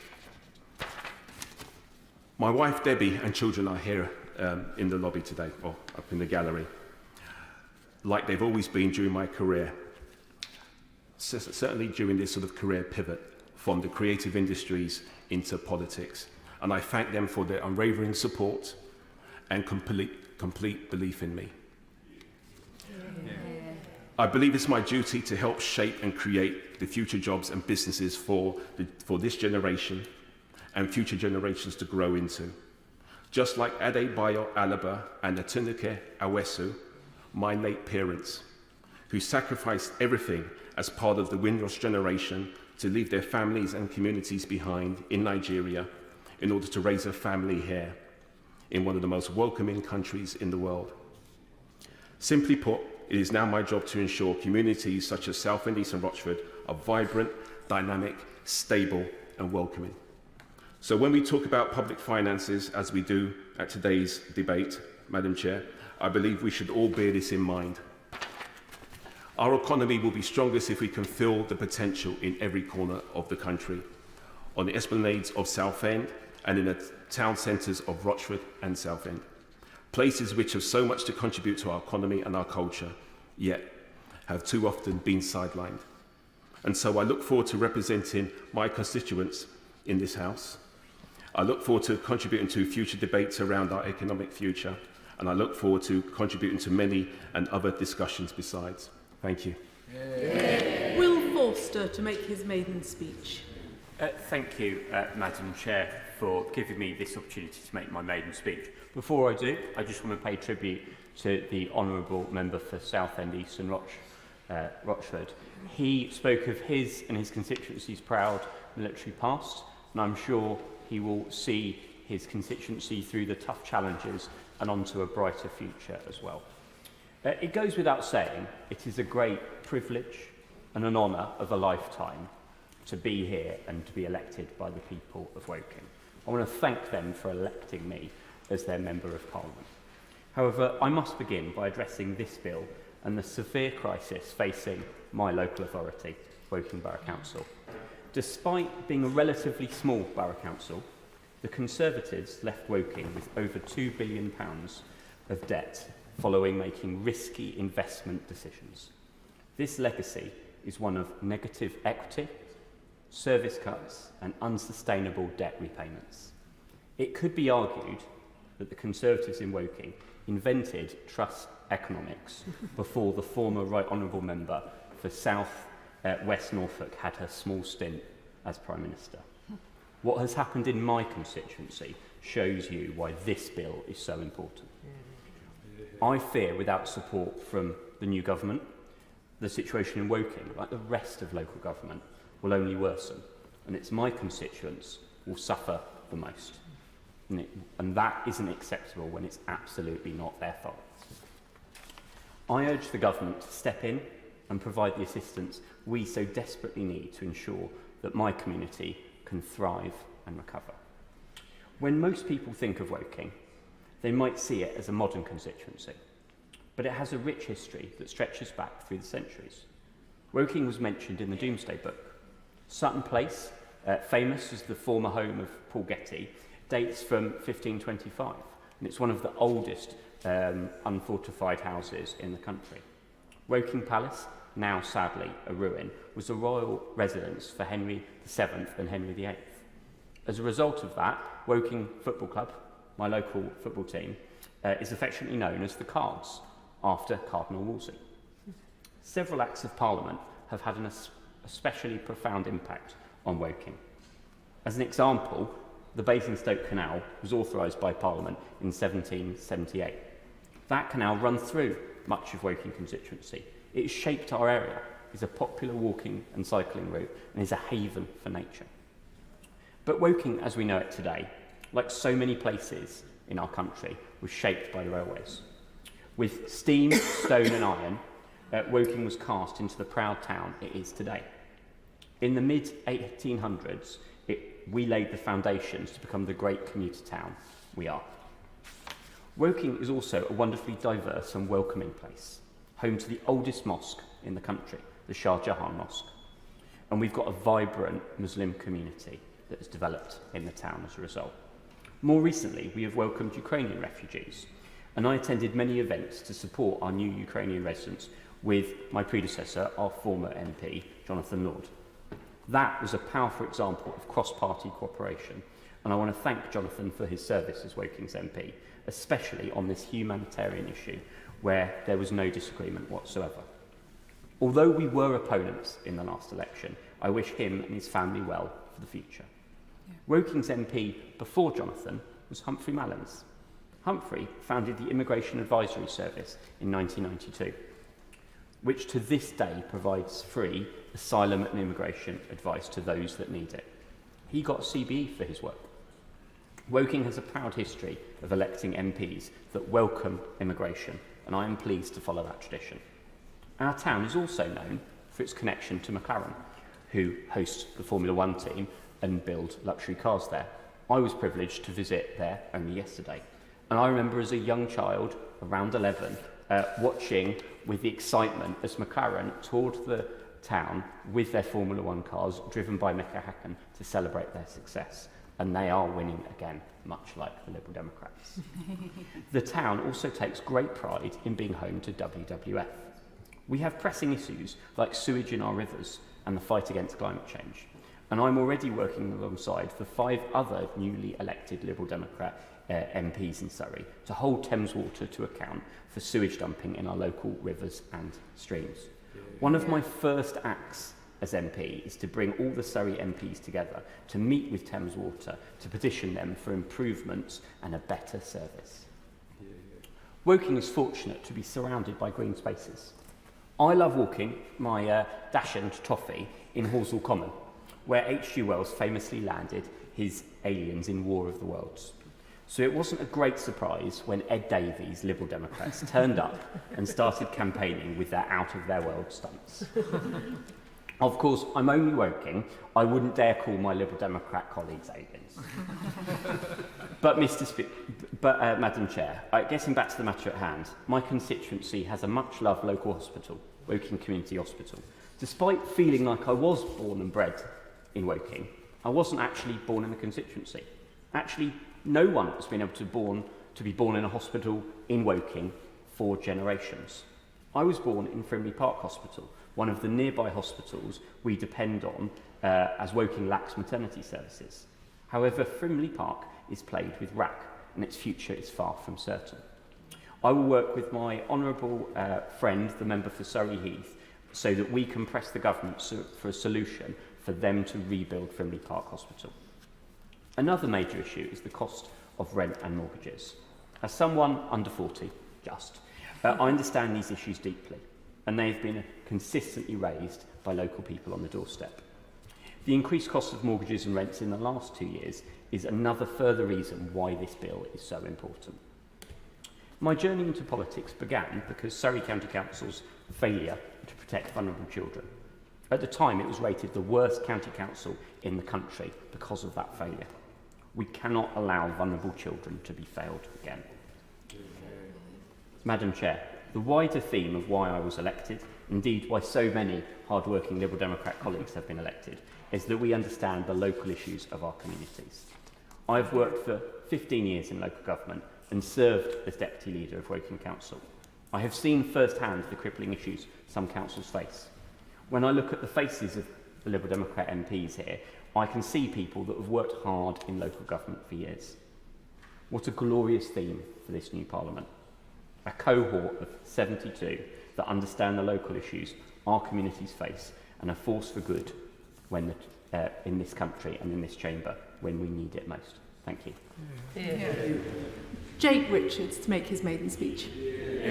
Thank you, Madam Deputy Chair. It's such a great privilege to be speaking in this debate, making my maiden speech after honourable members from Woking and Chelmsford, and also honourable friends from Southend who made a fantastic speech about the town in his constituency, which I have had the great privilege of swimming at, and his speech did due justice to that great place. And as well as my honourable friend from Swindon North, who made a faintly terrifying speech about his Brazilian jiu-jitsu skills, certainly he did due justice as well to Swindon. It's a great honour to be speaking in the chamber as the Member of Parliament for Rother Valley. For so many on this side of the House in particular, making our maiden speech is the conclusion to long and hard-fought campaigns in which we were ultimately victorious. And whilst in the early hours of the 5th of July, which just happened to be my birthday, we celebrated the end of 14 years of Conservative government and the first Labour government of my adult life, we also accept the responsibility that we have been given humbly. Because in the context of an often bitter and heated political campaign, and from the thousands of valued conversations I had in my constituency, one cannot avoid the fact that we as a country face daunting and urgent challenges. There is a deep apathy towards the ability of politics and indeed this place to effect change that cannot be overlooked. The rise of online disinformation and blaming bogeymen that do not exist. Conspiracy theorists and keyboard warriors purposefully ignoring the complexities of the world around us for attention. A political culture that too often thrives on division and controversy, not the common good. The hyperactive, vitriolic politics seen so often across the Atlantic, seeping into our discourse here, undermining constructive dialogue. An epidemic of alienation amongst our young people, with levels of self-harm and suicide in my constituency increasing all the time. Children arriving at school still in nappies, and too often without breakfast in their bellies. Waiting lists for mental health support, now stretching to half a decade. By the time many are seen, they are about to reach their majority. Too many people feel they have to leave their village or town in my constituency to get on in life. A disillusionment that their home, their community, their place is no longer offering the security and hope that people deserve. There is a fear for the future. I was told so often during the election campaign, what's the point of politics? This country is broken. And perhaps some of these factors came to the fore over the summer recess, when a group organised to attend a hotel just a few miles from my constituency in Wath, planning to set that building on fire, knowing full well that there were innocent people inside.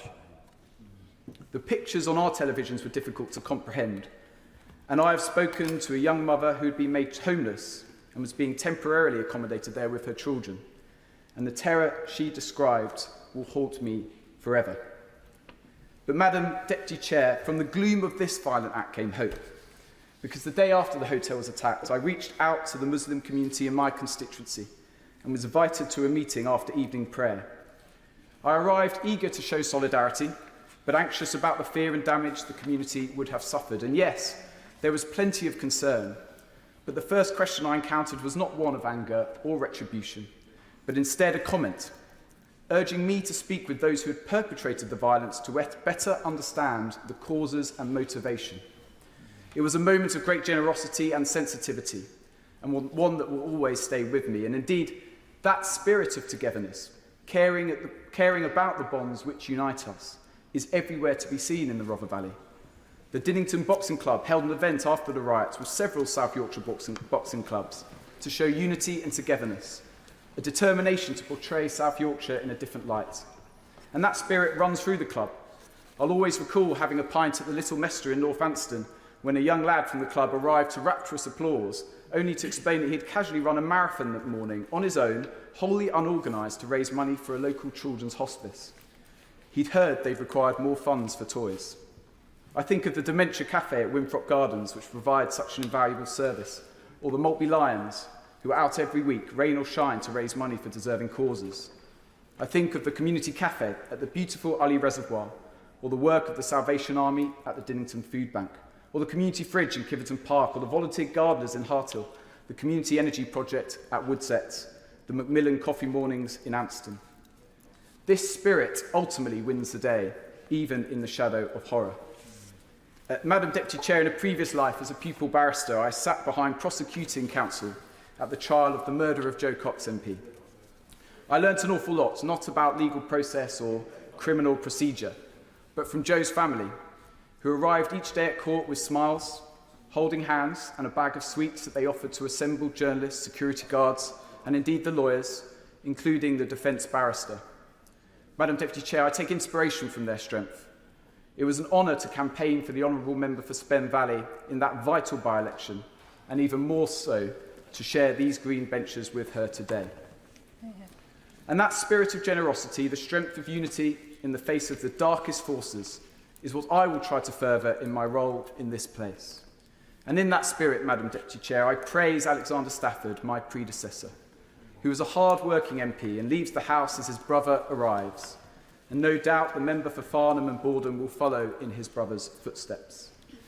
In this place, Alexander will perhaps be best remembered for his work promoting the independence of Somaliland. And I know from my own social media that many in Hargeisa were very grateful for the adoption of their cause. I thank him for their service. Madam Deputy Chair, in conclusion, I will work hard every day in this place to do my utmost to tackle the forces of division and darkness during my time here, and do my bit to bring people together. Because after all, as Joe Cox told us, we have more in common than that which divides us. Clive Jones for his maiden speech. Thank you very much, Madam Chair, for calling me to make my maiden speech. I'd like to congratulate the Honourable Member for the Rother Valley. It's a very good speech, very interesting, and I learnt an awful lot about your constituency. I also learnt a lot today about Southend East and Rochford, Portsmouth North, Swindon North, and especially about my colleagues from Woking and Chelmsford. I actually knew quite a lot about them before, but it was nice to hear some more. I particularly liked the speech from the member for Loughborough, who suggested that the Minister might like to get his chequebook out. I'd like to say, if you are getting your chequebook out, then I would like you to be spending some money for the constituents of Wokingham. Members on these benches have a very strong sense of social justice. This comes to us from many directions during our lives. 50 years ago, I had a very inspirational social and religious studies teacher, John Featherstone, who I'm grateful for helping instill these values in me. This sense of social justice will, I hope, guide me during my time in this house. And I'm very pleased that John is in the gallery up there today. Madam Chair, it's a pleasure to represent the constituency of Wokingham, whose boundaries somewhat changed at the last general election. I'd like to pay tribute to my three predecessors, who each represented part of the constituency. From James Sunderland, the former MP for Bracknell, my constituency inherited the parishes of Finchampstead and Wokingham Without. I always found James approachable and straightforward, and I understand his constituents found the same. Sir John Redwood was the MP for the former Wokingham constituency for a remarkable 37 years, a tremendous stint of public service in which he had a profound influence on public policy. He served in Margaret Thatcher's government as a junior minister and in John Major's cabinet as Secretary of State for Wales, where he is best known for his enthusiastic miming of the Welsh national anthem. The wards of Thames and Twyford were represented by Lady Theresa May for 27 years, a dedicated public servant who served as Home Secretary and Prime Minister. She also has a well-deserved reputation with her former constituents who hold her in high regard and talk about her warmly, with affection and with much respect. Although our politics are different, I wish all of them well in their future endeavours. Madam Chair, it's an honour and a privilege to be elected to represent the people of Wokingham, where I have lived for much of the last 50 years. I went to school here. My children went to school here. They were born in the nearby Royal Berkshire Hospital, the hospital where I am proud to be a governor. It's also the hospital where doctors found my cancer in 2008 and began my successful treatment. In 2016, they were there to help me again and diagnosed the need for a quadruple heart bypass. Without the Royal Berkshire Hospital, I wouldn't be standing here today. Our NHS staff are wonderful, and clinicians at the Royal Berkshire Hospital deserve all the praise that is heaped on them by my constituents. Madam Chair, today we are debating the Chancellor's Budget Responsibility Bill. In the previous debate, the Chancellor announced the pausing of the new hospital building programme, which included the Royal Berkshire Hospital. Parts of the building of the hospital date back to 1839, and staff have to work in offices where the windows don't open and the staff have to regularly walk around buckets that are there to catch dripping rainwater. I must repeat my plea to both the Chancellor and the Secretary of State for Health for a speedy decision as to when this much-needed rebuild of our beloved hospital will happen. If I may, Madam Chair, I'd like to give you a short tour of the Wokingham constituency.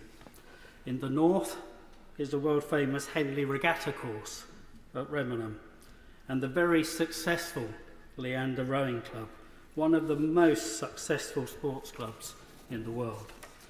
I was delighted when the Prime Minister chose to visit the Leander Club during the recent general election, and even more so that his visit coincided with a boat trip that myself and the honourable members for Henley and Tame and St Albans were making to highlight the issue of dumping of raw sewage in our waterways. It was fun to wave at the Prime Minister from this beautiful stretch of river, and all of the media seemed to be enjoying it as well. Wokingham has wonderful, picturesque villages. Walgrave is recorded in 1061 and in the Domesday Book. The village of Twyford dates from 871, when Alfred the Great's army escaped Viking pursuers by crossing the River Loddon. Wokingham has a thriving and growing brewing sector, establishing great reputations amongst beer lovers, including the Loddon Brewery, the Elusive Brewery, and the Siren Brewery. The Stanlake Wine Estate in Hurst is one of the oldest wine producers in England. The Chancellor will know that our town centres and village centres, like many others in the UK, are finding life difficult. The cost of living crisis created by the previous government continues to limit people's spending power, and online competition is ruthless. Business rates are a huge issue for our local retailers who make our high streets the great places they are. And I do hope that the Chancellor and Ministers will look into reform of the business rates at the earliest opportunity. Wokingham Town received its market charter in 1219. I thoroughly recommend the market, especially the fruit and veg stall and the fishmonger. And my wife also likes me to buy flowers for her from Darren's flower stall. She says they last longer than any supermarket flowers. Using this market is good value for money and an important part of our local character. Today, the constituency is gaining a reputation as a home for life science businesses.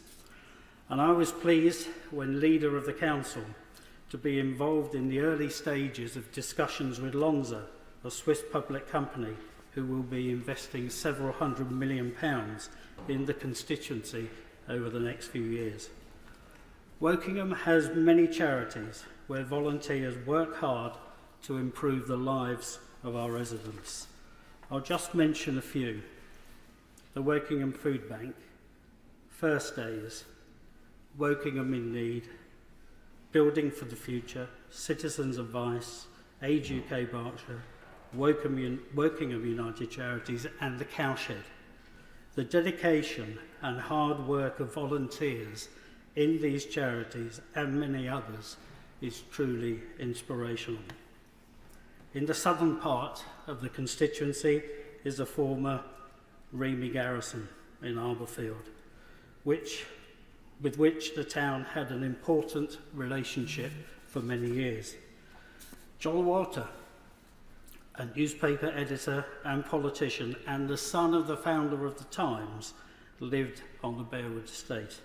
He was a Whig MP for the county of Berkshire before 1832. Early beginnings of what I hope will become a long-standing tradition in our area. Madam Chair, from your chair, you must be thinking that this 59th Parliament has so many young faces. As I know, and I hope you will be including me in that category. I bet you're wondering, what is this secret? Well, it's very simple. I worked in the toy industry for many years, running manufacturing and importing businesses. So playing with toys every day for the last 30 to 40 years is what makes me look so young. Our toys made many young people and their parents happy, and I'm hoping to be just as successful in my second career, helping the people of Wokingham to improve their lives. If I can achieve this, I will have had 2 worthwhile careers. Finally, Madam Speaker, I'm grateful to the many people, in particular my family and friends, who have helped me in my campaigns to be elected to the House of Commons, some of whom are in the gallery today. Wokingham has never before elected a Liberal Democrat MP. I will work tirelessly to represent my constituents, and I will endeavour to make them feel recognised and supported. I come here idealistic and hopeful, hoping we can make the public feel the same about our institutions and ensure we do them justice on these battered but far from broken green benches. Thank you very much. Maiden speech, Sonia Kumar. Thank you, Madam Chair, for giving me the opportunity to give my maiden speech today. It's a great pleasure to follow the Honourable Member of Wokingham and to listen to the excellent speeches given in this chamber. It's an honour to address the House as a new Member of Parliament for Dudley. The last Labour MP to represent Dudley was Ian Austin, now Lord Austin, who served as a Minister for the West Midlands in the last Labour government. and he was a passionate and dedicated servant for the town that he grew up in. My immediate predecessor, Marco Longhi, also had a deep passion for the heritage of Dudley, and in his contributions to the House, he sought to protect the historic buildings, not just in our town, but throughout our country. And now I look forward to playing my part in protecting and preserving the heritage, but to go further in preserving our remarkable healthcare system. Working at the Dudley Group NHS Foundation Trust as a physiotherapist, I saw patients from across our town, from Gornal, Castle and Priory, St Thomas's, Brockmore-Pensnet, St James's, Sedgley, Upper Gornal and Woodsetton. Seeing firsthand the ongoing issues faced by NHS and hearing firsthand about the challenges my patients encountered served as a catalyst for my decision to enter this House. My primary goal is to enhance the well-being of my residents in Dudley, but also to secure the NHS so it's equipped to meet the evolving needs of our country. The NHS, founded by a Labour government, is truly a remarkable institution, and its history, achievements and challenges remind us of the importance of investing in a comprehensive and fair healthcare system.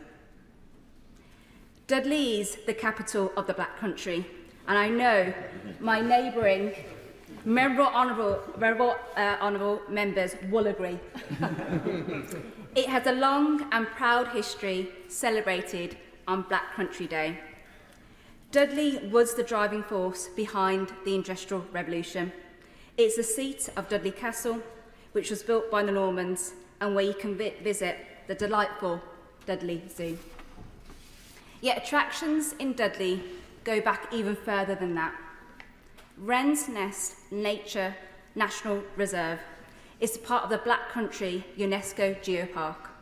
It's one of the oldest limeworks in the UK, and the rock there is 428 million years old.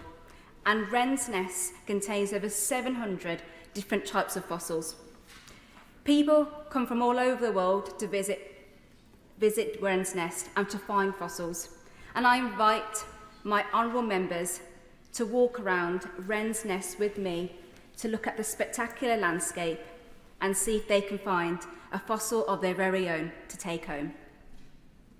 Perhaps nothing displays the pride that the people of Dudley have as much as the Black Country Living Museum. This magnificent tourist attraction not only promises a Boston day out, but also has been used as a filming location for, amongst others, the TV series Peaky Blinders and films like Stan and Ollie. The museum has recently added a new attraction to show what life was like in the 1940s, 1950s and 1960s. And a few years ago, the museum had an exhibition to mark 100 years since the granting of women's suffrage. It's a measure of the progress we have made since then that I can now make my maiden speech as Dudley's first female MP. Yeah. Like the Black Country Museum, Dudley too has changed through its times. In the past, Dudley has smelt iron ore, mined coal and limestone, and built a canal network that stretched across the country.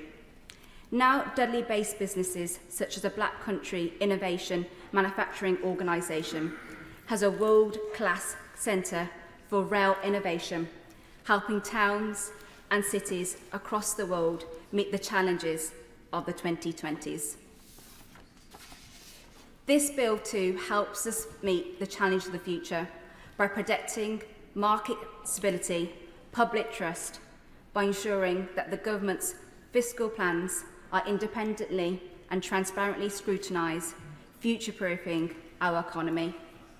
This will help business owners like my father, Ashok Kumar, who arrived in this country at the age of 9. He set up his own business and is still working as a greengrocer 45 years on. He taught me the importance of hard work and heritage. Nothing more gives me pleasure than as a new MP talking to business owners like my dad. I'd like to finish by paying contribution to my two extraordinary women who without I would not be in this chamber today. My sister, who from the moment I was born has been my guiding light. She has supported me unconditionally, encouraged me to pursue my dreams, and today and for many days teaches me never to give up. Yeah. And my ma, Rajinder Kaur, who taught me the values of community, faith and resilience. She was an inspiring Bollywood actress, and while my mother's dreams of becoming a Bollywood actress may have fallen short, her legacy will be etched in history today by mentioning her name in this house today. Yeah. Honourable members will be pleased to know this speech is nowhere near the length of a Bollywood movie and is coming to a close. I finish by turning once more to the people of Dudley. It is an honour to represent you and our great town in this house. I promise I will work as hard as I can to bring prosperity and happiness to our town, and I will not let you down. Yeah. Ellie Chowns. Thank you, Madam Chair, and I'd like to start by paying tribute to the excellent maiden speech by the Honourable Member for Dudley just now, and indeed the more than half dozen excellent maiden speeches we heard today, several of which touch on themes that my amendment relates to, i.e. the climate crisis and the future of children in our country. And I've been really touched to hear the passion with which all of those new members spoke about their experiences and their commitments. The amendment I'm proposing today, Madam Chair, number 5, requires the OBR to report on the impact of fiscally significant measures announced by the government on the UK's statutory net zero target. The justification for this is that we simply cannot separate the economy and the climate. They are interlinked. And to deliver the green economic transformation that we so urgently need, and that in fact was referenced by honourable members speaking earlier today, every single policy must be aligned with the UK's net zero target, and every government spending decision should be as well. So it makes sense to increase the OBR's remit on net zero, specifically to consider the impact of climate risks on economic stability and how far policies introduced at fiscal events will reduce or increase these risks. Fiscal events, namely budgets and spending reviews, lock in what's happening in our economy for years to come, possibly even generations. So, to be honest, it beggars belief that they aren't properly taking account of climate impacts. Whether those policies are spending on new roads, subsidies and tax breaks for oil and gas, investment in renewables infrastructure, or giveaways like a freeze on fuel duty, they all have clear, direct impacts on the UK's prospects of meeting our net zero target. And those impacts should be made clear and considered explicitly in the policy-making process. We need to be thinking about the impact of today's economic policies on the prospects for future generations. The costs of failing to take an approach that considers climate impacts are eye-watering. A 2022 report by the Grenfell Institute found that climate change damages to the UK are projected to triple by 2050 and more than double again 50 years later. So climate prudence and fiscal prudence, Madam Chair, are one and the same thing. And given that the OBR's main duty is to assess the health of the UK economy and the sustainability of its public finances, it needs to be charged with assessing if fiscal events are reducing or increasing climate risks to the economy. So, bringing net zero into the OBR's mandate is consistent with the government's 5 missions. Indeed, in announcing your clean energy superpower document, you said, the Labour Party said, we will add net zero mandates to all relevant regulators that need it. I would argue that the OBR is a relevant regulator that needs a net zero mandate. That is why I'm proposing this probing amendment today. It would also represent increased transparency, which other members have mentioned today, transparency around how fiscal policy choices are impacting the UK's progress towards our net zero targets, and help ensure that future governments also consider this. And it's an important stepping stone towards a net zero test, which would assess the aggregate climate and nature impact of every fiscal event. And again, this is something that Labour committed to in opposition. So I ask the Minister to perhaps comment in his winding up remarks on whether he would be able to ensure that this test is integrated into the legislation that you are proposing. I therefore really hope that you will use this opportunity to publicly commit to introducing a net zero test in government and to take a step towards doing it by backing my amendment today. Thank you, Madam Chair. Maiden speech, Lauren Edwards. Thank you for the opportunity to speak, Madam Chair. I pay tribute to the many honourable members who have given such impressive maiden speeches already today. It is an honour to follow the member for Dudley, who gave such a passionate speech about her constituency and certainly did her family very proud. And although she has left her place, can I also commend the member for Chelmsford for her excellent speech, which, as somebody born in Australia, I particularly appreciated for its reference to the Australian opera singer Dame Nellie Melba. Financial market stability and public trust in announcements on fiscally significant measures are, funnily enough, not issues that come up regularly on the doorstep. But the real-life consequences when these two important pillars of our society are lacking were central to the recent conversations that I had across Rochester and Strood. The cost of living pressures, already challenging for most, were heightened as families found they had to pay, on average, hundreds of pounds more just to put a roof over their heads. The cause of that additional pressure, the former Truss government's mini-budget, was a deeply undesirable situation that this bill seeks to prevent from ever happening again.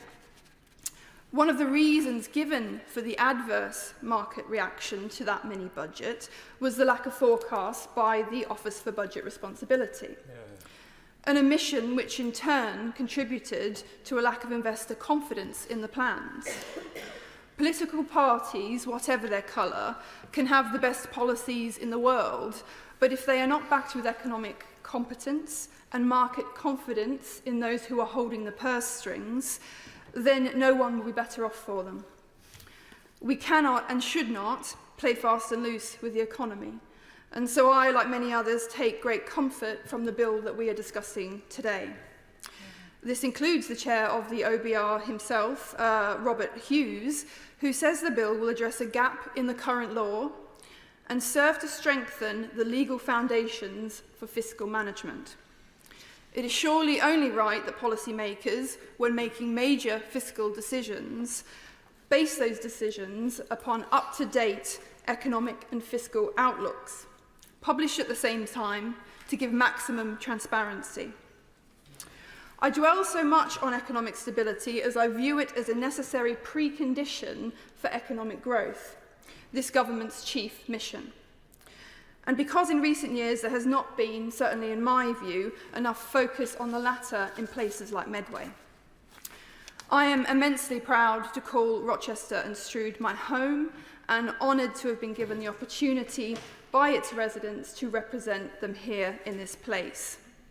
I will work hard every day to ensure that residents' voices are heard in this chamber and to get a better deal for everybody in Rochester and Strood. I will do this by continuing to drive regeneration work in my constituency, work I began as a former cabinet member on Medway Council.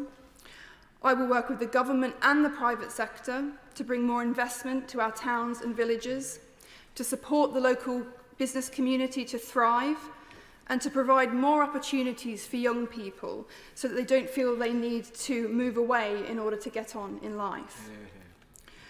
Rochester and Strood has many strengths, not least the military presence at Brompton Barracks, home of the Royal Engineers, the River Medway that runs the length of the constituency and that has so much potential for industry, leisure and tourism, and a very rich maritime history from the days of Chatham Dockyard.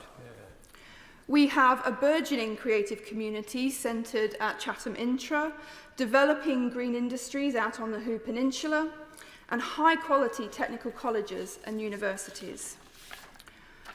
But we also have high levels of deprivation in the constituency, not enough good quality and affordable housing, an overburdened hospital, and not enough infrastructure, including health services, public transport and banking services to support our communities, particularly on the more rural Strood side of the constituency.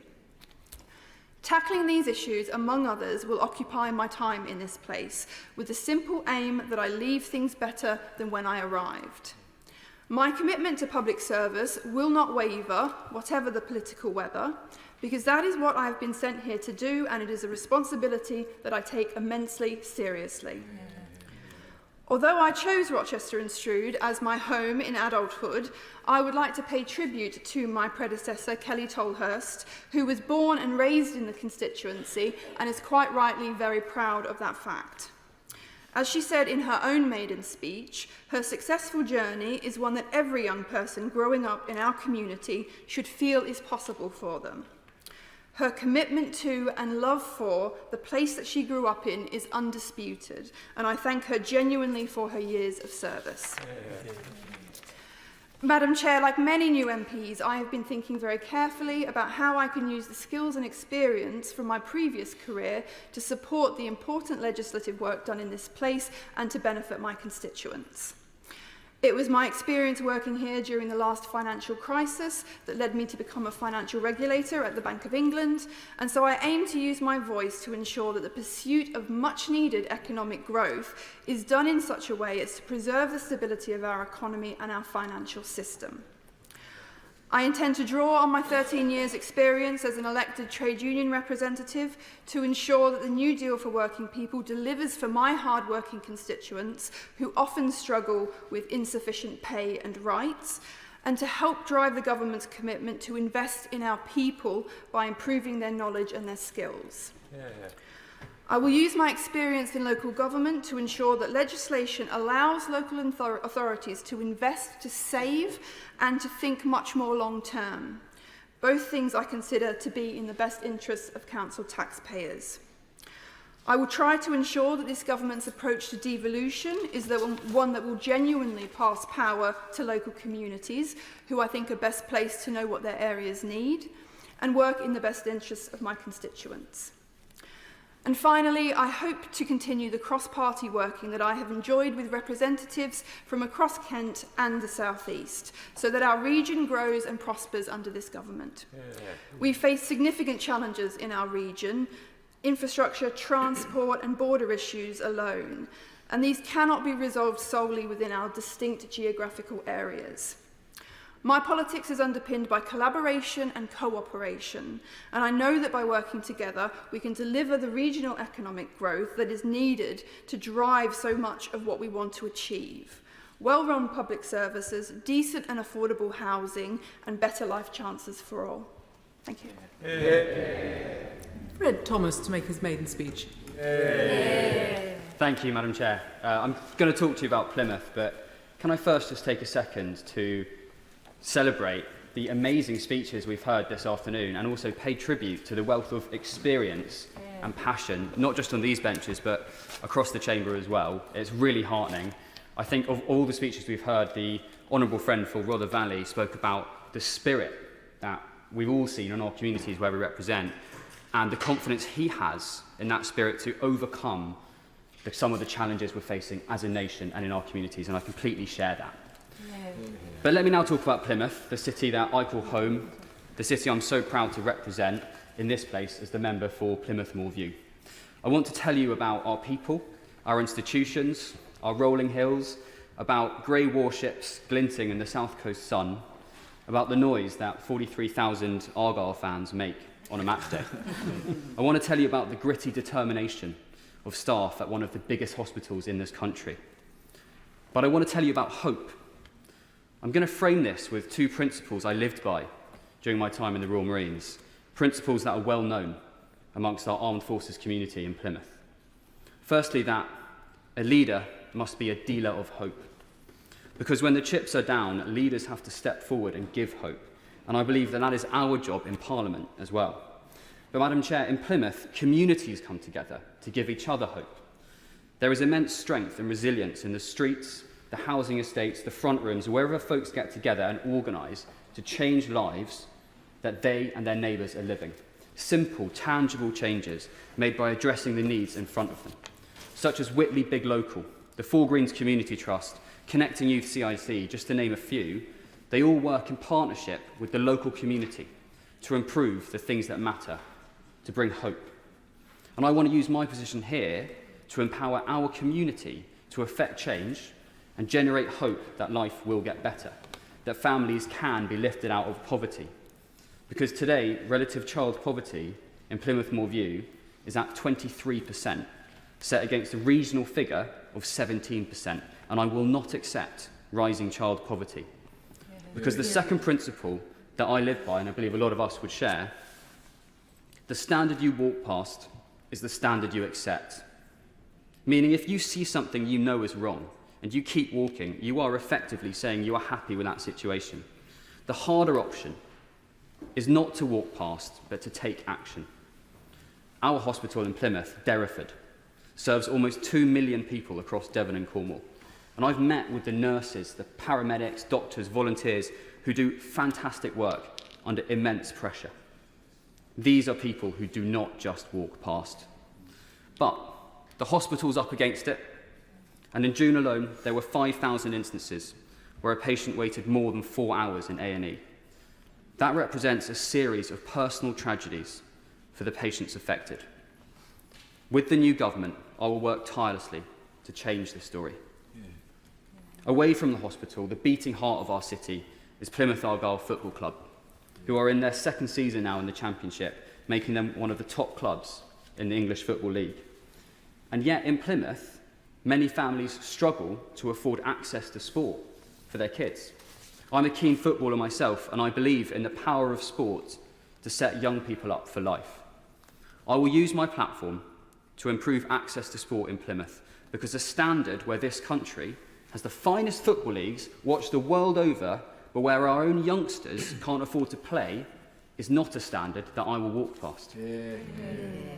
I pay tribute to the excellent work of the Argyle Community Trust and the Plymouth Football Boot Bank, who do incredible work to broaden access to sport in Plymouth already.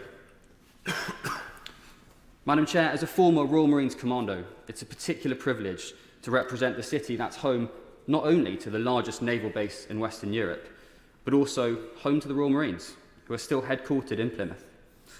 Ours is a city where so many residents have served in uniform. I want to take this opportunity to thank every single one of them for their service and their dedication, and also to pay tribute to my predecessor for his heartfelt efforts to raise the profile of the veterans' agenda. For centuries, Plymouth has had a proud military history, and the Prime Minister recently called it the front line of defence in the UK. Navy, Marines and Army personnel have deployed from Plymouth for hundreds of years. The tradition of proud military service runs like a stick of rock through our city. And now, as we find ourselves as a country in another moment of critical international instability, Plymouth is again a keystone in protecting our national security. Devonport Dockyard is the home port for the frigates, survey vessels and amphibious shipping that are crucial to our safety. It's also where the submarines that host our nuclear deterrent are maintained and will be for generations to come. We're also home to highly skilled SMEs, such as M-Subs, who make unmanned submersible craft used in the most special military projects, and Barden Ball Bearings, Collins Aerospace, whose cutting-edge engineering is integral to the UK's modern weapons systems. From our military institutions and our manufacturing base to our hospital, our football club and our dockyard, we stand up and we serve in Plymouth. We give a lot to this nation. But for all this, And if I could borrow a phrase from a friend and a constant source of advice, the Honourable Member for Plymouth, Sutton and Devonport, as he says, Plymouth does not get its fair share. I will work tirelessly with the government to change this, because in Labour, we respect service, and ours will be a government of service, a government of hope. For myself, as I served my country before in uniform, so I'll serve my city now in office. And just as I was trained to in the Marines, I will strive to be a dealer of hope. And when it comes to taking action, I will remember, along with colleagues on this side and that side of the House, that the standard you walk past is the standard you accept. Thank you, Madam Chair. Maiden speech, Lucy Rigby. Thank you, Madam Chair. I want to start by paying tribute to the Honourable Member for Plymouth Moorview on his fantastic maiden speech, and indeed to pay tribute to all the Honourable Members who've made such brilliant maiden speeches in this afternoon's debate. It's a privilege to follow them and to make my own maiden speech in the context of such an important piece of legislation. Madam Chair, Northampton has been sending members to Parliament since 1283, and it's the honour of my life to be amongst them as the Member of Parliament for Northampton North. One of those former members, I'm proud to say, was the trailblazing Margaret Bromfield, the first woman to serve in Cabinet in this country, the first to be appointed to the Privy Council, and the first to chair the TUC. And Madam Chair, I hope in the course of my time here that we might find ways to see Margaret's name given greater recognition and prominence, as I believe is due. 51 years after Margaret Bromfield's arrival in this House, the good people of my constituency elected Maureen Colquhoun, a trailblazer herself in relation to many issues, including as the country's first openly gay MP. But, Madam Chair, I want to pay particular tribute to my two immediate predecessors, Sir Michael Ellis and Sally Keeble. Sir Michael stepped down at the last election, having served Northampton North for 14 years and serving the country as a minister in multiple roles. He's also remembered locally for performing life-saving CPR on a constituent having a coronary episode, which I'm more than aware sets me a very, very high bar for the purposes of looking after my constituents. Like Sir Michael, Labour's Sally Keeble also served Northampton North for well over a decade, and her country in government too.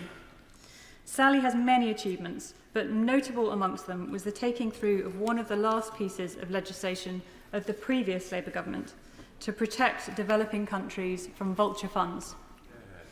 Sally remains a dedicated and a committed public servant. I don't mind admitting that I spoke to plenty of residents during the election campaign who told me that whilst they really appreciated my doorstep pitch for their support, they would be voting for Sally Keeble. Madam Chair, I'm aware of the examples of good service in this place that have been set for me, and I hope to live up to them. So I want my constituents to know serving our community in Northampton will be my first and my highest priority for as long as I remain in this place.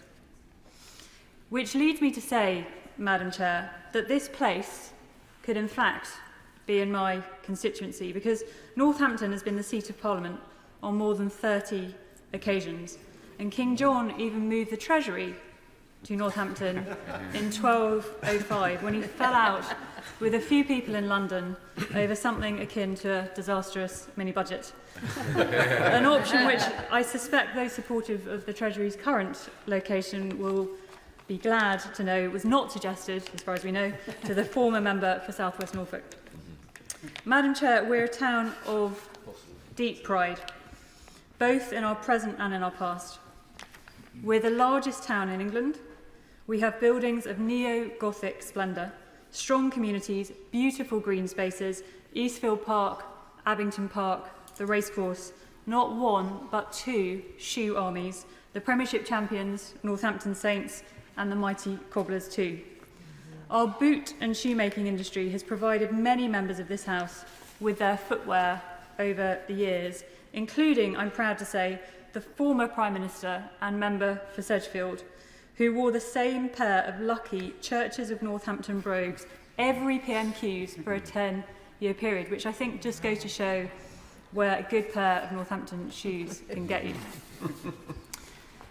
Madam Chair, service is something that runs deep in my family. My mum worked for the NHS and the MOD. My dad served in the Royal Engineers for 30 years, including in the First Gulf War and in the Balkan conflict. I was born on RAF Begburg in Germany, and I grew up, like many forces children, on military bases all over the place.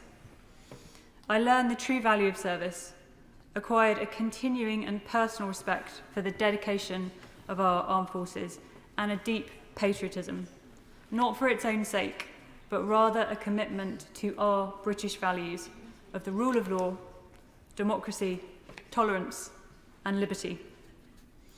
That strong sense of fairness led me to train as a lawyer. And so 13 years after my dad served on the NATO deployment in Bosnia, I went out to The Hague to be part of the International Criminal Tribunal for the former Yugoslavia, the body established to bring some semblance of justice to bear following that conflict. I will never forget the testimony of witnesses to the most appalling of crimes against humanity. And that experience showed me not only the importance of the international community, but the value of justice being done. These are principles which I think are particularly important in the context of Russia's aggression in the Ukraine and the Ukrainian people's brave fight for freedom.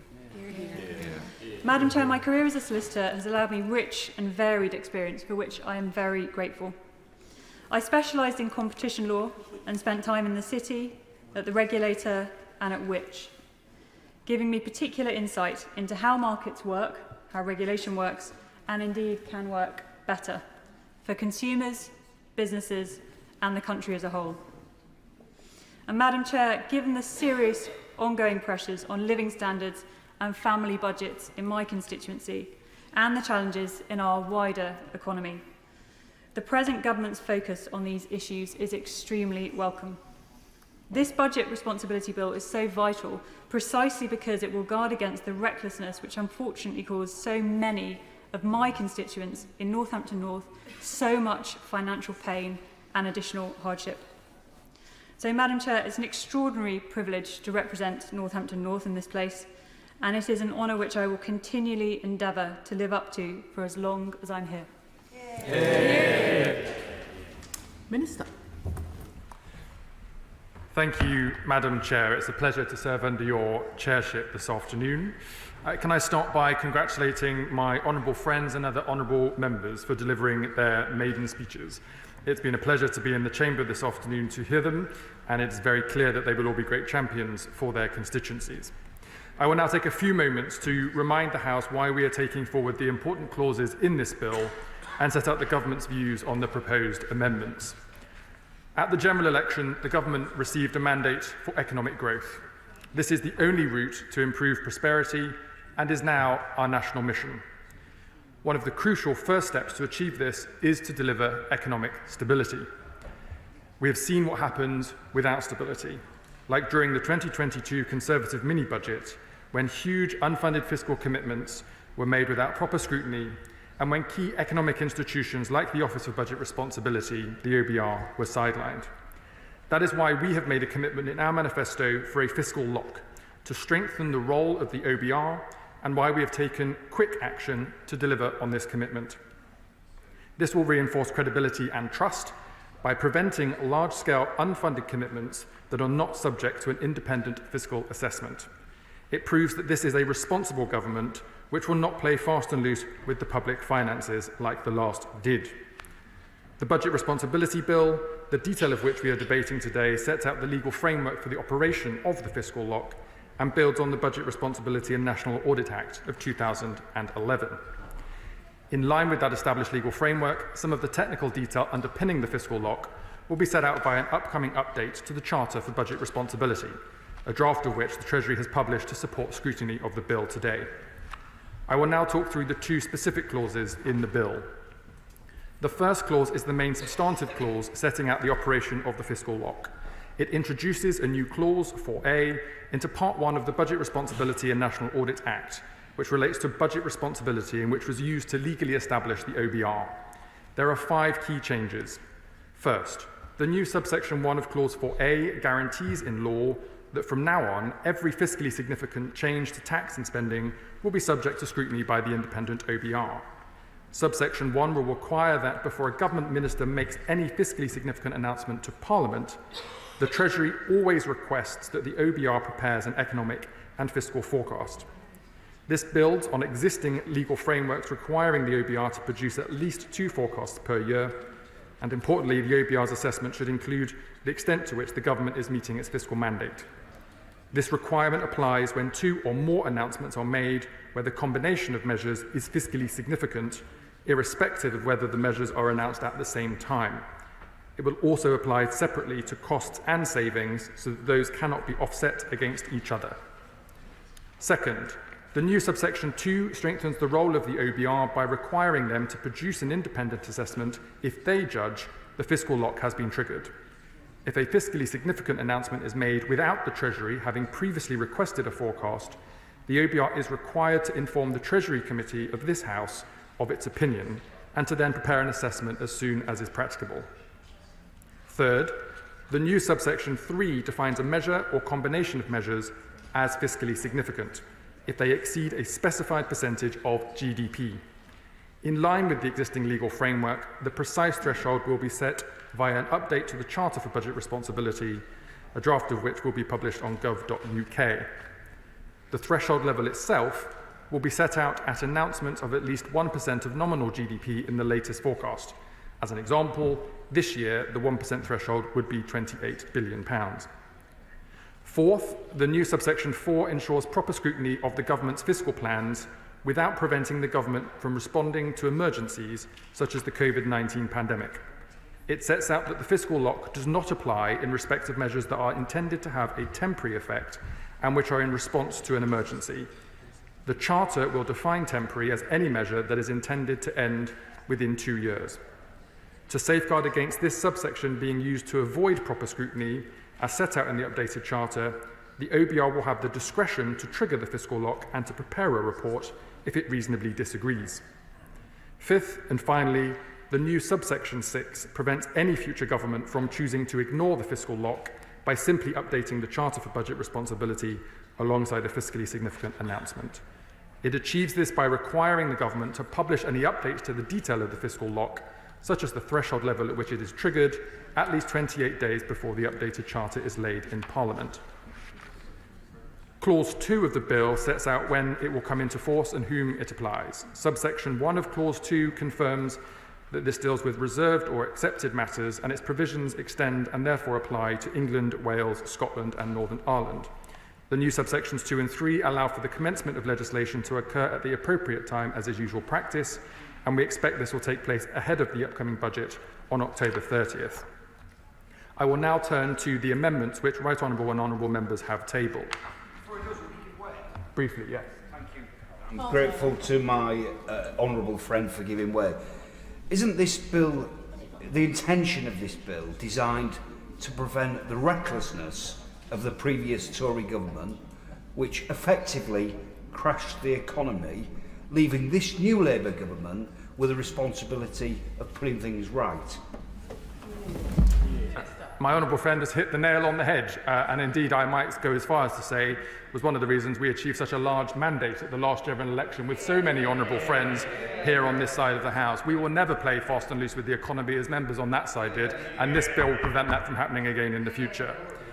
Moving to the amendments, starting with amendments 9 and 10 tabled by the Shadow Chancellor, this would require the OBR to publish a report whenever HMT announces new fiscal rules. The purpose of this bill is to ensure that no government can make large-scale announcements of tax and spending without being subject to the independent assessment. The government's robust fiscal rules will support economic stability, but do not change tax and spending. It is those decisions that matter, as we saw when the previous Conservative government decided to announce £45 billion of unfunded commitments in the 2022 mini-budget. Very briefly, yes. Thank you. Thank you for giving way. He can answer this very briefly as well, which is, could the honourable member confirm that he has no plans to change the fiscal rules? The honourable gentleman is enjoying himself but knows the answer. Wait for the budget.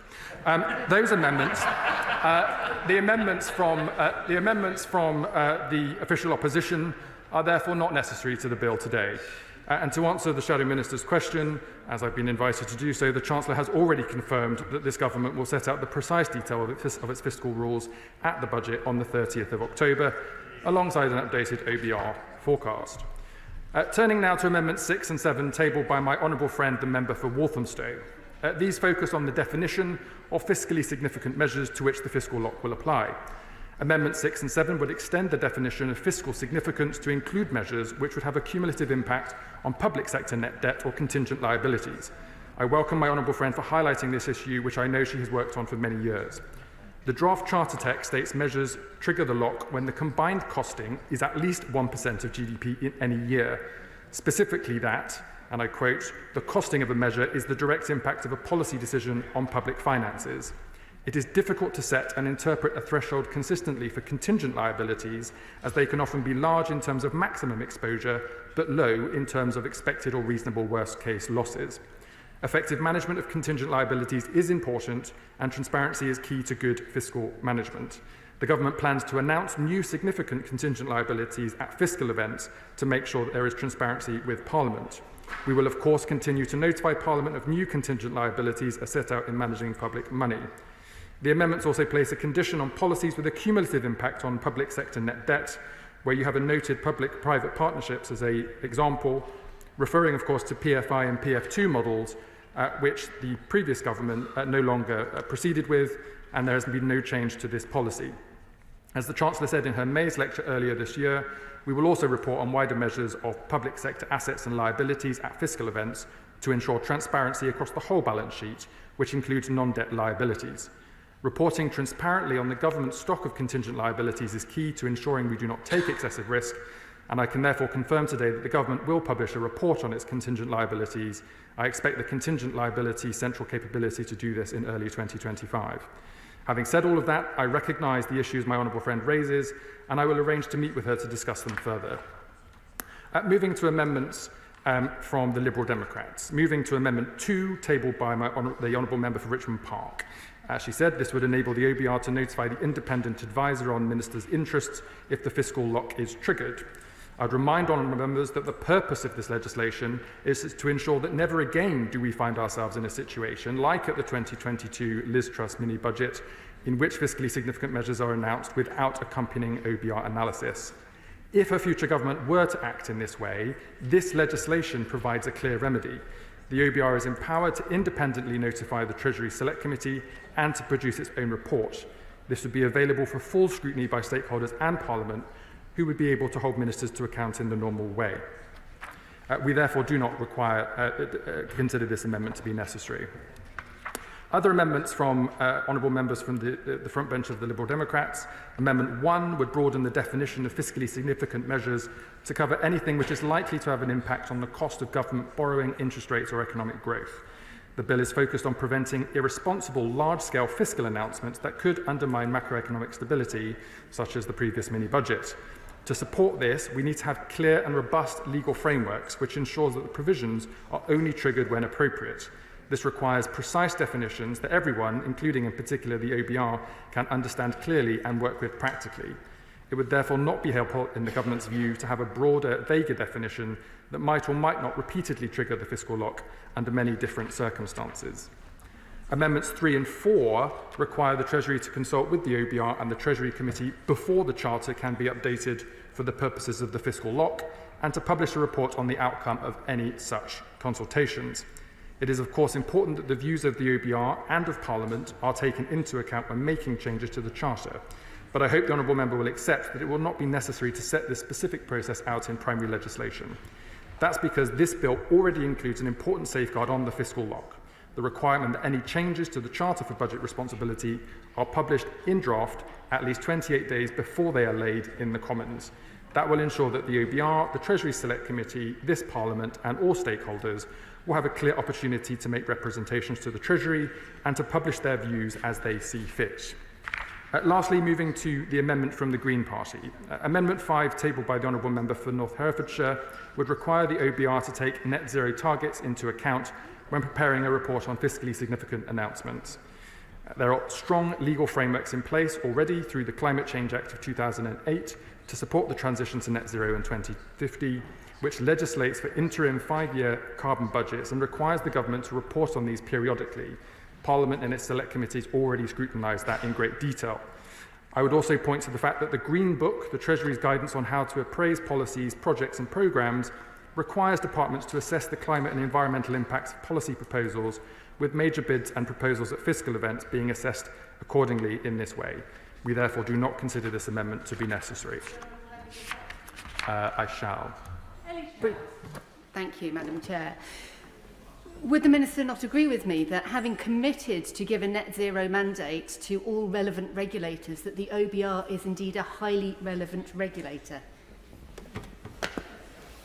And equipped to do the job it's supposed to do alongside the other regulatory body that holds the government to account, the Committee on Climate Change.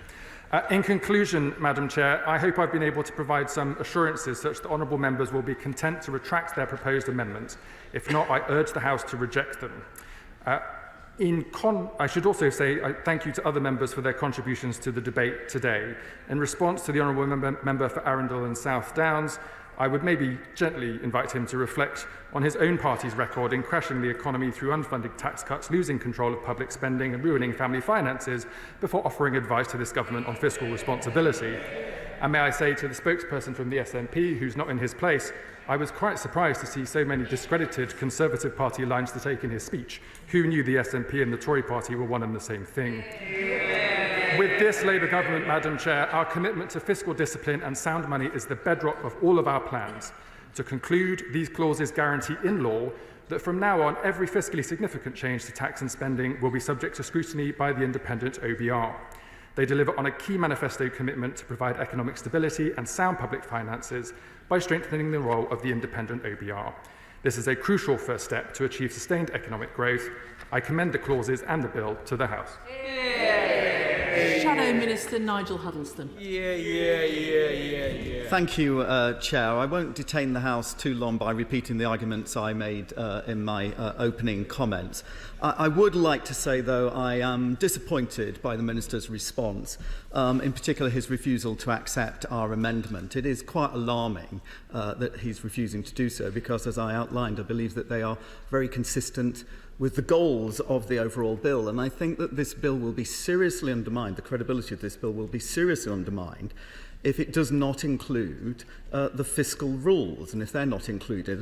And I like the Minister a lot. We go back a way, we've always had civil conversations. But if the Minister does not believe or consider the level of debt, type of debt and the definition of debt to be quote-unquote fiscally significant, then with the greatest respect, perhaps the Treasury is not the right home for him. They are transparently fiscally significant and important part of the consideration that we're talking about today. I thank the honourable gentleman for giving way and for inviting me to suggest whether I should try to find a job in another department. I would just point out that having arrived at the Treasury, I did see the impact of fiscally significant levels of debt after 14 years of the Conservative government. Has he got anything to say to the House on that matter? Yes, I have indeed, because as I outlined in my original statement, the arguments the honourable member is making do not stack up with the facts. The economic circumstances they have inherited are better in many areas than we inherited from them back in 2010. The economy is the fastest growing in the G7. Unemployment, which, by the way, every Labour government since the Second World War has increased unemployment while they're in power, for us to then clear it up and reduce unemployment when we take over.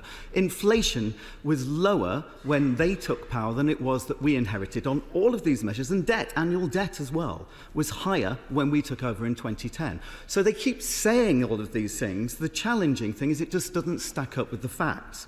Their arguments about the level of debt, as I outlined again earlier on, they have already announced £10 billion for inflation-busting salary increases for their union mates, £8 billion on their energy provisions, and £7 billion on on the National Wealth Fund. That's £25 billion of additional money that they have spent. If there is a black hole in the finances, it is so clearly one of their own making by the announcements they've made since coming into government. £25 billion is a huge amount of money. But I will finish those points because we had this debate earlier on, and we'll come to that. I won't give way at the moment because I now want to move on to some more positive things. Yeah. We've got third reading as well, so let's enjoy ourselves here. But I say, just because the opposition keep repeating this narrative does not make it true. I'm sure they'll continue to do so, but I would say £25 billion I've just outlined of £25 billion of additional spending. That is a choice that they have made. That is a choice that they have made. And as I also outlined earlier on, the arguments that they are having to now, out of response to the circumstances that they inherited, out of response to that, cut pensions, payments to pensioners, again is not true, because as I outlined in my opening speech, that was a deliberate policy choice, a long-stated policy choice, articulated by the current Chancellor a decade ago. That is not a response to circumstances. That was deliberate Labour policy. But as I said, on a more positive note, I would like to congratulate all of those who've made their maiden speeches today.